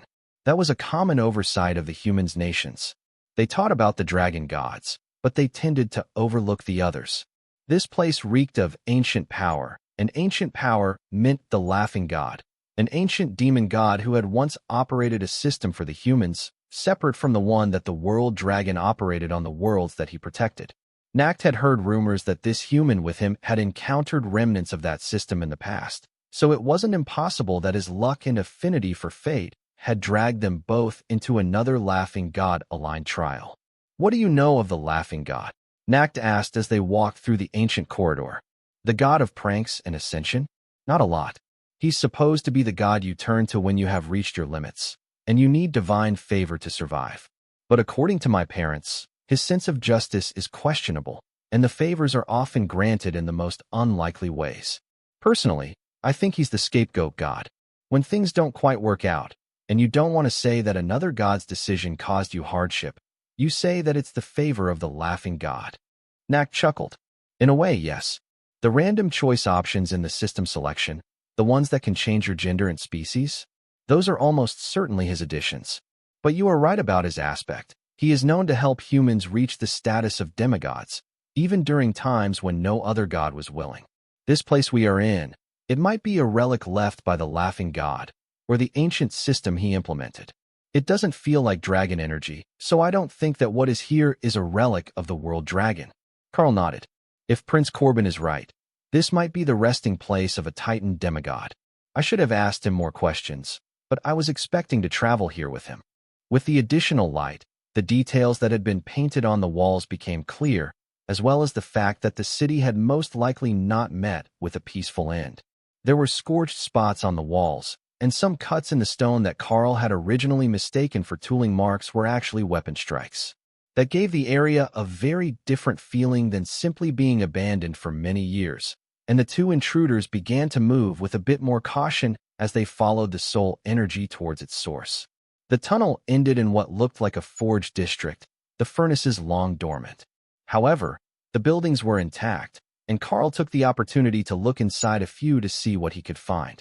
The first was completely bare, nothing but a stone shell, but the second had a forge left in it, covered in magical writing. I will need a moment before we move on. I have never seen anything like that before. Karl whispered to Nacht. Good call. Brother Hawk will love me for writing these runes down for him. I don't know what they do, but if they're in a forge, they should all be fire-related, right? Remy agreed. The dragon waited patiently, well aware of the curiosity of humans. Karl was also very young, and he wouldn't be familiar with dwarven forge runes. It wasn't something that they taught in school, and Nacht didn't know if there were any dwarves left in his nation. Before the thought crossed his mind, he hadn't cared. Who lived in the Golden Dragon Nation was of no concern to him. The signs of battle had been everywhere in the city as they traveled, but the houses had been carefully vacated, and there were no signs of the destruction that usually came with looting. There were no broken housewares or low-value items, and even the paintings on the walls had been removed and not left damaged or discarded.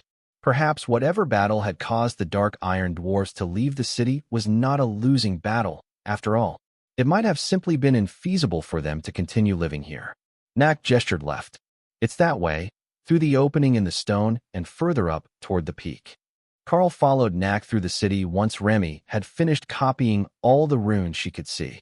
The ramp spiraled up to another layer of the city, laid out much like the one they had just departed, only this level appeared to be more residential and less industrial. There were also fewer signs of battle here, and more signs of belongings left behind, both in the houses and in carts by the doors. The soul energy was on this level, and Karl could see it glowing from its source. It wasn't moving, and it wasn't pulsating at all, just a steady glow of immense internal power. As they approached, Karl saw that the power was coming from a stone sarcophagus, but not one for the Titan demigod that Prince Corbin had expected to be here. The entire stone box was less than 2 meters long, though it was on a much larger pedestal, surrounded by stone pillars that were covered in runes and beautiful carvings. That was when progress became difficult. Every step forward that Karl tried to take seemed to put an increasing strain on him. Not a physical pressure, but a mental one, crushing his soul and attempting to break his will. He knew that if he slipped up just a little, he would instinctively take a step back, and that would probably be the end of his progress. Well, this is an unexpected challenge, Nak noted as he strode towards the grave with his hands behind his back. Oh, it doesn't look all that difficult to me. You've certainly got an easy time of it, Karl replied. While that is true, I can't touch it. I have the protection of the Black Dragon, god of death. My soul is immune to attack. However, that means I cannot subject it to the attack of this trial to find out what it is supposed to do. I will have to watch your struggle and see if you can make it close enough to touch the stone that is set on the lid. If you can manage that much, you should receive a significant reward. There are immense amounts of divine energy in this place, waiting for someone to pass the trial and activate it. Karl continued to walk forward, completely focused on not letting the pressure drive him to the ground, as he moved past the point that it was simply trying to force him away. Fascinating. Your soul is compressing under the pressure. Karl didn't even hear Nak's words. He was completely focused on the task at hand. From the outside, it would look ridiculous, a grown man staggering down the street like he was drunk. But the normally invisible force was far stronger than anything Karl had ever felt.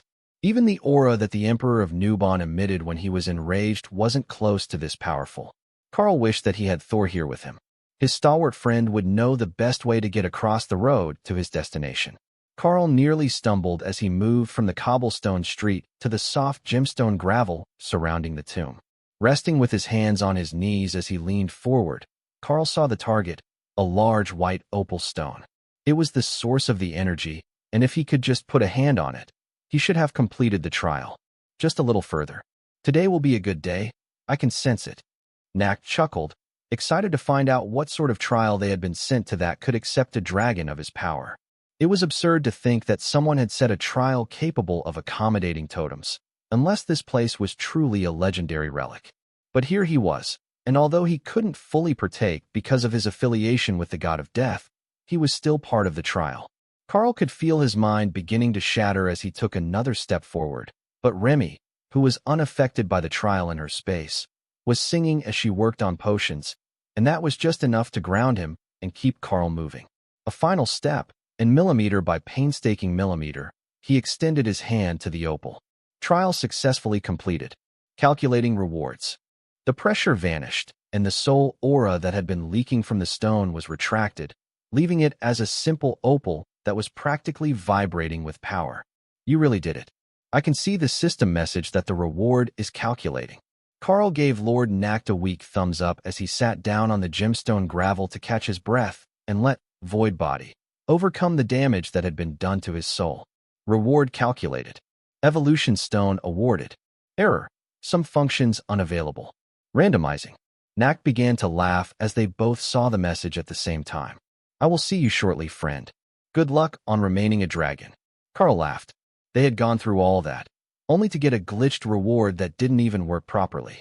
The totem rank Black Dragon seemed to think that this was the funniest thing that had ever happened to him, and his laughter echoed through the city as Karl waited to find out his fate. Optimal advancement skill selected. Iron within rank 3. The flesh is weak. Remy giggled. Well, it's not wrong. Your flesh is weak. That was the real issue here. Karl mentally rolled his eyes at her. And what are we going to do if it changes me into something strange? Then you get to be the monster man for realsies. We can just keep doing fun stuff forever instead of going back to work. Passive skill active. Iron within 3. Beginning transformation. Pain shot through Karl's body. Worse than the side effects caused by any of the experimental treatments that the Bureau agents at the Academy had provided for him, and he felt his bones shattering then regrowing. Error encountered. Incompatible skill active. Adjusting. No, adjusting wasn't necessary. Karl was thrilled with whatever it had come up with, as long as it wasn't planning to make this process worse. It had to be void body that was messing with the skill implementation, but in his current condition, Karl couldn't change any of his skills, not even to turn it off. Adjustments completed. Continuing. The pain resumed, but this time it was fading to numbness, and Karl could see parts of his body turning to mist before reforming to look like they originally had. Once the wave had crossed his entire body, and Karl was fairly certain the process was complete, he slowly got to his feet and tested his body. It felt the same as it had before, but his footsteps felt heavier on the gravel than they had before. Status, he thought. Everything looked similar to how it had before, but with one notable change. Name Karl. Class, Beast Master Packmaster. Rank, Pending. Constitution, Void Iron Body. Bonded Beasts, 5.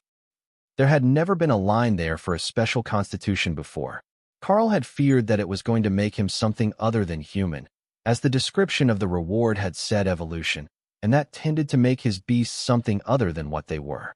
But once he got through the miscellaneous details, Karl looked back up at the top. Rank, Pending.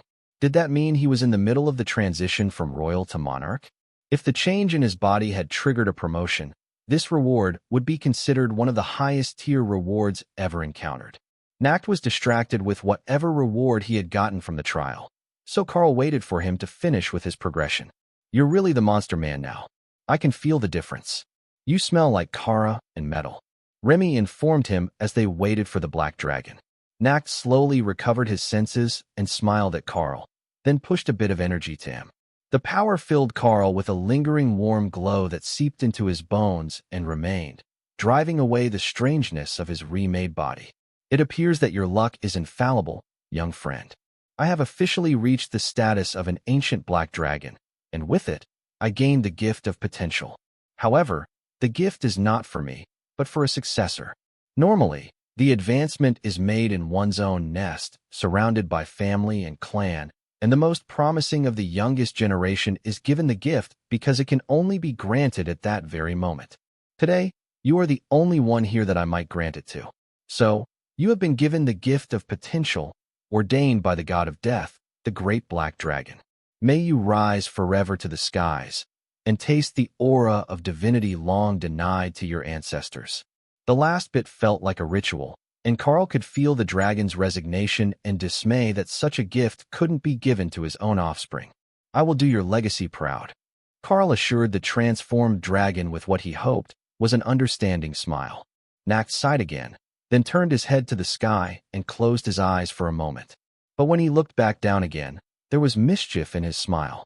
I wonder what nation has the strongest claim on you now. I dare say nobody would mistake you for a human anymore. And you've got the blessing of a dragon god that isn't the world dragon now. Perhaps you should come back with me and get to know some of the Beast Nation's leadership? He suggested. Karl chuckled. I will have to come back and visit soon. But I suspect that I will be expected to return home first, at least to check in. However, I really do need to stop at Witten Temple before I get there. There might be a chance to evolve Thor, who has reached the end of his natural progression path. If we can increase his potential to monarch rank with a resource, then I can use the skills of my class to increase it from there. Nacht shook his head. You're not going to find anything stronger than whatever holy resource he has been using. If they had the ability to elevate clerics and holy beings to the monarch rank with any sort of reliability, the Beastkin would be among the strongest forces on the planet. Unfortunately for you, they will be more interested in how you manage to get Thor to royal rank than they are likely to be able to help. Karl frowned. I guess that settles it then. I'll have to force an evolution, and then I can work on finding a way to get through his next bottleneck. Ray likely won't be that far behind him. She hasn't evolved at all, and I don't know how far a bloodbath spider can go on their own. Nacht smiled. Further than you might think. They're very instinctive, and with a safe spot to advance, plus plenty of blood, her evolutions will be subtle, but powerful. The spider goddess is kind to her children, and they often have more adaptability than any other species would consider reasonable. Karl chuckled, like allowing them to learn earth magic because they bathed in hill giant blood when they advanced to royal rank. I can see how other species would find that somewhat unreasonable. If humans could adapt like that, The whole species would be nightmare fuel. Nacht laughed. Humans are already a pain in everyone's ass with their excessive breeding rate and magic use. If they could evolve, we would likely have quarantined them. The trial began to fade around them, and Karl wondered how the others might have fared. Not all of them would have easily entered the city from halfway up the mountain. There might have been an entrance at the bottom, or perhaps there were other spots in the area that they could have landed and searched. When Karl's vision cleared, he was back on top of the temple, where all 3 clerics plus Thor were waiting for them. "Oh, welcome back. We were wondering how long you would take." Tessa greeted them with a smile. "I hope we didn't make you wait long." The Archbishop chuckled and Lotus giggled as she lay curled up against Thor's side. "You could say that. We've been back for nearly 2 days already." Karl and Nacht turned to each other in confusion, wondering if this was actually part of the trial, and they weren't really out yet. 2 days? We've only been in the trial for an hour and a bit. Karl asked carefully. Lotus looked up from her nap spot. "That was our thought as well. We appeared in a forest village full of elves, had lunch with a human cleric lady, and then we were back here." "Did you get a reward?" Karl asked, wondering what sort of trial they had undergone. "We did. We just don't know what yet. When we check the system interface, it still says rewards calculating." Tessa explained. That made both Karl and Nacht believe even more strongly that they were still in the trial. But then Nacht received a message, which shouldn't be possible in the separate space. "Before we go any further, what happened to Prince Karl?" the Archbishop demanded, waving a hand in his direction. Karl nodded in agreement. "I suppose a rundown is in order. We landed on a ledge outside an ancient dwarven city. Then we followed a powerful soul aura to an opal mounted on a tomb deep in the city, and it gave us a test and a reward. I was given a gift of evolution and a skill called Iron Within that appears to have reforged my body and granted a special constitution." "A special constitution?" It sounds more like "is partially changed your species, or perhaps entirely changed it with minimal change to your outer appearance," the Archbishop retorted. Then he got a curious look on his face and opened a portal. "Jeeves, come here and bring your assistant," the elderly Archbishop demanded. A blue-robed dragonkin poked his head through, then nodded and vanished back to wherever he had been. Only a minute later, he came back out with a young blue-robed girl that immediately made Lotus stand up and smile. Karl discreetly sniffed at the air, then chuckled. The young one was a juvenile blue dragon, not a dragonkin. Lotus must have noticed faster than he had. "Jill, it's so good to see you again. You will never guess what we have been up to since I saw you last. Ask the big meanie if you can stay a while after he finishes working, and we will catch up." Lotus insisted, speaking so fast that her words were jumbled together. Jill winked at her and continued following the cleric known as Jeeves. According to the system interface, his name was Geraldo, but the Archbishop might either know him by a nickname or simply forgot his name long ago and hadn't realized it. "Your Eminence, I have brought all my tools. What sort of new species have you found for me?" he asked. "That one. I suspect that a system gift made him no longer human. I would like to know what he is. Demi-human? Some form of monster? An unknown species?" the Archbishop replied. Geraldo smiled at Karl. "My class is scholar. I have a skill to allow me to compare a sample against any information I have ever read. So, if you are changed into another species, I should be able to tell." Karl nodded, and the cleric took out a needle. Ting!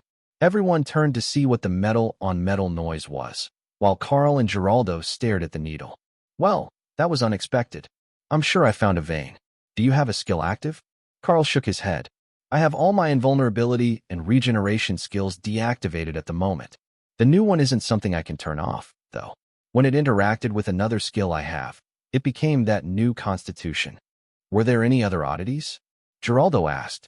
"My rank is listed as pending at the moment." The cleric looked impressed. "You're going to make it to monarch rank once your advancement finishes? That is incredible.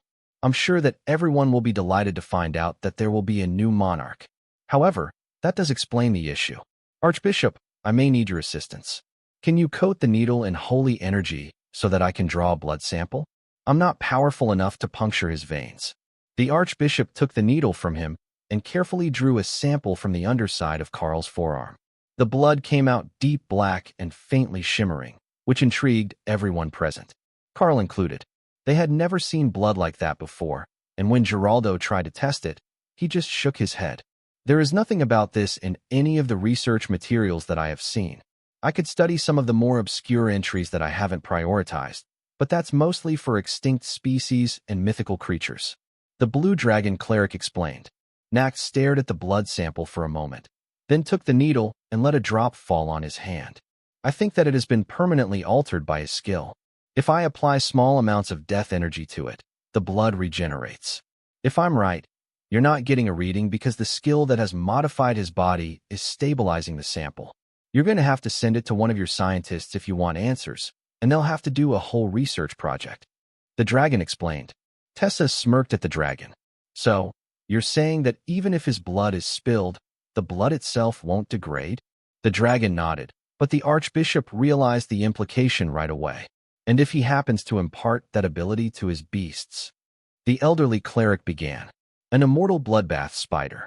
Ray announced as the remainder of the team exited the trial at the same time. Welcome back. Did everyone make it safely? Karl asked. As safely as could be expected. That trial was wild, and we didn't have the clerics, or Thor, or Remy. I couldn't even get her to give me stuff from her space. Fortunately, the buffs you cast on everyone were still active. Ray replied, All right, you had a very different trial than the rest of us. There was nothing to fight in ours. Ray seemed lost in a fond memory for a moment. Me and Kara appeared with Dana and Ophelia, and Hawk was in the sky over us. We thought that everyone else must have gotten separated, but then there was angry bacon and zombies and the whack-a-mole lady, and not quite humans, and some blue not quite humans. Everything was attacking, and I got to squish the zombie lady again, but with a hole in the middle of the stone, so she sprayed into the air. Ophelia shook her head in dismay, while Dana did her best not to laugh.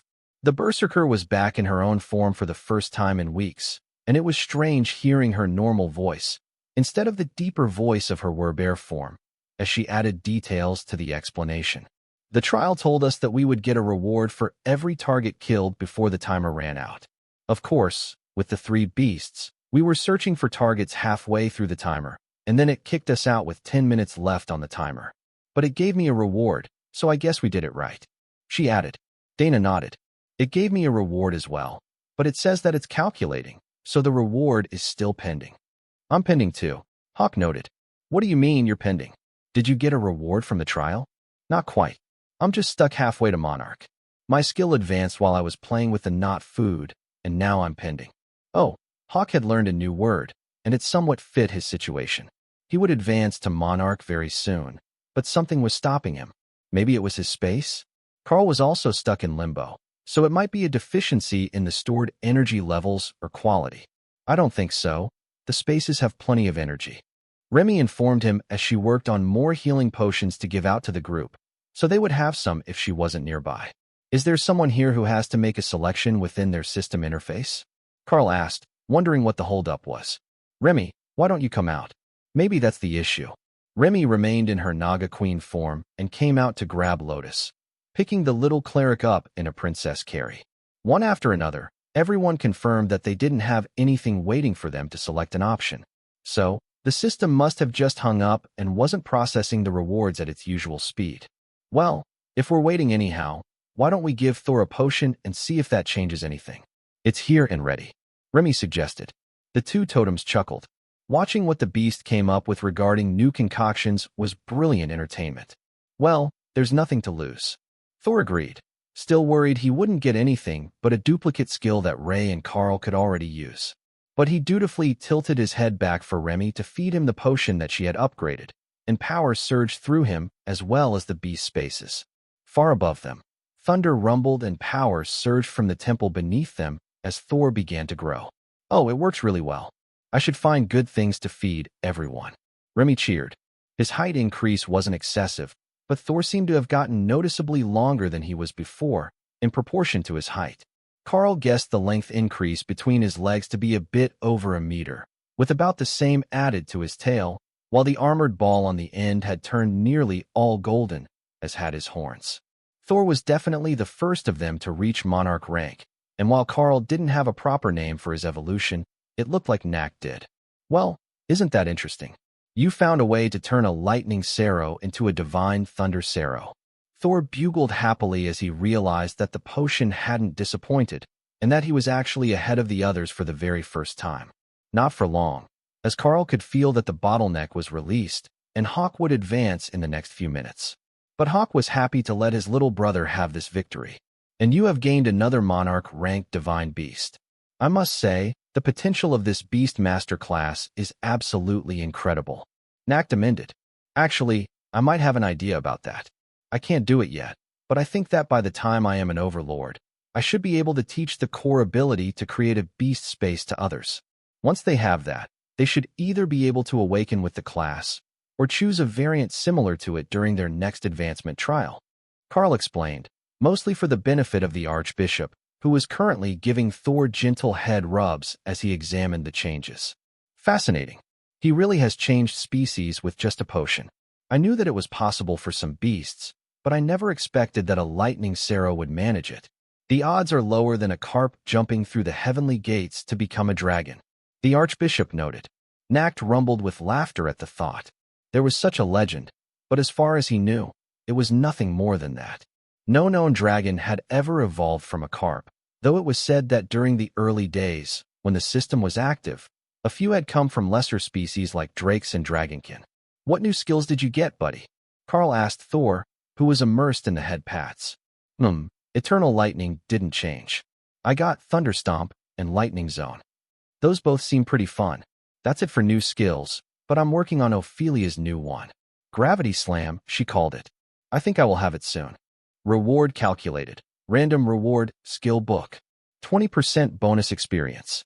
In Karl's experience, those bonus experience rewards were the ones that made huge and unexpected changes to a person's power level, as they appeared to be retroactive for some time, and didn't just increase the bonus that you got for the trial. Either that, or trials gave a massive influx of power to start with. Karl checked his inventory for the skill book, which was sitting on top of a pile of supplies left over from the elves on the other continent. That seemed to be a prophetic placement, or perhaps it was a reminder of areas in which Karl was still lacking. He had incredible defense for someone of his level, and his attacking skills were both powerful and well-rounded for use on nearly any target. Combat was not an area where he was lacking. He even had silent movement for stealth operations, plus strength and stamina for long runs. So, the system had given him something that he hadn't really focused on during his development. Non-combat skills. Epic grade skill, runecrafting. Runecrafting, the fine art of inscribing magical power runes to supplement the abilities of a magical object. Karl thought about that for a moment. He didn't have any crafting skills, and he wasn't sure that it would actually help to add runes to Remy's potions. However, he knew someone with a skill that would go very well with runecrafting. Morgana's enhancement tattoos combined with runecrafting would make for incredibly powerful buffs to the target. Once they made it back home, he would have to find a way to get time to study her skills, or even a library book that had more details about magical tattoos. Karl used the book and an entire language began to flow into his mind, complete with syntax rules. The language was far more complex than the common spoken and written languages, with over 6,000 base runes which were compounded to make a form of single-word sentence. Then they were strung together in one of 8 different ways to create a complex concept with an activation order for the magical effect you were trying to create.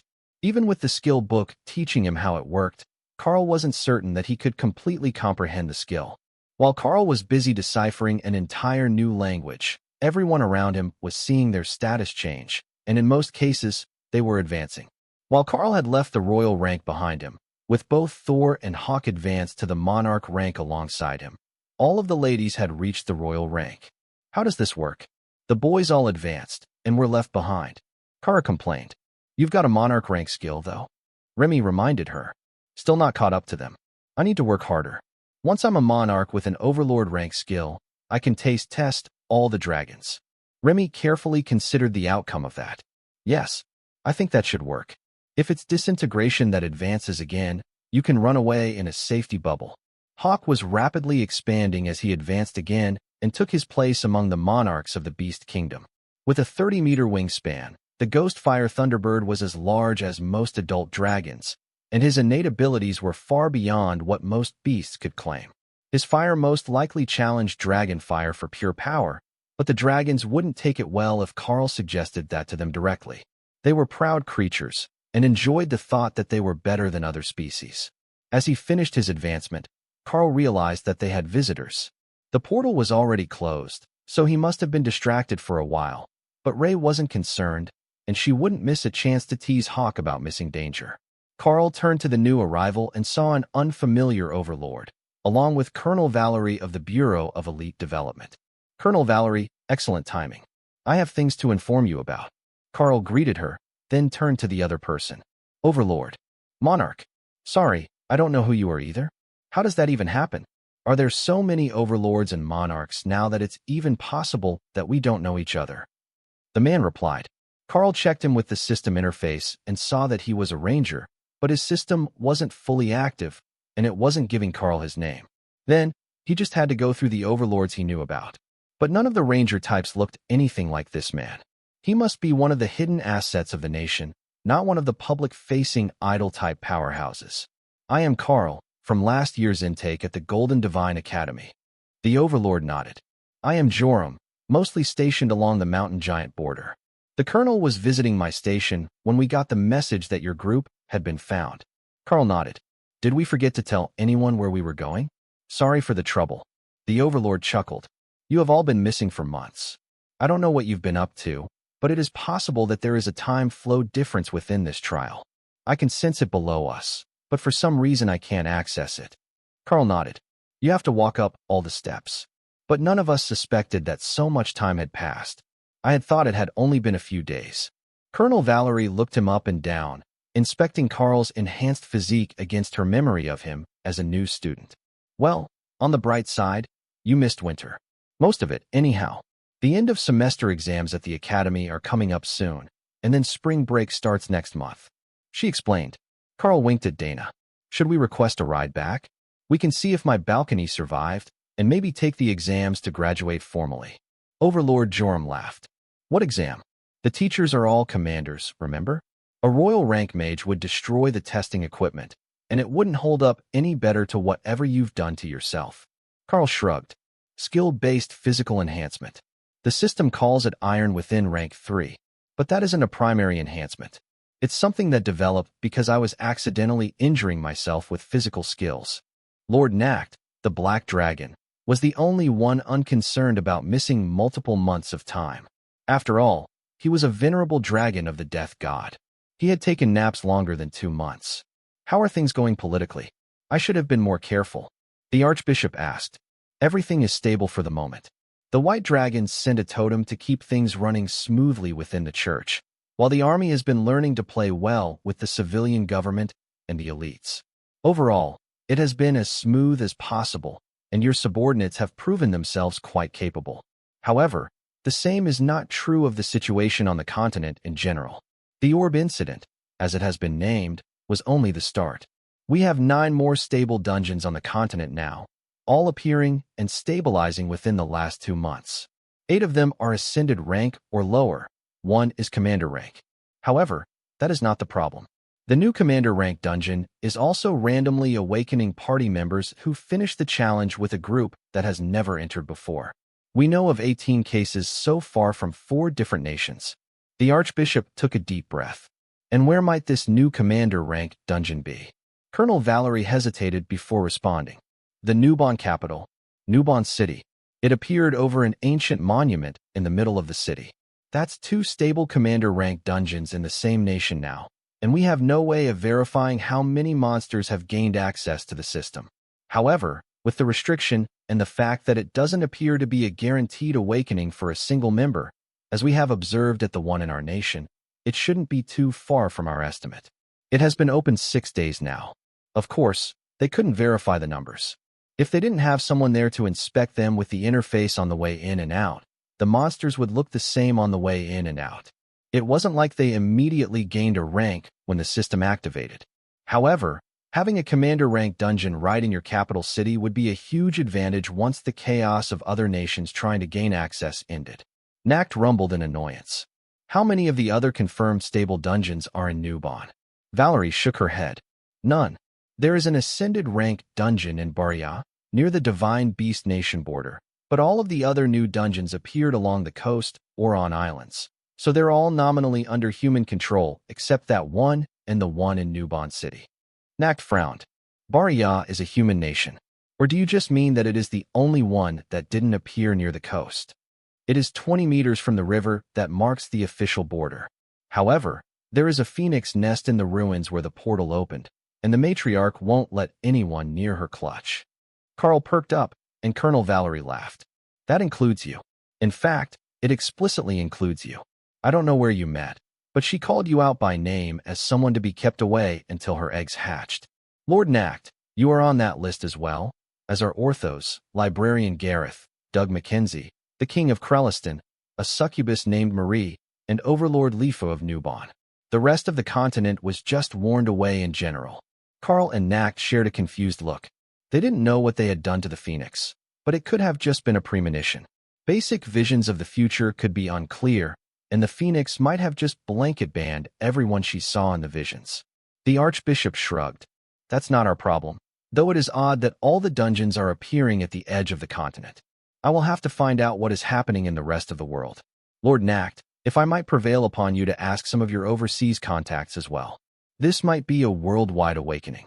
The Archbishop opened a portal, and the two stepped through, but before anyone else moved, the portal closed, and Karl was left staring at a very dismayed Overlord Joram. Did they just? He asked. Yeah, they're like that. I think they're actually old friends. They are so in tune sometimes that it's scary. Now, do we have a way to get picked up, or are we going to have to run away and leave you here with the Colonel while we go looking for fluffy beastkin? Lotus laughed and gave a fist pump of appreciation for that idea, while Colonel Valerie sighed and gestured at the ground near the base of the temple. There is a helicopter right there. If we follow the river north to the lake, we can fly over the water and be back in the capital by morning, she explained. Karl looked down, and a vaguely familiar pilot waved up at him. He waved back, then smirked at the Colonel. I hope your legs are feeling good. It's a long way to the bottom. Like hell. I'll call the helicopter to come to us instead. How do you think we got up here? You really were out of it, weren't you? New skill. I was absorbed in the details. Still, I'm surprised that nobody warned me about the helicopter. Ray thought about it. You know, one moment they weren't here, then they were rappelling down to the platform. Time might still be strange here. I don't remember the helicopter coming at all. Karl motioned for the Colonel to call the helicopter. I think that time is still strange here, not just inside the trial, but also right here on the top of the temple. If we wait much longer, we could end up missing for weeks or months again. That got things in motion. But even as they were stepping into the helicopter and leaving the temple, Karl could see that the formerly midday sun was fading to the horizon. Well, it looks like we will be flying all night, but we can still make it to the capital in time for breakfast. How are your rations holding out? You've been in the field for quite a while. Colonel Valerie asked, noting their lack of packs. Ophelia chuckled. We're more than good. With the two clerics and Karl's meat-hoarding tendencies, we've not had a bad meal yet. Ray woke Karl as they approached the city across the lake just before dawn. I think that we're going to land soon. We talked about it while you were asleep, and we want to come out and be welcomed with you. Karl chuckled. I don't see a reason why not, as long as there is space. Ray seemed excessively happy with that answer, and Karl wondered what she had in mind and how badly it was going to terrify the locals. Fortunately for Ray's plan, someone had notified the media that they were coming, and there were dozens of press members, bleary-eyed politicians who had been dragged out of bed before the crack of dawn, and corporate reps waiting in a large field for their arrival. Oh, that will be perfect. Ray cheered. Karl refreshed his armor and got a new version in black with a Darklight Host tabard under a blued steel chest plate.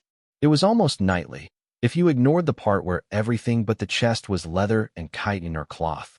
He skipped on the helmet and waited as the helicopter approached the ground. Nobody else had changed, so Dana was in her cargo pants and hoodie with the armor underneath, while Ophelia had her heavy plate armor on. The Berserker was in her human form, though.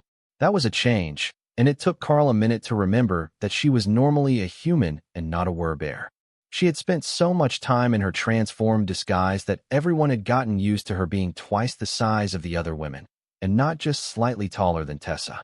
Even Karl had deactivated most of his skills for the flight, and the group only had Eternal Lightning active on them. Ready to face the press? Colonel Valerie asked. I feel so short. Karl replied with a smile. Ophelia laughed. You feel short? I'm freezing. How did I ever survive winter without fur? Colonel Valerie chuckled, though her expression didn't change from its usual resting frown of general disapproval. Good thing we're sending you all for a combat mission check after this. You need a few days to acclimatize to civilized life again. But we will do this the standard way. As the host, I will exit first, then you follow by rank. How you sort that is on you. There was a fair bit of space in the cargo hold of the helicopter, so everyone else arranged themselves in a double file line. Dana and Ophelia behind Karl, with the clerics at the back.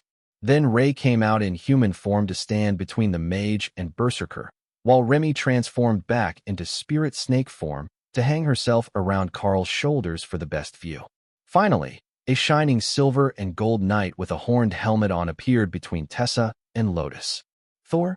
Is that Thor in human form? Your armor is beautiful. Tessa greeted him. Thor nodded and gave her a shoulder bump that made the cleric laugh. He always did that as a greeting, but she had been trying to get him to speak. Hawk's voice in humanoid form was strange, while Ray's was beautiful and haunting. So, she wondered what Thor would sound like. We will escort the ladies out, and then we will join you. Thor informed Karl in a deep masculine voice that closely matched his mental voice. Out of everyone, he was apparently best at the transformation. Tessa poked him. It is customary to take your helmet off to meet people, but my horns are attached to it in this form. Thor complained, suddenly sounding much younger. Tessa smiled and took the helmet off, revealing a handsome young man with long green hair, long ears, and shining golden eyes. He almost looked like an elf, but twice the size that any elven man should be. Thor was nearly as tall as Ray was, but burly to the point that he could nearly block both Tessa and Lotus from view by standing in front of them. Lotus ran a hand over his armor. We need to get Thor's shield. When we have time, we should take him to the armory with Karl's credit. He is basically a paladin, right? A holy warrior. He can do all the paladin things. We will work on it. Karl agreed. The helicopter touched down, and Colonel Valerie stepped out as soon as the back ramp was open. Karl didn't know why these things had side doors. Nobody ever used them. Karl led the way out while Remy checked out the crowd of people in front of them, and Hawk eagerly awaited his opportunity to make a grand entrance. Unlike Ray and Thor, he didn't intend to transform into a human. Kara didn't either, so they would both show up later, once the first impression was made. Karl took his first step onto the grass and realized that their grand plan had completely confused the crowd. They had no idea who Ray and Thor were, and wondered what nation they were visiting from, as both were clearly inhuman. If they didn't know what nation they came from, they didn't know all the proper formal courtesies, or how to properly address them as a royal and a monarch. Colonel Valerie cleared her throat, introducing the Beast Master Monarch, Karl. With him are the princesses Remy, Ophelia, and Dana with the Lady Ray Bloodbath. Then we have the royal high priestesses Lotus and Tessa, with King Thor of the Sero. Lady Ray Bloodbath, I like it. Soon, I will be Queen Ray Bloodbath, and it will be glorious. But I need to ask a favor first. I've got all these great flavors of bath products, but do you suppose that I could have just a bit of Karl? Maybe a shampoo? That new skill smells wonderful. Karl mentally chuckled at her request. I will see what I can do. With my regeneration, I'm sure I can spare you some blood. Karl led the group to a spot 3 meters in front of the gathered dignitaries, and Ray stepped back from her spot between Ophelia and Dana. She joined Thor at the back of the group just as the cameras were getting set up and the assistants were ushering the others into position. Now is good, Hawk decided, then appeared behind the group in all his glory, with his wings spread over the team. Kara came out to stand beside Karl, as she was too short to be seen over the group, while Thor and Ray returned to their original forms. Remy remained around Karl's neck, satisfied that she would be prominent in all the photos without being large. Screaming filled the air, and nearly half of the assembled civilians either fainted or ran away, leaving Hawk and Ray congratulating each other on their brilliant plan, and Kara laughing hysterically, rolling on the ground and pointing at the terrified humans. Karl, damn it, did you have to do that? We have a schedule to keep. A deep voice boomed in the distance. Overlord Neil, I didn't see you back there. Karl shouted back, impressed at the man's stealth skills. It wasn't easy to hide an aura that powerful from him, especially now that he had soul sight. The rogue smiled behind his mask as he stepped into sight, his black Holy Inquisition uniform standing out among the business suits of the dignitaries. His presence brought most of them to their senses, but Karl noticed that one camera operator was dutifully snapping photos, oblivious to the chaos all around him. He was so focused on getting the perfect shot that Karl was certain he hadn't even registered the fact that those were real magical beasts in front of him. The dignitaries began to return to their spots now that the overlord from the Inquisition was in sight, while Colonel Valerie glared at Karl, and the ladies did their best not to laugh along with Kara, who was slowly regaining her composure. "If you finished having your fun," Valerie began. Of course. Group photos. How are we arranging this? Meet and greet style, or with a large group pose?" Karl agreed. Overlord Neil chuckled. "Can you ask your friends to stay near their current position, and we can set up a photo shoot? There are mobile bleachers to lift your team up for the photo." Ray dipped her head, while Kara wandered through the crowd to examine the rogue.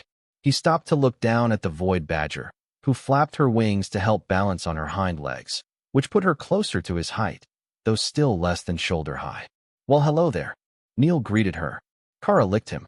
Neil laughed as he wiped drool off his face. "Now I am wondering if you simply wanted to taste test Overlord rank human, or if that was some sort of greeting among winged void badgers." Kara balanced on her hind legs and made a non-committal gesture. "Yeah, that's what I thought. A bit of both. But we should get into position for the photos." Kara dropped back to all 4 feet and rushed over to stand on top of Thor so she could see over the gathering. The dignitaries were standing in 2 rows, short then tall, while a long folding bench had been placed for Karl's team, with the beasts standing behind them. It would be a brilliant photo, and Kara wanted a copy as soon as possible. The photographers got to work, focusing on various people. Then Karl's team was cycled through the back rank so that they could get close-up shots with all the dignitaries. Karl was actually surprised how restrained Ray and Kara were being. He thought that the pair would prank someone, but they were behaving fairly well. Except that point when Kara stole someone's hairpiece and had to be bribed to give it back. It did look good on her, though. "Monarch, might we have just a few minutes of your time?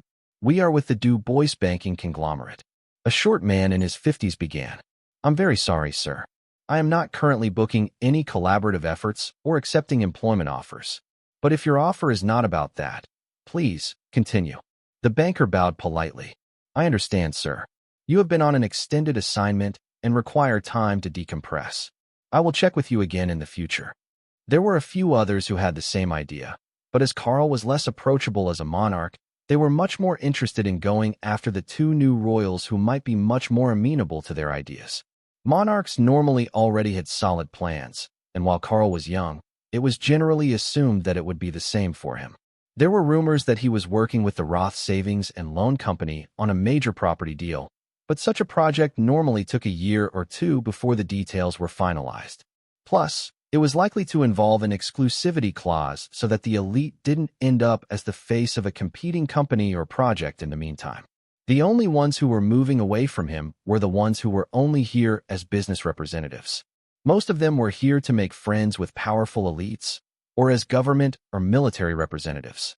Karl found a familiar face in the crowd and went over to say hello. "Director Jones of Military Finance, wasn't it?" he asked. "You have an impeccable memory, Your Majesty." The bureaucrat replied. "The whole Your Majesty thing is a bit excessive." Karl laughed. "Certainly, Lord Karl. I heard that you were on quite the adventure and missed most of the chaos of recent days." "Indeed. But not all of it. I got to see some in person while I was out of the country. But I'm more interested in your job. How is the finance and supply situation with all of the additional anomalies and monster spawns?" Karl asked. "How did you know that the spawn rate was up? We hadn't made that public yet. I know a little about how it started and why. So it's only natural that it would increase here as well. At least we haven't been inundated with new dungeons. If that had been the case, we would have been in much more trouble than even Newbon with their commander-rank dungeons and newfound influx of monster spawns. I won't bore you with all the details, but it was quite the shock to them. Bored wouldn't be the word that the director would choose, but he was an accountant, not an elite or any sort of soldier." Karl caught a blur of motion in his peripheral vision just before he felt something bounce off his armor. It hadn't made it past eternal lightning, but it was clearly an attack, and Karl turned to see who would be so brave. The situation almost looked calm and normal, but soul sight revealed Overlord Neil dragging someone out of the crowd while invisible. On the ground, Karl found a small metal needle that radiated magic. That must have been the projectile weapon, so he picked it up and put it in Remy's space, wrapped in a large leaf, so she didn't get poked accidentally. As soon as he stopped focusing on it, the needle disappeared, marking it as the creation of a skill, not an enchanted object. Oh, someone is brave. Do you think that there are more of them? Ray asked in his mind as she realized what had happened. Where there is one, there are three. Well, that is about earth mice in the house, but I think it works for other sorts of vermin as well. How do we know which ones are which? Can I just kill them all for safety? No, some of them are important and useful. The Inquisitor should take care of the situation, but don't let any sketchy people near the ladies. It took all of 3 seconds for Kara to take that literally. A rather sleazy-looking businessman was getting too handsy with Ophelia for her liking, and the Void Badger grabbed him by the legs, spun him in a full circle, then body-slammed him. The whoosh of air leaving the man's body, then the pained wheeze, had a few people laughing discreetly behind their hands. But the ones who hadn't seen the start were concerned that Kara had gone feral. But the way that she was rubbing his face in the dirt made it clear after a few seconds that this was personal. Kara, you can let him up. I think he will promise to keep his hands to himself. Kara got off him, then wandered over and took something from a nearby woman's purse. The wealthy executive was shocked at the fact she had just been so casually mugged by a royal rank beast, but Kara gave back the purse and only kept one small item in her mouth. What have you got there? Ophelia asked. It's a barbecue sauce package? No, you can't barbecue him. I don't think that he would even taste good. Ophelia laughed. That was the last straw for the humiliated pervert. He bolted out of the meeting and began running for the questionable safety of the nearby buildings. The event lightened the mood of the meeting, though some were highly concerned about the actual safety of having the beasts around. After all, Kara had threatened to eat someone, and even Thor was large enough to accidentally crush someone to death. Sure, he had elites loving on him and rubbing his scales, but a casual collision with him would be like walking in front of a car. Overlord Neil returned after a few minutes of socialization, smelling faintly of human blood, and motioned for Karl to join him. Karl followed him to the edge of the green space and into one of the signature marble buildings that were all over the capital, and realized that this one was actually familiar. It was identical to the Inquisition-holding building in design, but not in interior decoration. It might serve the same purpose, but the upper level looked more like the lobby of an upscale hotel. Monarch, if you don't mind a short chat. Neil began, with a gesture to a door labeled Conference Room C. Karl followed him in, and felt a spell activate as the door closed.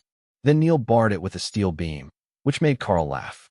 The door was made of solid oak, but he could kick it clear across the lobby, so the bar wasn't for either of them, just to keep nosy people out. First off, welcome back. It's good to see you again, and quite the shock to see how you have advanced. But more pressing is not the known fact that you are a savant, but the fact that your entire group are now royals. You have no idea how much of a stir it caused among the leadership when the Archbishop returned and casually informed everyone that your group were all now royals. Of course, he's so busy with other duties that he was most likely never informed that they were all ascended a year ago. But for those of us with more time to be familiar with such things, it has raised plenty of questions.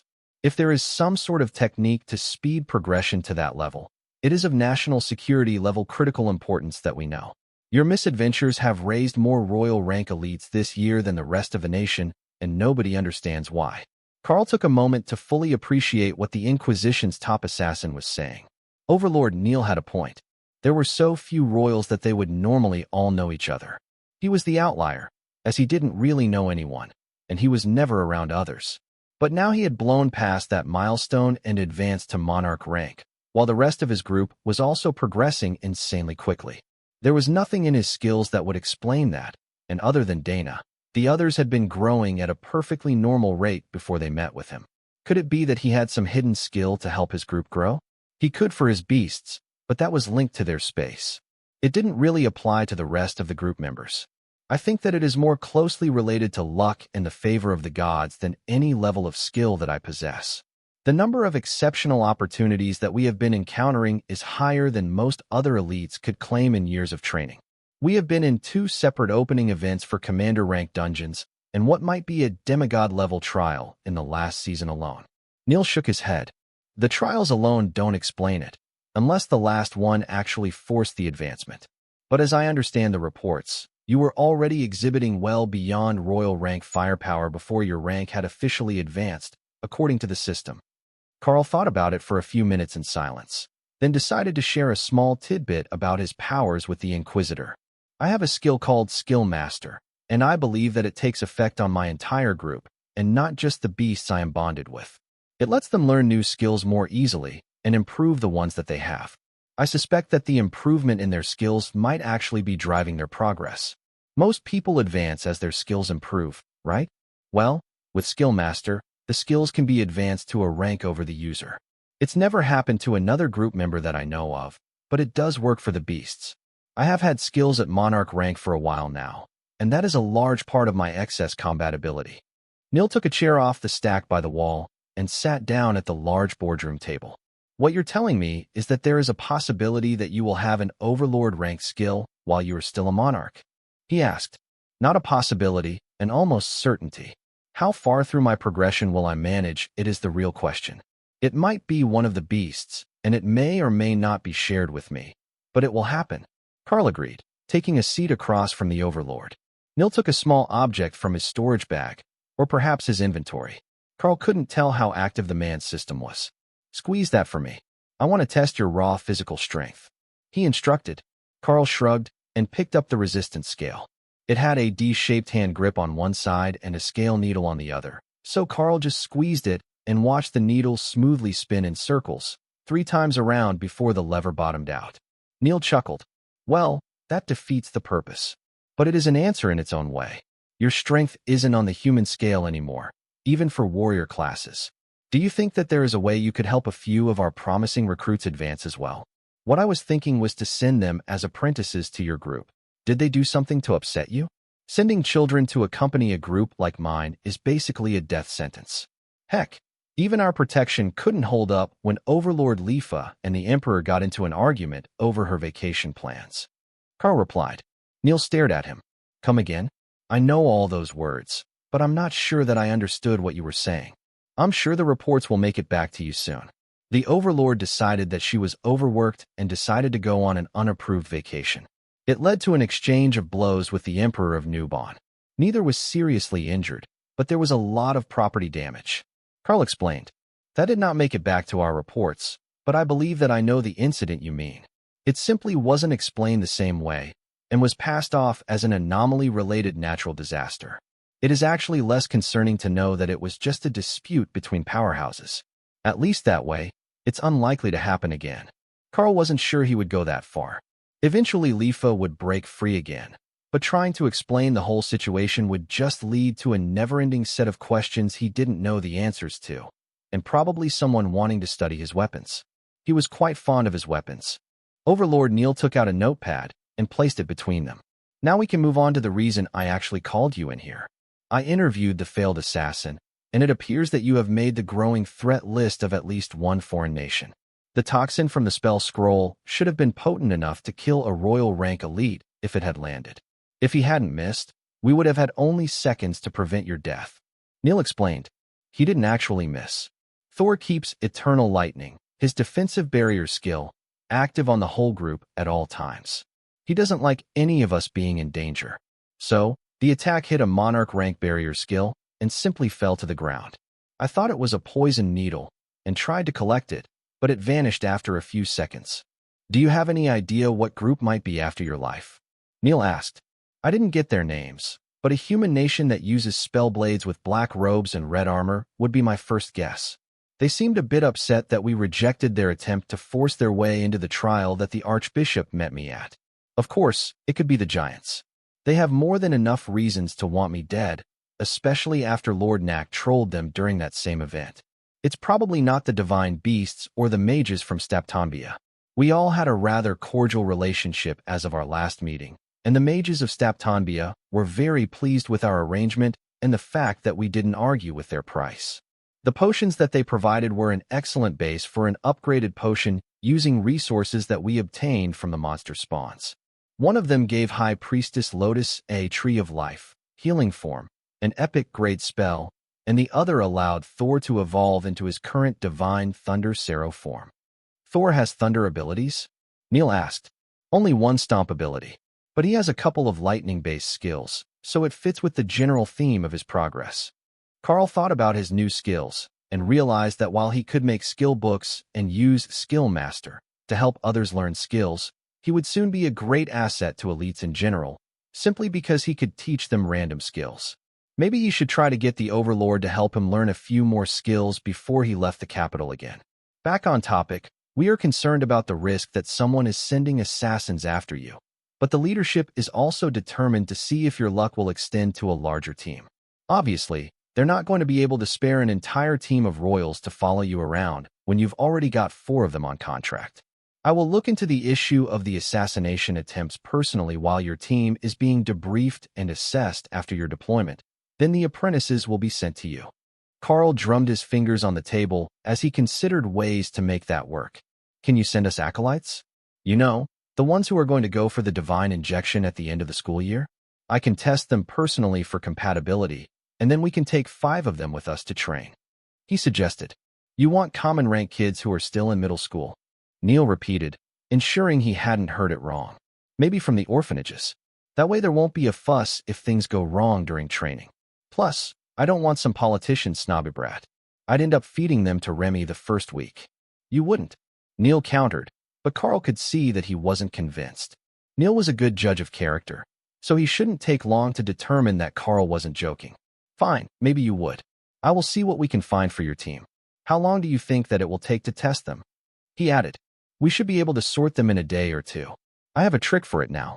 The cleric classes might be a bit harder, but the acolytes for me, Dana and Ophelia, should be easier. I can probably verify their compatibility right away. Neil made a note for himself, then gave Karl an expectant look. What can you tell me about what happened to you and Lord Nacht in the trial? The Black Dragon was somewhat less than forthcoming with details. Karl chuckled. I can see how that would happen. He's not the greatest fan of humans in general, but he seems to be fond of you. I'm possibly the least humanish human that you will ever meet, though.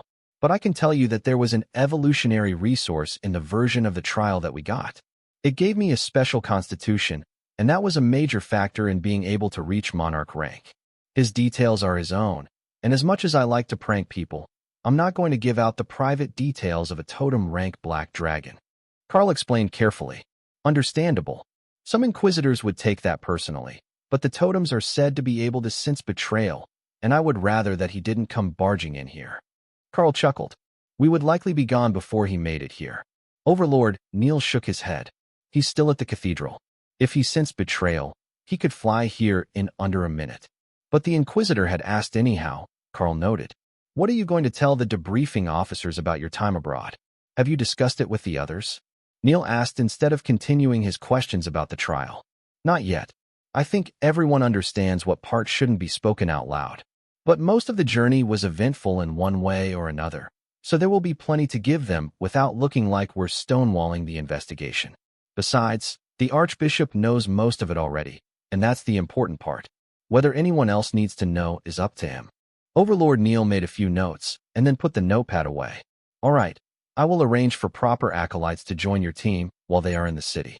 I am looking forward to great results from you, and I will try to keep the annoyances away while you're all settling back into the civilized life for a bit. Is there anything else that you're going to need right away, other than somewhere to stay? That has already been arranged, of course. The Archbishop wants your team close, so he has arranged rooms at the cathedral. Karl laughed. It's always the cathedral when we come to the capital. If I was there any more often, I would end up with my own room. That can likely be arranged. There is a separate building for high-ranking elites, next to the Inquisition dorms. You're a monarch now, so it wouldn't be unusual for you to rent a room there to always have a place to stay in the capital. Even Johann and Ahmad have rooms there, though they also have houses nearby. Neil explained. Oh, that does sound like a good plan. I will have to find out the costs and arrange something. The dorms in the cathedral aren't terrible, but the lights-out policy is a bit strict. The rogue laughed at Karl's complaints. Indeed, the cathedral did shut down very early so that the pious could pray in silence for a few hours before sleeping. But if you weren't on a pilgrimage, it was an extremely early bedtime. Why don't I call them over now? There should be someone on duty.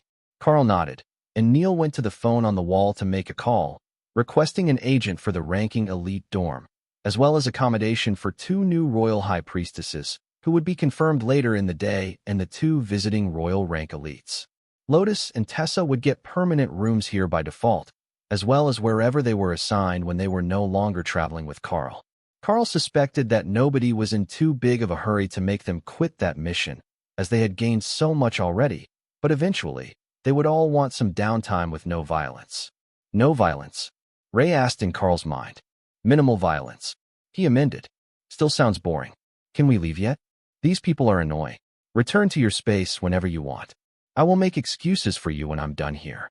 That was all the motivation that they needed, and everyone but Kara was back in their space within seconds. Even Thor. That part was surprising, but the Sero looked harassed and ready for a nap. You all right, buddy? Karl asked. Flash photography is evil. Thor replied as he sunk his head into the pond lined with holy stones. That explained a lot. Thor loved people, but like all beasts, his eyes were sensitive, and if they had been taking constant photos in his direction with the flash on, he would have a terrible headache by now.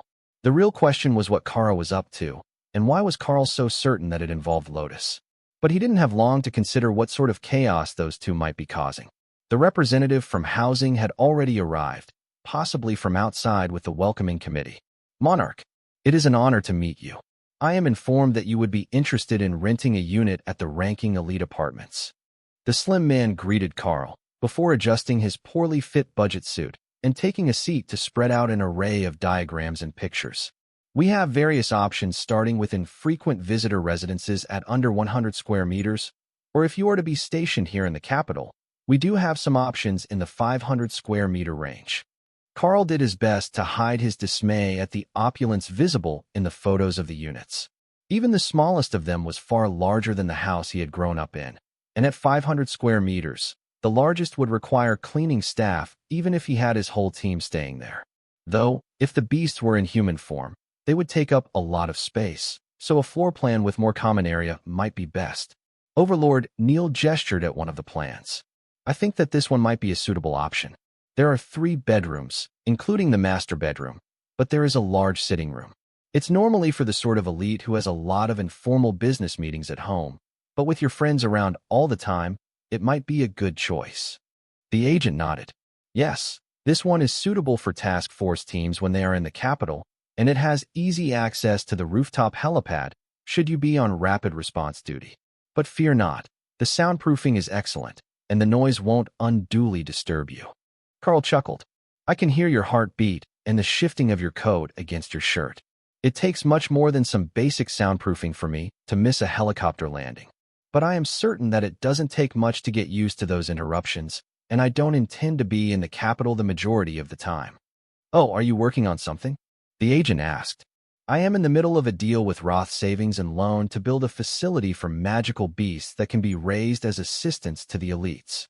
Karl explained. Fascinating. I know that many of the ranger classes struggle to find just the right partner. However, as I am not one myself, I am not privy to all the details. That's fine. It's not really relevant to this deal anyhow. Oh, get the one with the huge bathroom with the hot tub. I want that one. Remy insisted. Yes, a gigantic tub is what we need. Ray agreed. Karl gestured to the floor plan.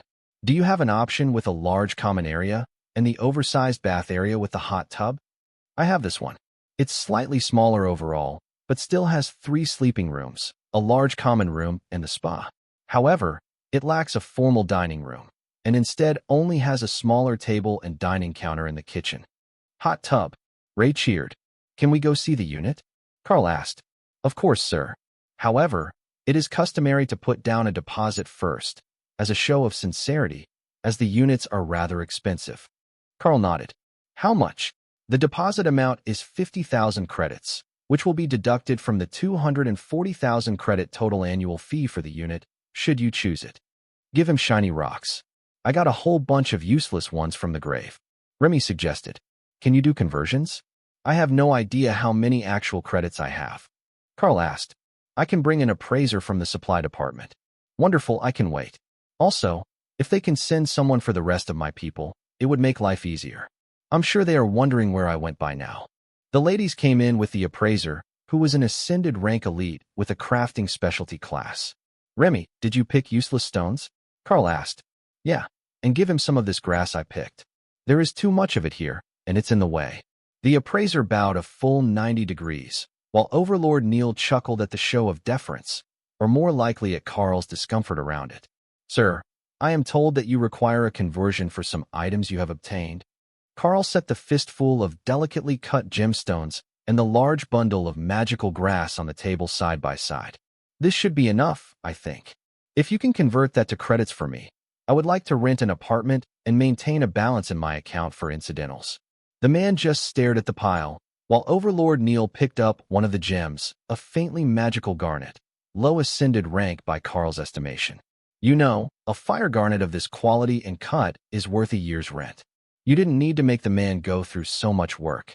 The Overlord was staring at the gem with what looked like lust and examining it with the practiced movements of a jeweler. Or perhaps a jewel thief. Many rogue-class elites had a questionable past. Karl shrugged. I never exchange anything, I didn't know. But if that's the case, you can keep that one for your assistance, and we can convert these two for credits, plus the pile of herbs. The appraiser looked at the pile of herbs with great concern. Are you certain that you wish to trade all of this? Make them go away. Those are the trash stalks that I pruned so much better ones would grow, or to clear space. Remy agreed. Yes, those are the lower-grade cast-offs that I don't need anymore. The man seemed to freeze and began breathing too fast for a few seconds before Lotus cast something on him. Panic attack. He should be all right with a calming spell on him. She explained. Sir, those stocks are all commander rank, and they're worth nearly 20,000 credits each. The appraiser stammered. Do you regret picking the gem now? Karl Mock whispered to Overlord Neil. Not at all. I don't need spirit grass for anything. But magic-type classes like the appraiser go all googly over it. You should see if you can get some potions made with the portion you kept.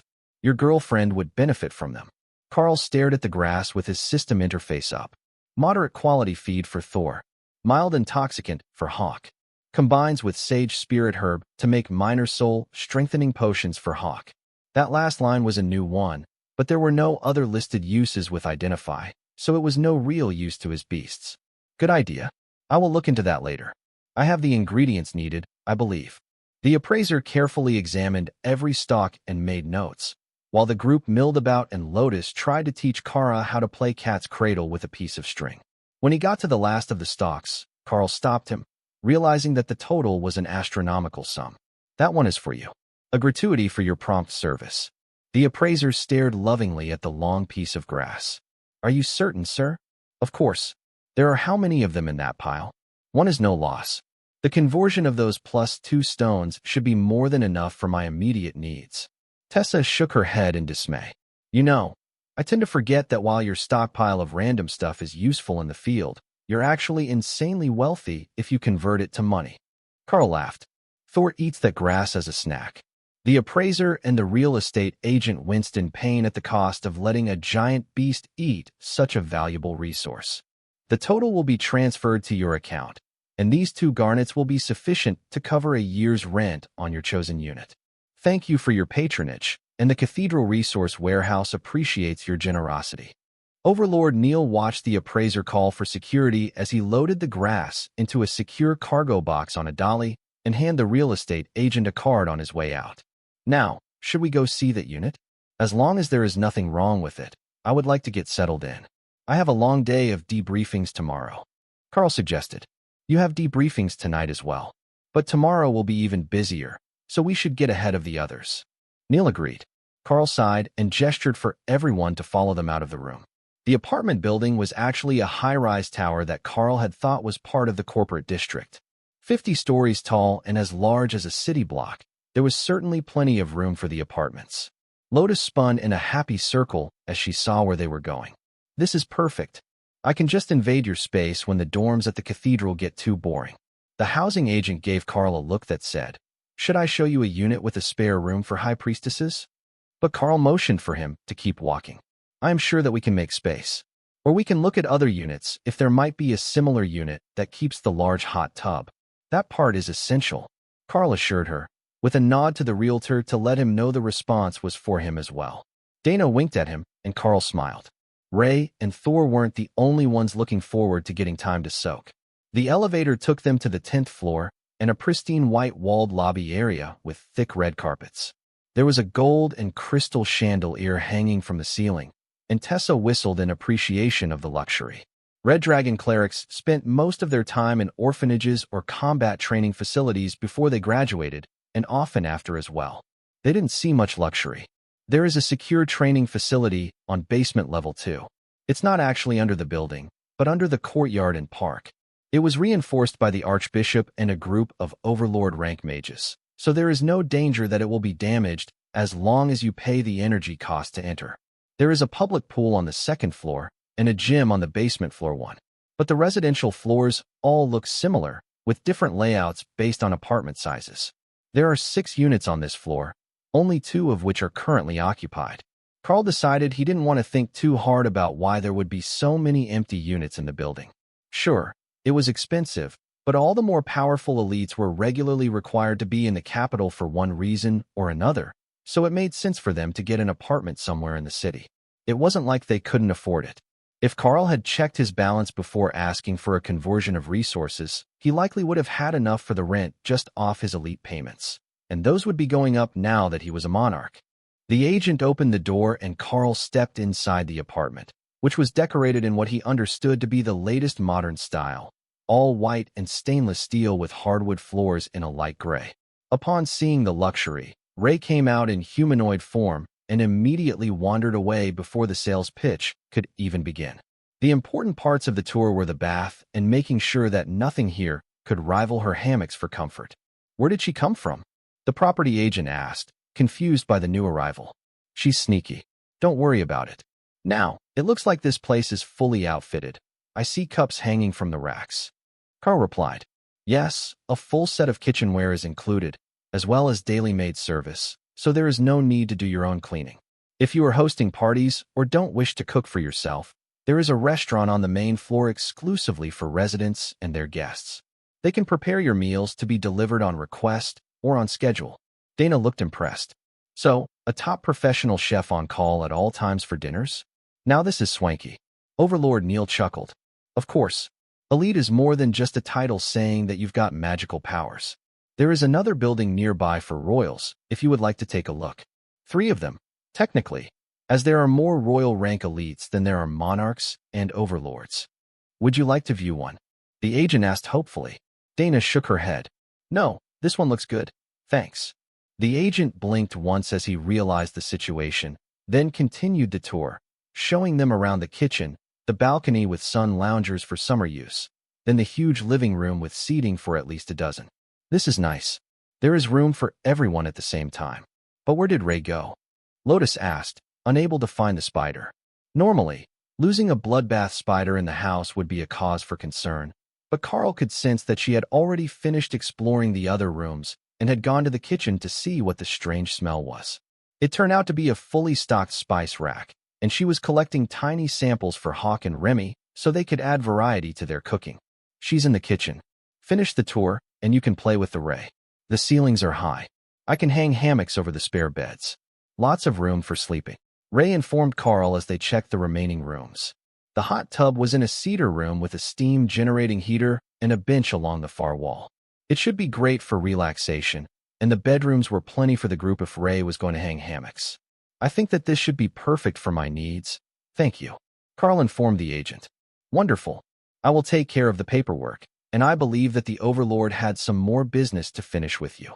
Neil nodded. Not me in particular, but the Inquisition, plus the Bureau, and the Army Strategic Intelligence Agency would all like to have a nice chat with you tonight, while the details are still fresh in your mind. All right, you might as well send them all in. We can split up and everyone talks to someone at the same time. Or do we need to do this in the secure rooms? Karl asked. No need for that. Once you are over commander rank, almost all of this becomes a formality. Even if they suspected that you were likely to go rogue, it's not like they would try to imprison you. They'd just send me after you. I want a chance to play with the stabby Overlord. Ray demanded. Maybe later. He lives nearby, so we can try to convince him to train with you in the gym to help you learn new combat skills. Neil noticed the puppy eyes attempt that Ray was making from the kitchen and turned to Karl for answers. I don't get what she's pleading for. I'm not going to let her torture the representatives, he whispered. Karl chuckled. That's not it. She wants to train with you in the gym before we have to go. It's a great way for her to learn new skills if I'm there to supervise and use my skills on her directly. It's so rare that we see someone who has compatible skills that are an improvement for her. But you're an overlord rank rogue. You have to know at least a few. Neil laughed. All right.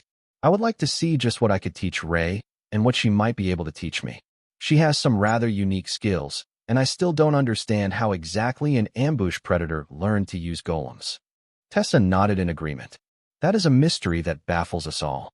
But somehow, after seeing multiple different ways of casting golems, she came up with a way that works for her. It's brilliant and terrifying, but it's an incredible sign of what she might be capable of in the future. She already knows how to shadow step, create earth magic barriers to create her own portable shadows for better mobility, summon golems, and use lacerate to increase the bleeding, so she has a constant supply of blood. There really aren't all that many more things that a bloodbath spider could need for her perfect arsenal, except a few high-output ambush attacks, and possibly a form of invisibility that is better than her natural camouflage skills. Ray snuck over from the kitchen. You are taking too small of a view of things. I have almost mastered this skill to become bipedal now, and once I do that, I will need skills to pretend to be other people. Neil smiled at the ambitious beast. Oh, and why is that? Nobody will ever expect it if their friends and family are the ones that walk up and dice them into snack-sized cubes. Ray announced proudly. Neil nodded. I agree. We took too small of a view of things. Why hide when you can stand beside them like a friend in the darkness until it's time not to? That's actually a common infiltration technique for some of the intelligence service rogues. If you don't mind that they aren't as powerful as you are, perhaps we could invite a few of them over to help you master the art of disguise. Nope. I don't see any way that this could end badly. Ophelia muttered to herself. Ray nodded. Exactly. All the outcomes are good. By the end of the evening, after the basics of everyone's current skills and combat status, as well as the major details of their recent adventures had been relayed to every applicable agency, and all of the same questions had been answered 5 times, everyone in Karl's group was thoroughly ready for a nap. Overlord Neil had gone to his apartment hours earlier, leaving them with Colonel Valerie and the representatives of the government and military. Neither of them was particularly annoying on an individual basis. They just had to individually verify all of the reports, separate from any influence by the other party members. That meant that they were spread through every room of the house to get their answers, and everyone had to repeat everything for their assigned interviewer.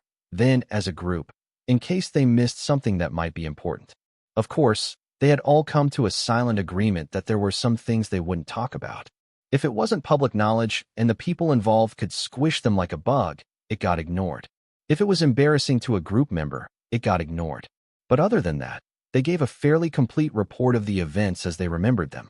The real saving grace was that Lord Nacht had brought a report from the Divine Beast Nation with him when he arrived nearly a day earlier than they had, and that outlined the parts which had happened in the Bruised Temple, at least in a vague way. So, while the interviewers were confused about the part where they were providing what sounded like daycare services for the acolytes, at least Karl didn't have to go into great detail about how that had come about, or why they had agreed to be sent to the Nubon Empire in the first place. They simply said that it was an order from the Archbishop, and nobody questioned that fact. Colonel Valerie put her pen down as she finished summarizing all of the notes that she had collected. All right, I think that we have everything that we need from you today. I have been informed that you will be receiving a visit from the mental health professionals tomorrow, and that there should be some acolytes brought to you for a training program being overseen by the Inquisition. Those students should arrive later in the day, and I am looking forward to seeing what sort of results might come from the partnership. She declared, You and me both. I think that letting them spend time training with the team should have significant effects on their growth, and there is some hope that we might be able to trigger a system awakening for them naturally, without the use of an anomaly like the orb. The colonel sighed and rubbed the tension out of the back of her neck. Don't remind me of that nightmare. It was open for 4 entire days before it ran out of energy and the ruins vanished. Nearly every elite over the rank of Ascended was sent there to attempt to advance their class marking by the time that it had vanished, and the more we sent, the more confused the situation got. Most of the stronger ones could advance, but few of the weaker ones. Even with the same skills, different ranks didn't get the same options, and now we've got dozens of new class markings to collect data on. Karl shrugged. At least the new classes will have more of a system interface, so they can tell you all about the class skills, the skill tree, and any other benefits that they get. It's a huge victory for the record keepers, as they now get to file data for the next group of young elites, so there are fewer cases of unknown markings. Tessa winked at the haggard colonel. Plus, you can pass it all off to the Blue Dragons and let them do all the recording and analysis, then just read their summaries to guide next year's training. The academy should be nearly through the school year, right? We lost some time in an anomaly, so I'm not quite adjusted yet. Colonel Valerie nodded. Yes, the next intake is coming soon. They will advance at the end of the standard school year, and that's in just over a month. But this round will be somewhat different from the previous ones, as we have a new technique.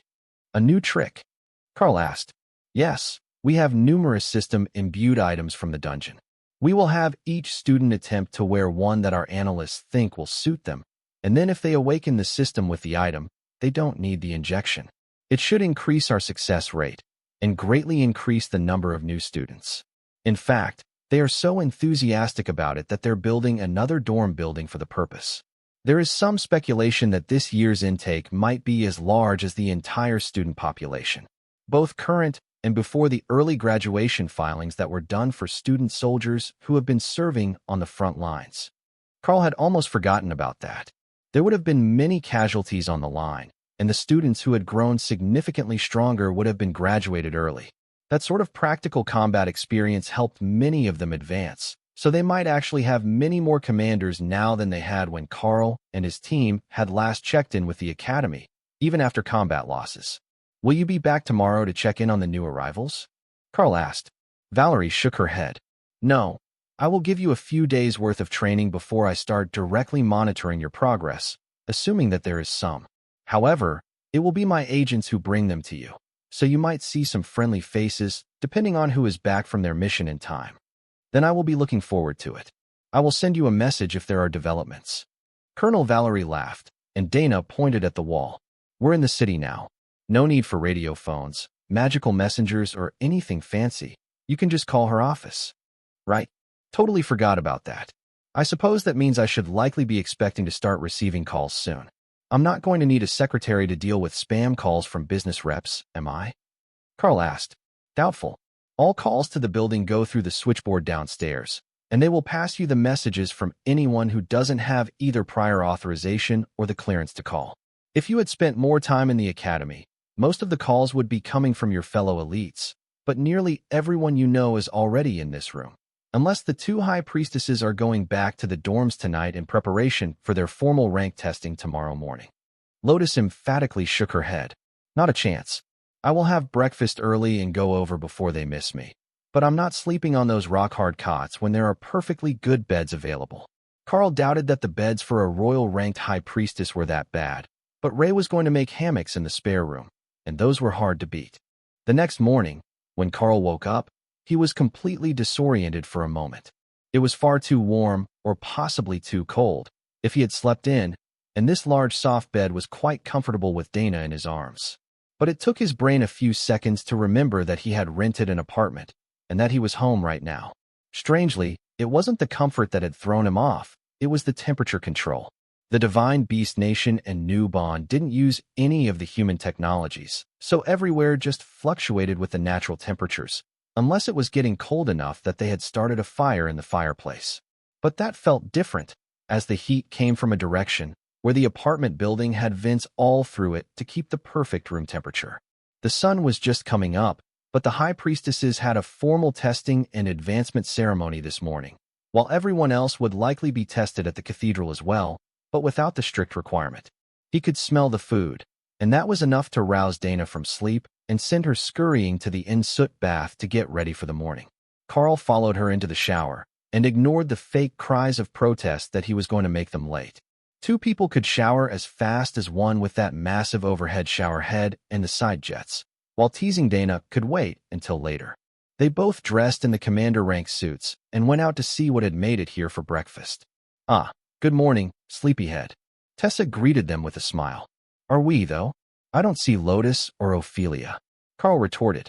In the shower still. I had the kitchen send up some food before our test. We have pancakes, eggs, battered fried toast, an assortment of toppings and meats. The way she said the last was with great disappointment, and Karl realized that the breakfast meat was just regular sausages and ham slices. While they were very high-quality meats, they were not the commander and royal rank meats that the group had gotten used to. The energy content would be a small fraction of the usual, and mostly, it would just be filler. Do we have time to cook more? Or should I just have Hawk roast something? Karl asked. Hawk's flame control was impeccable, and it wouldn't be hard for him to fry them something to eat. We can have a heavier meal later. We need to eat fairly quickly if we're going to make it over to the cathedral on time. I asked the staff when they brought the food, and there is a shuttle that can bring us there instead of walking. However, it looks like it's just a golf cart, and I'm not sure whether that's faster than going on foot. The other two came out still wet from the shower and in their best formal clothes, Lotus High Priestess robes, and Ophelia's commander rank suit. You know, we really should have Ray make us something fancy for future engagements. Fortunately for the three of us, we will be changing to the white visitor robes when we get to the cathedral. Karl laughed. Or we can go shopping. We're in the capital now, and there are all sorts of high-fashion shops around. Even if we each bought an entire wardrobe, it would come to a fraction of what it cost to rent this apartment for the year. Dana reminded him. Ray's sense of disapproval was strong in Karl's mind. Many of those outfits, especially suits and shirts, were made with someone else's silk. That was not acceptable. Anything that's not silk. Ray wouldn't be happy about that. Karl explained to the others. Got it. So, we have an advancement trial, then likely a meeting, and then we can go shopping before they bring over our new acolytes. Remind me again why we thought that was a good idea? Dana asked. Because there is a chance that I can teach them skills and help them awaken the system more fully. The Inquisition is intrigued by the possibility that having experienced elites train acolytes might help them grow faster, the way that the private tutors in the school do for promising students. It will help build bonds between generations of elites and build the strength of the nation. But mostly, it's because my skills are so odd, and they already heard from Knack that my training is exceptionally helpful to young beasts. Karl explained. Tessa finished a mouthful of pancake. So, because you can train young beasts and beastkin, they think you might be able to train human children? Do you even have a plan for that? Karl smirked. Of course I do. I believe that I can teach each of them at least one skill that will suit their personality. And then we can test them to see if they really will advance faster right from the start with our help. There were numerous options when I went to advance, like nearly a dozen. So, even if they wanted to be bonded to a beast, it might not make them like me.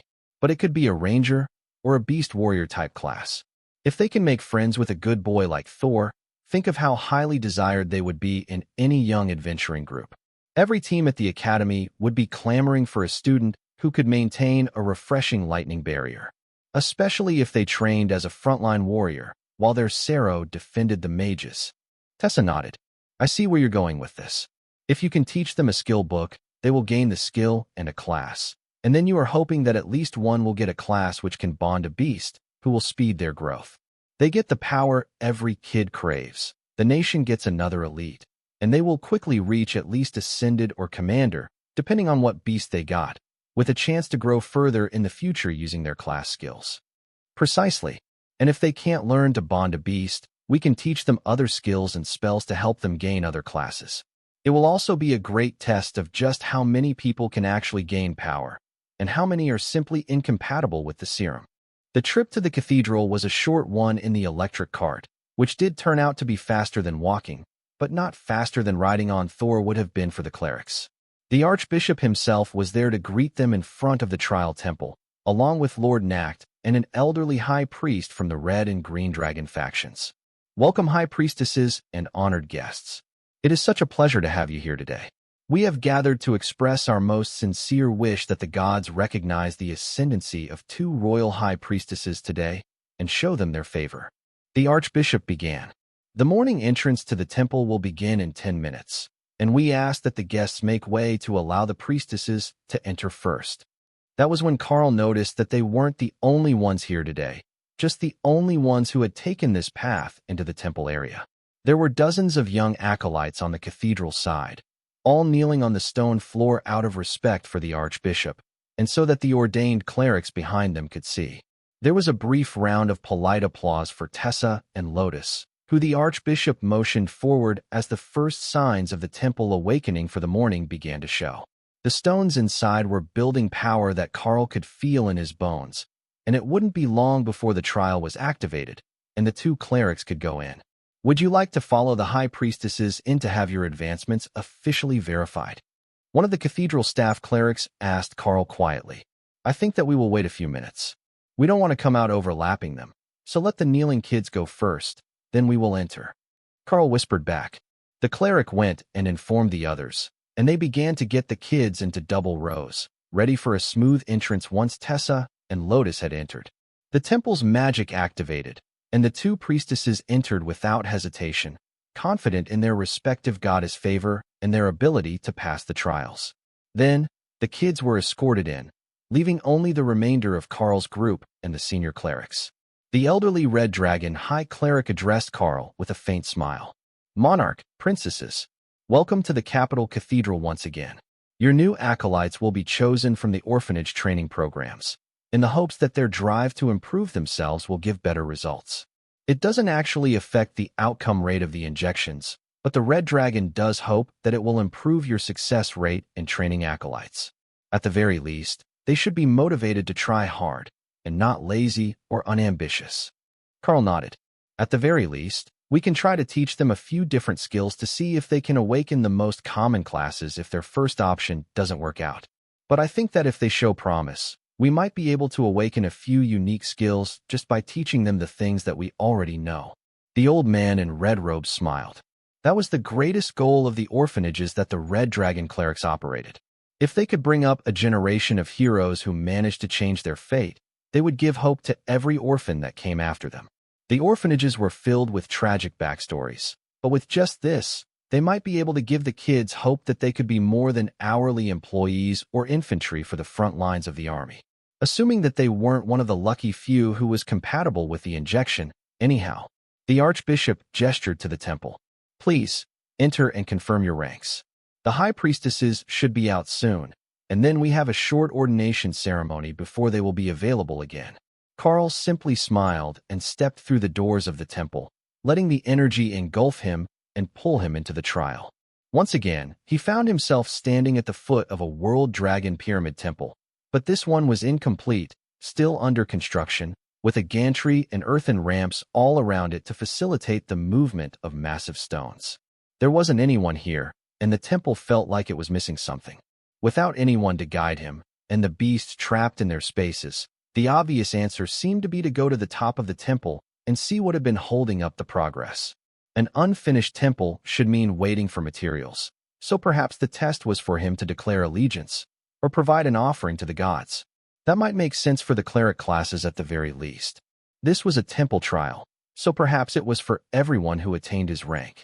So, he made his way to where the construction was ongoing, using the smooth ramps that had been made to move the stones, and examined the ongoing construction.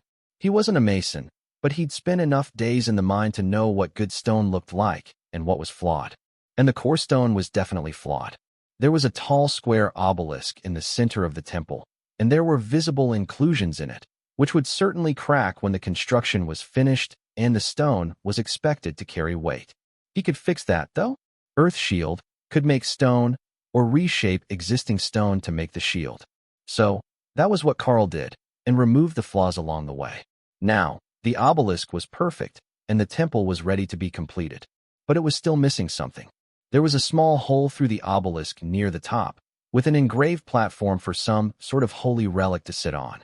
It would be buried within the temple, but it would serve as the core for the sanctified ground effect. Every temple had one, though it was normally in a case behind the altar, where visitors could admire the holy relic. The great question was, what did he have that might qualify as a holy relic for a temple? He had some holy stones in Thor's space, but that likely didn't qualify. Maybe it should be something system-related? He had a number of system-linked reward items. But he could do better than that. He was certain of it. He had Skill Merger, which would let him make a whole new skill, and Skill Book, to write it out. So, If he made the very best skill that he could manage and put the book there, it should count as an epic grade, monarch rank system blessed item. That had to be better than picking stuff from his inventory. Karl did hope that this wasn't expected to be a short process, though, because making a new skill could take some time, and then learning to make one that could be made into a skill book with the materials that he had available would take even longer. Perhaps this wasn't the right way forward, given how long it would take. But it felt right, and if it felt right, then it most likely was right. I'd love to hear from you. Thanks so much for watching. Did you enjoy this video? If you did, make sure to hit that notification bell so you never miss an update. And don't forget to subscribe and give this video a big thumbs up. Your support means the world to me, and I can't wait to see you in the next one. Thank you.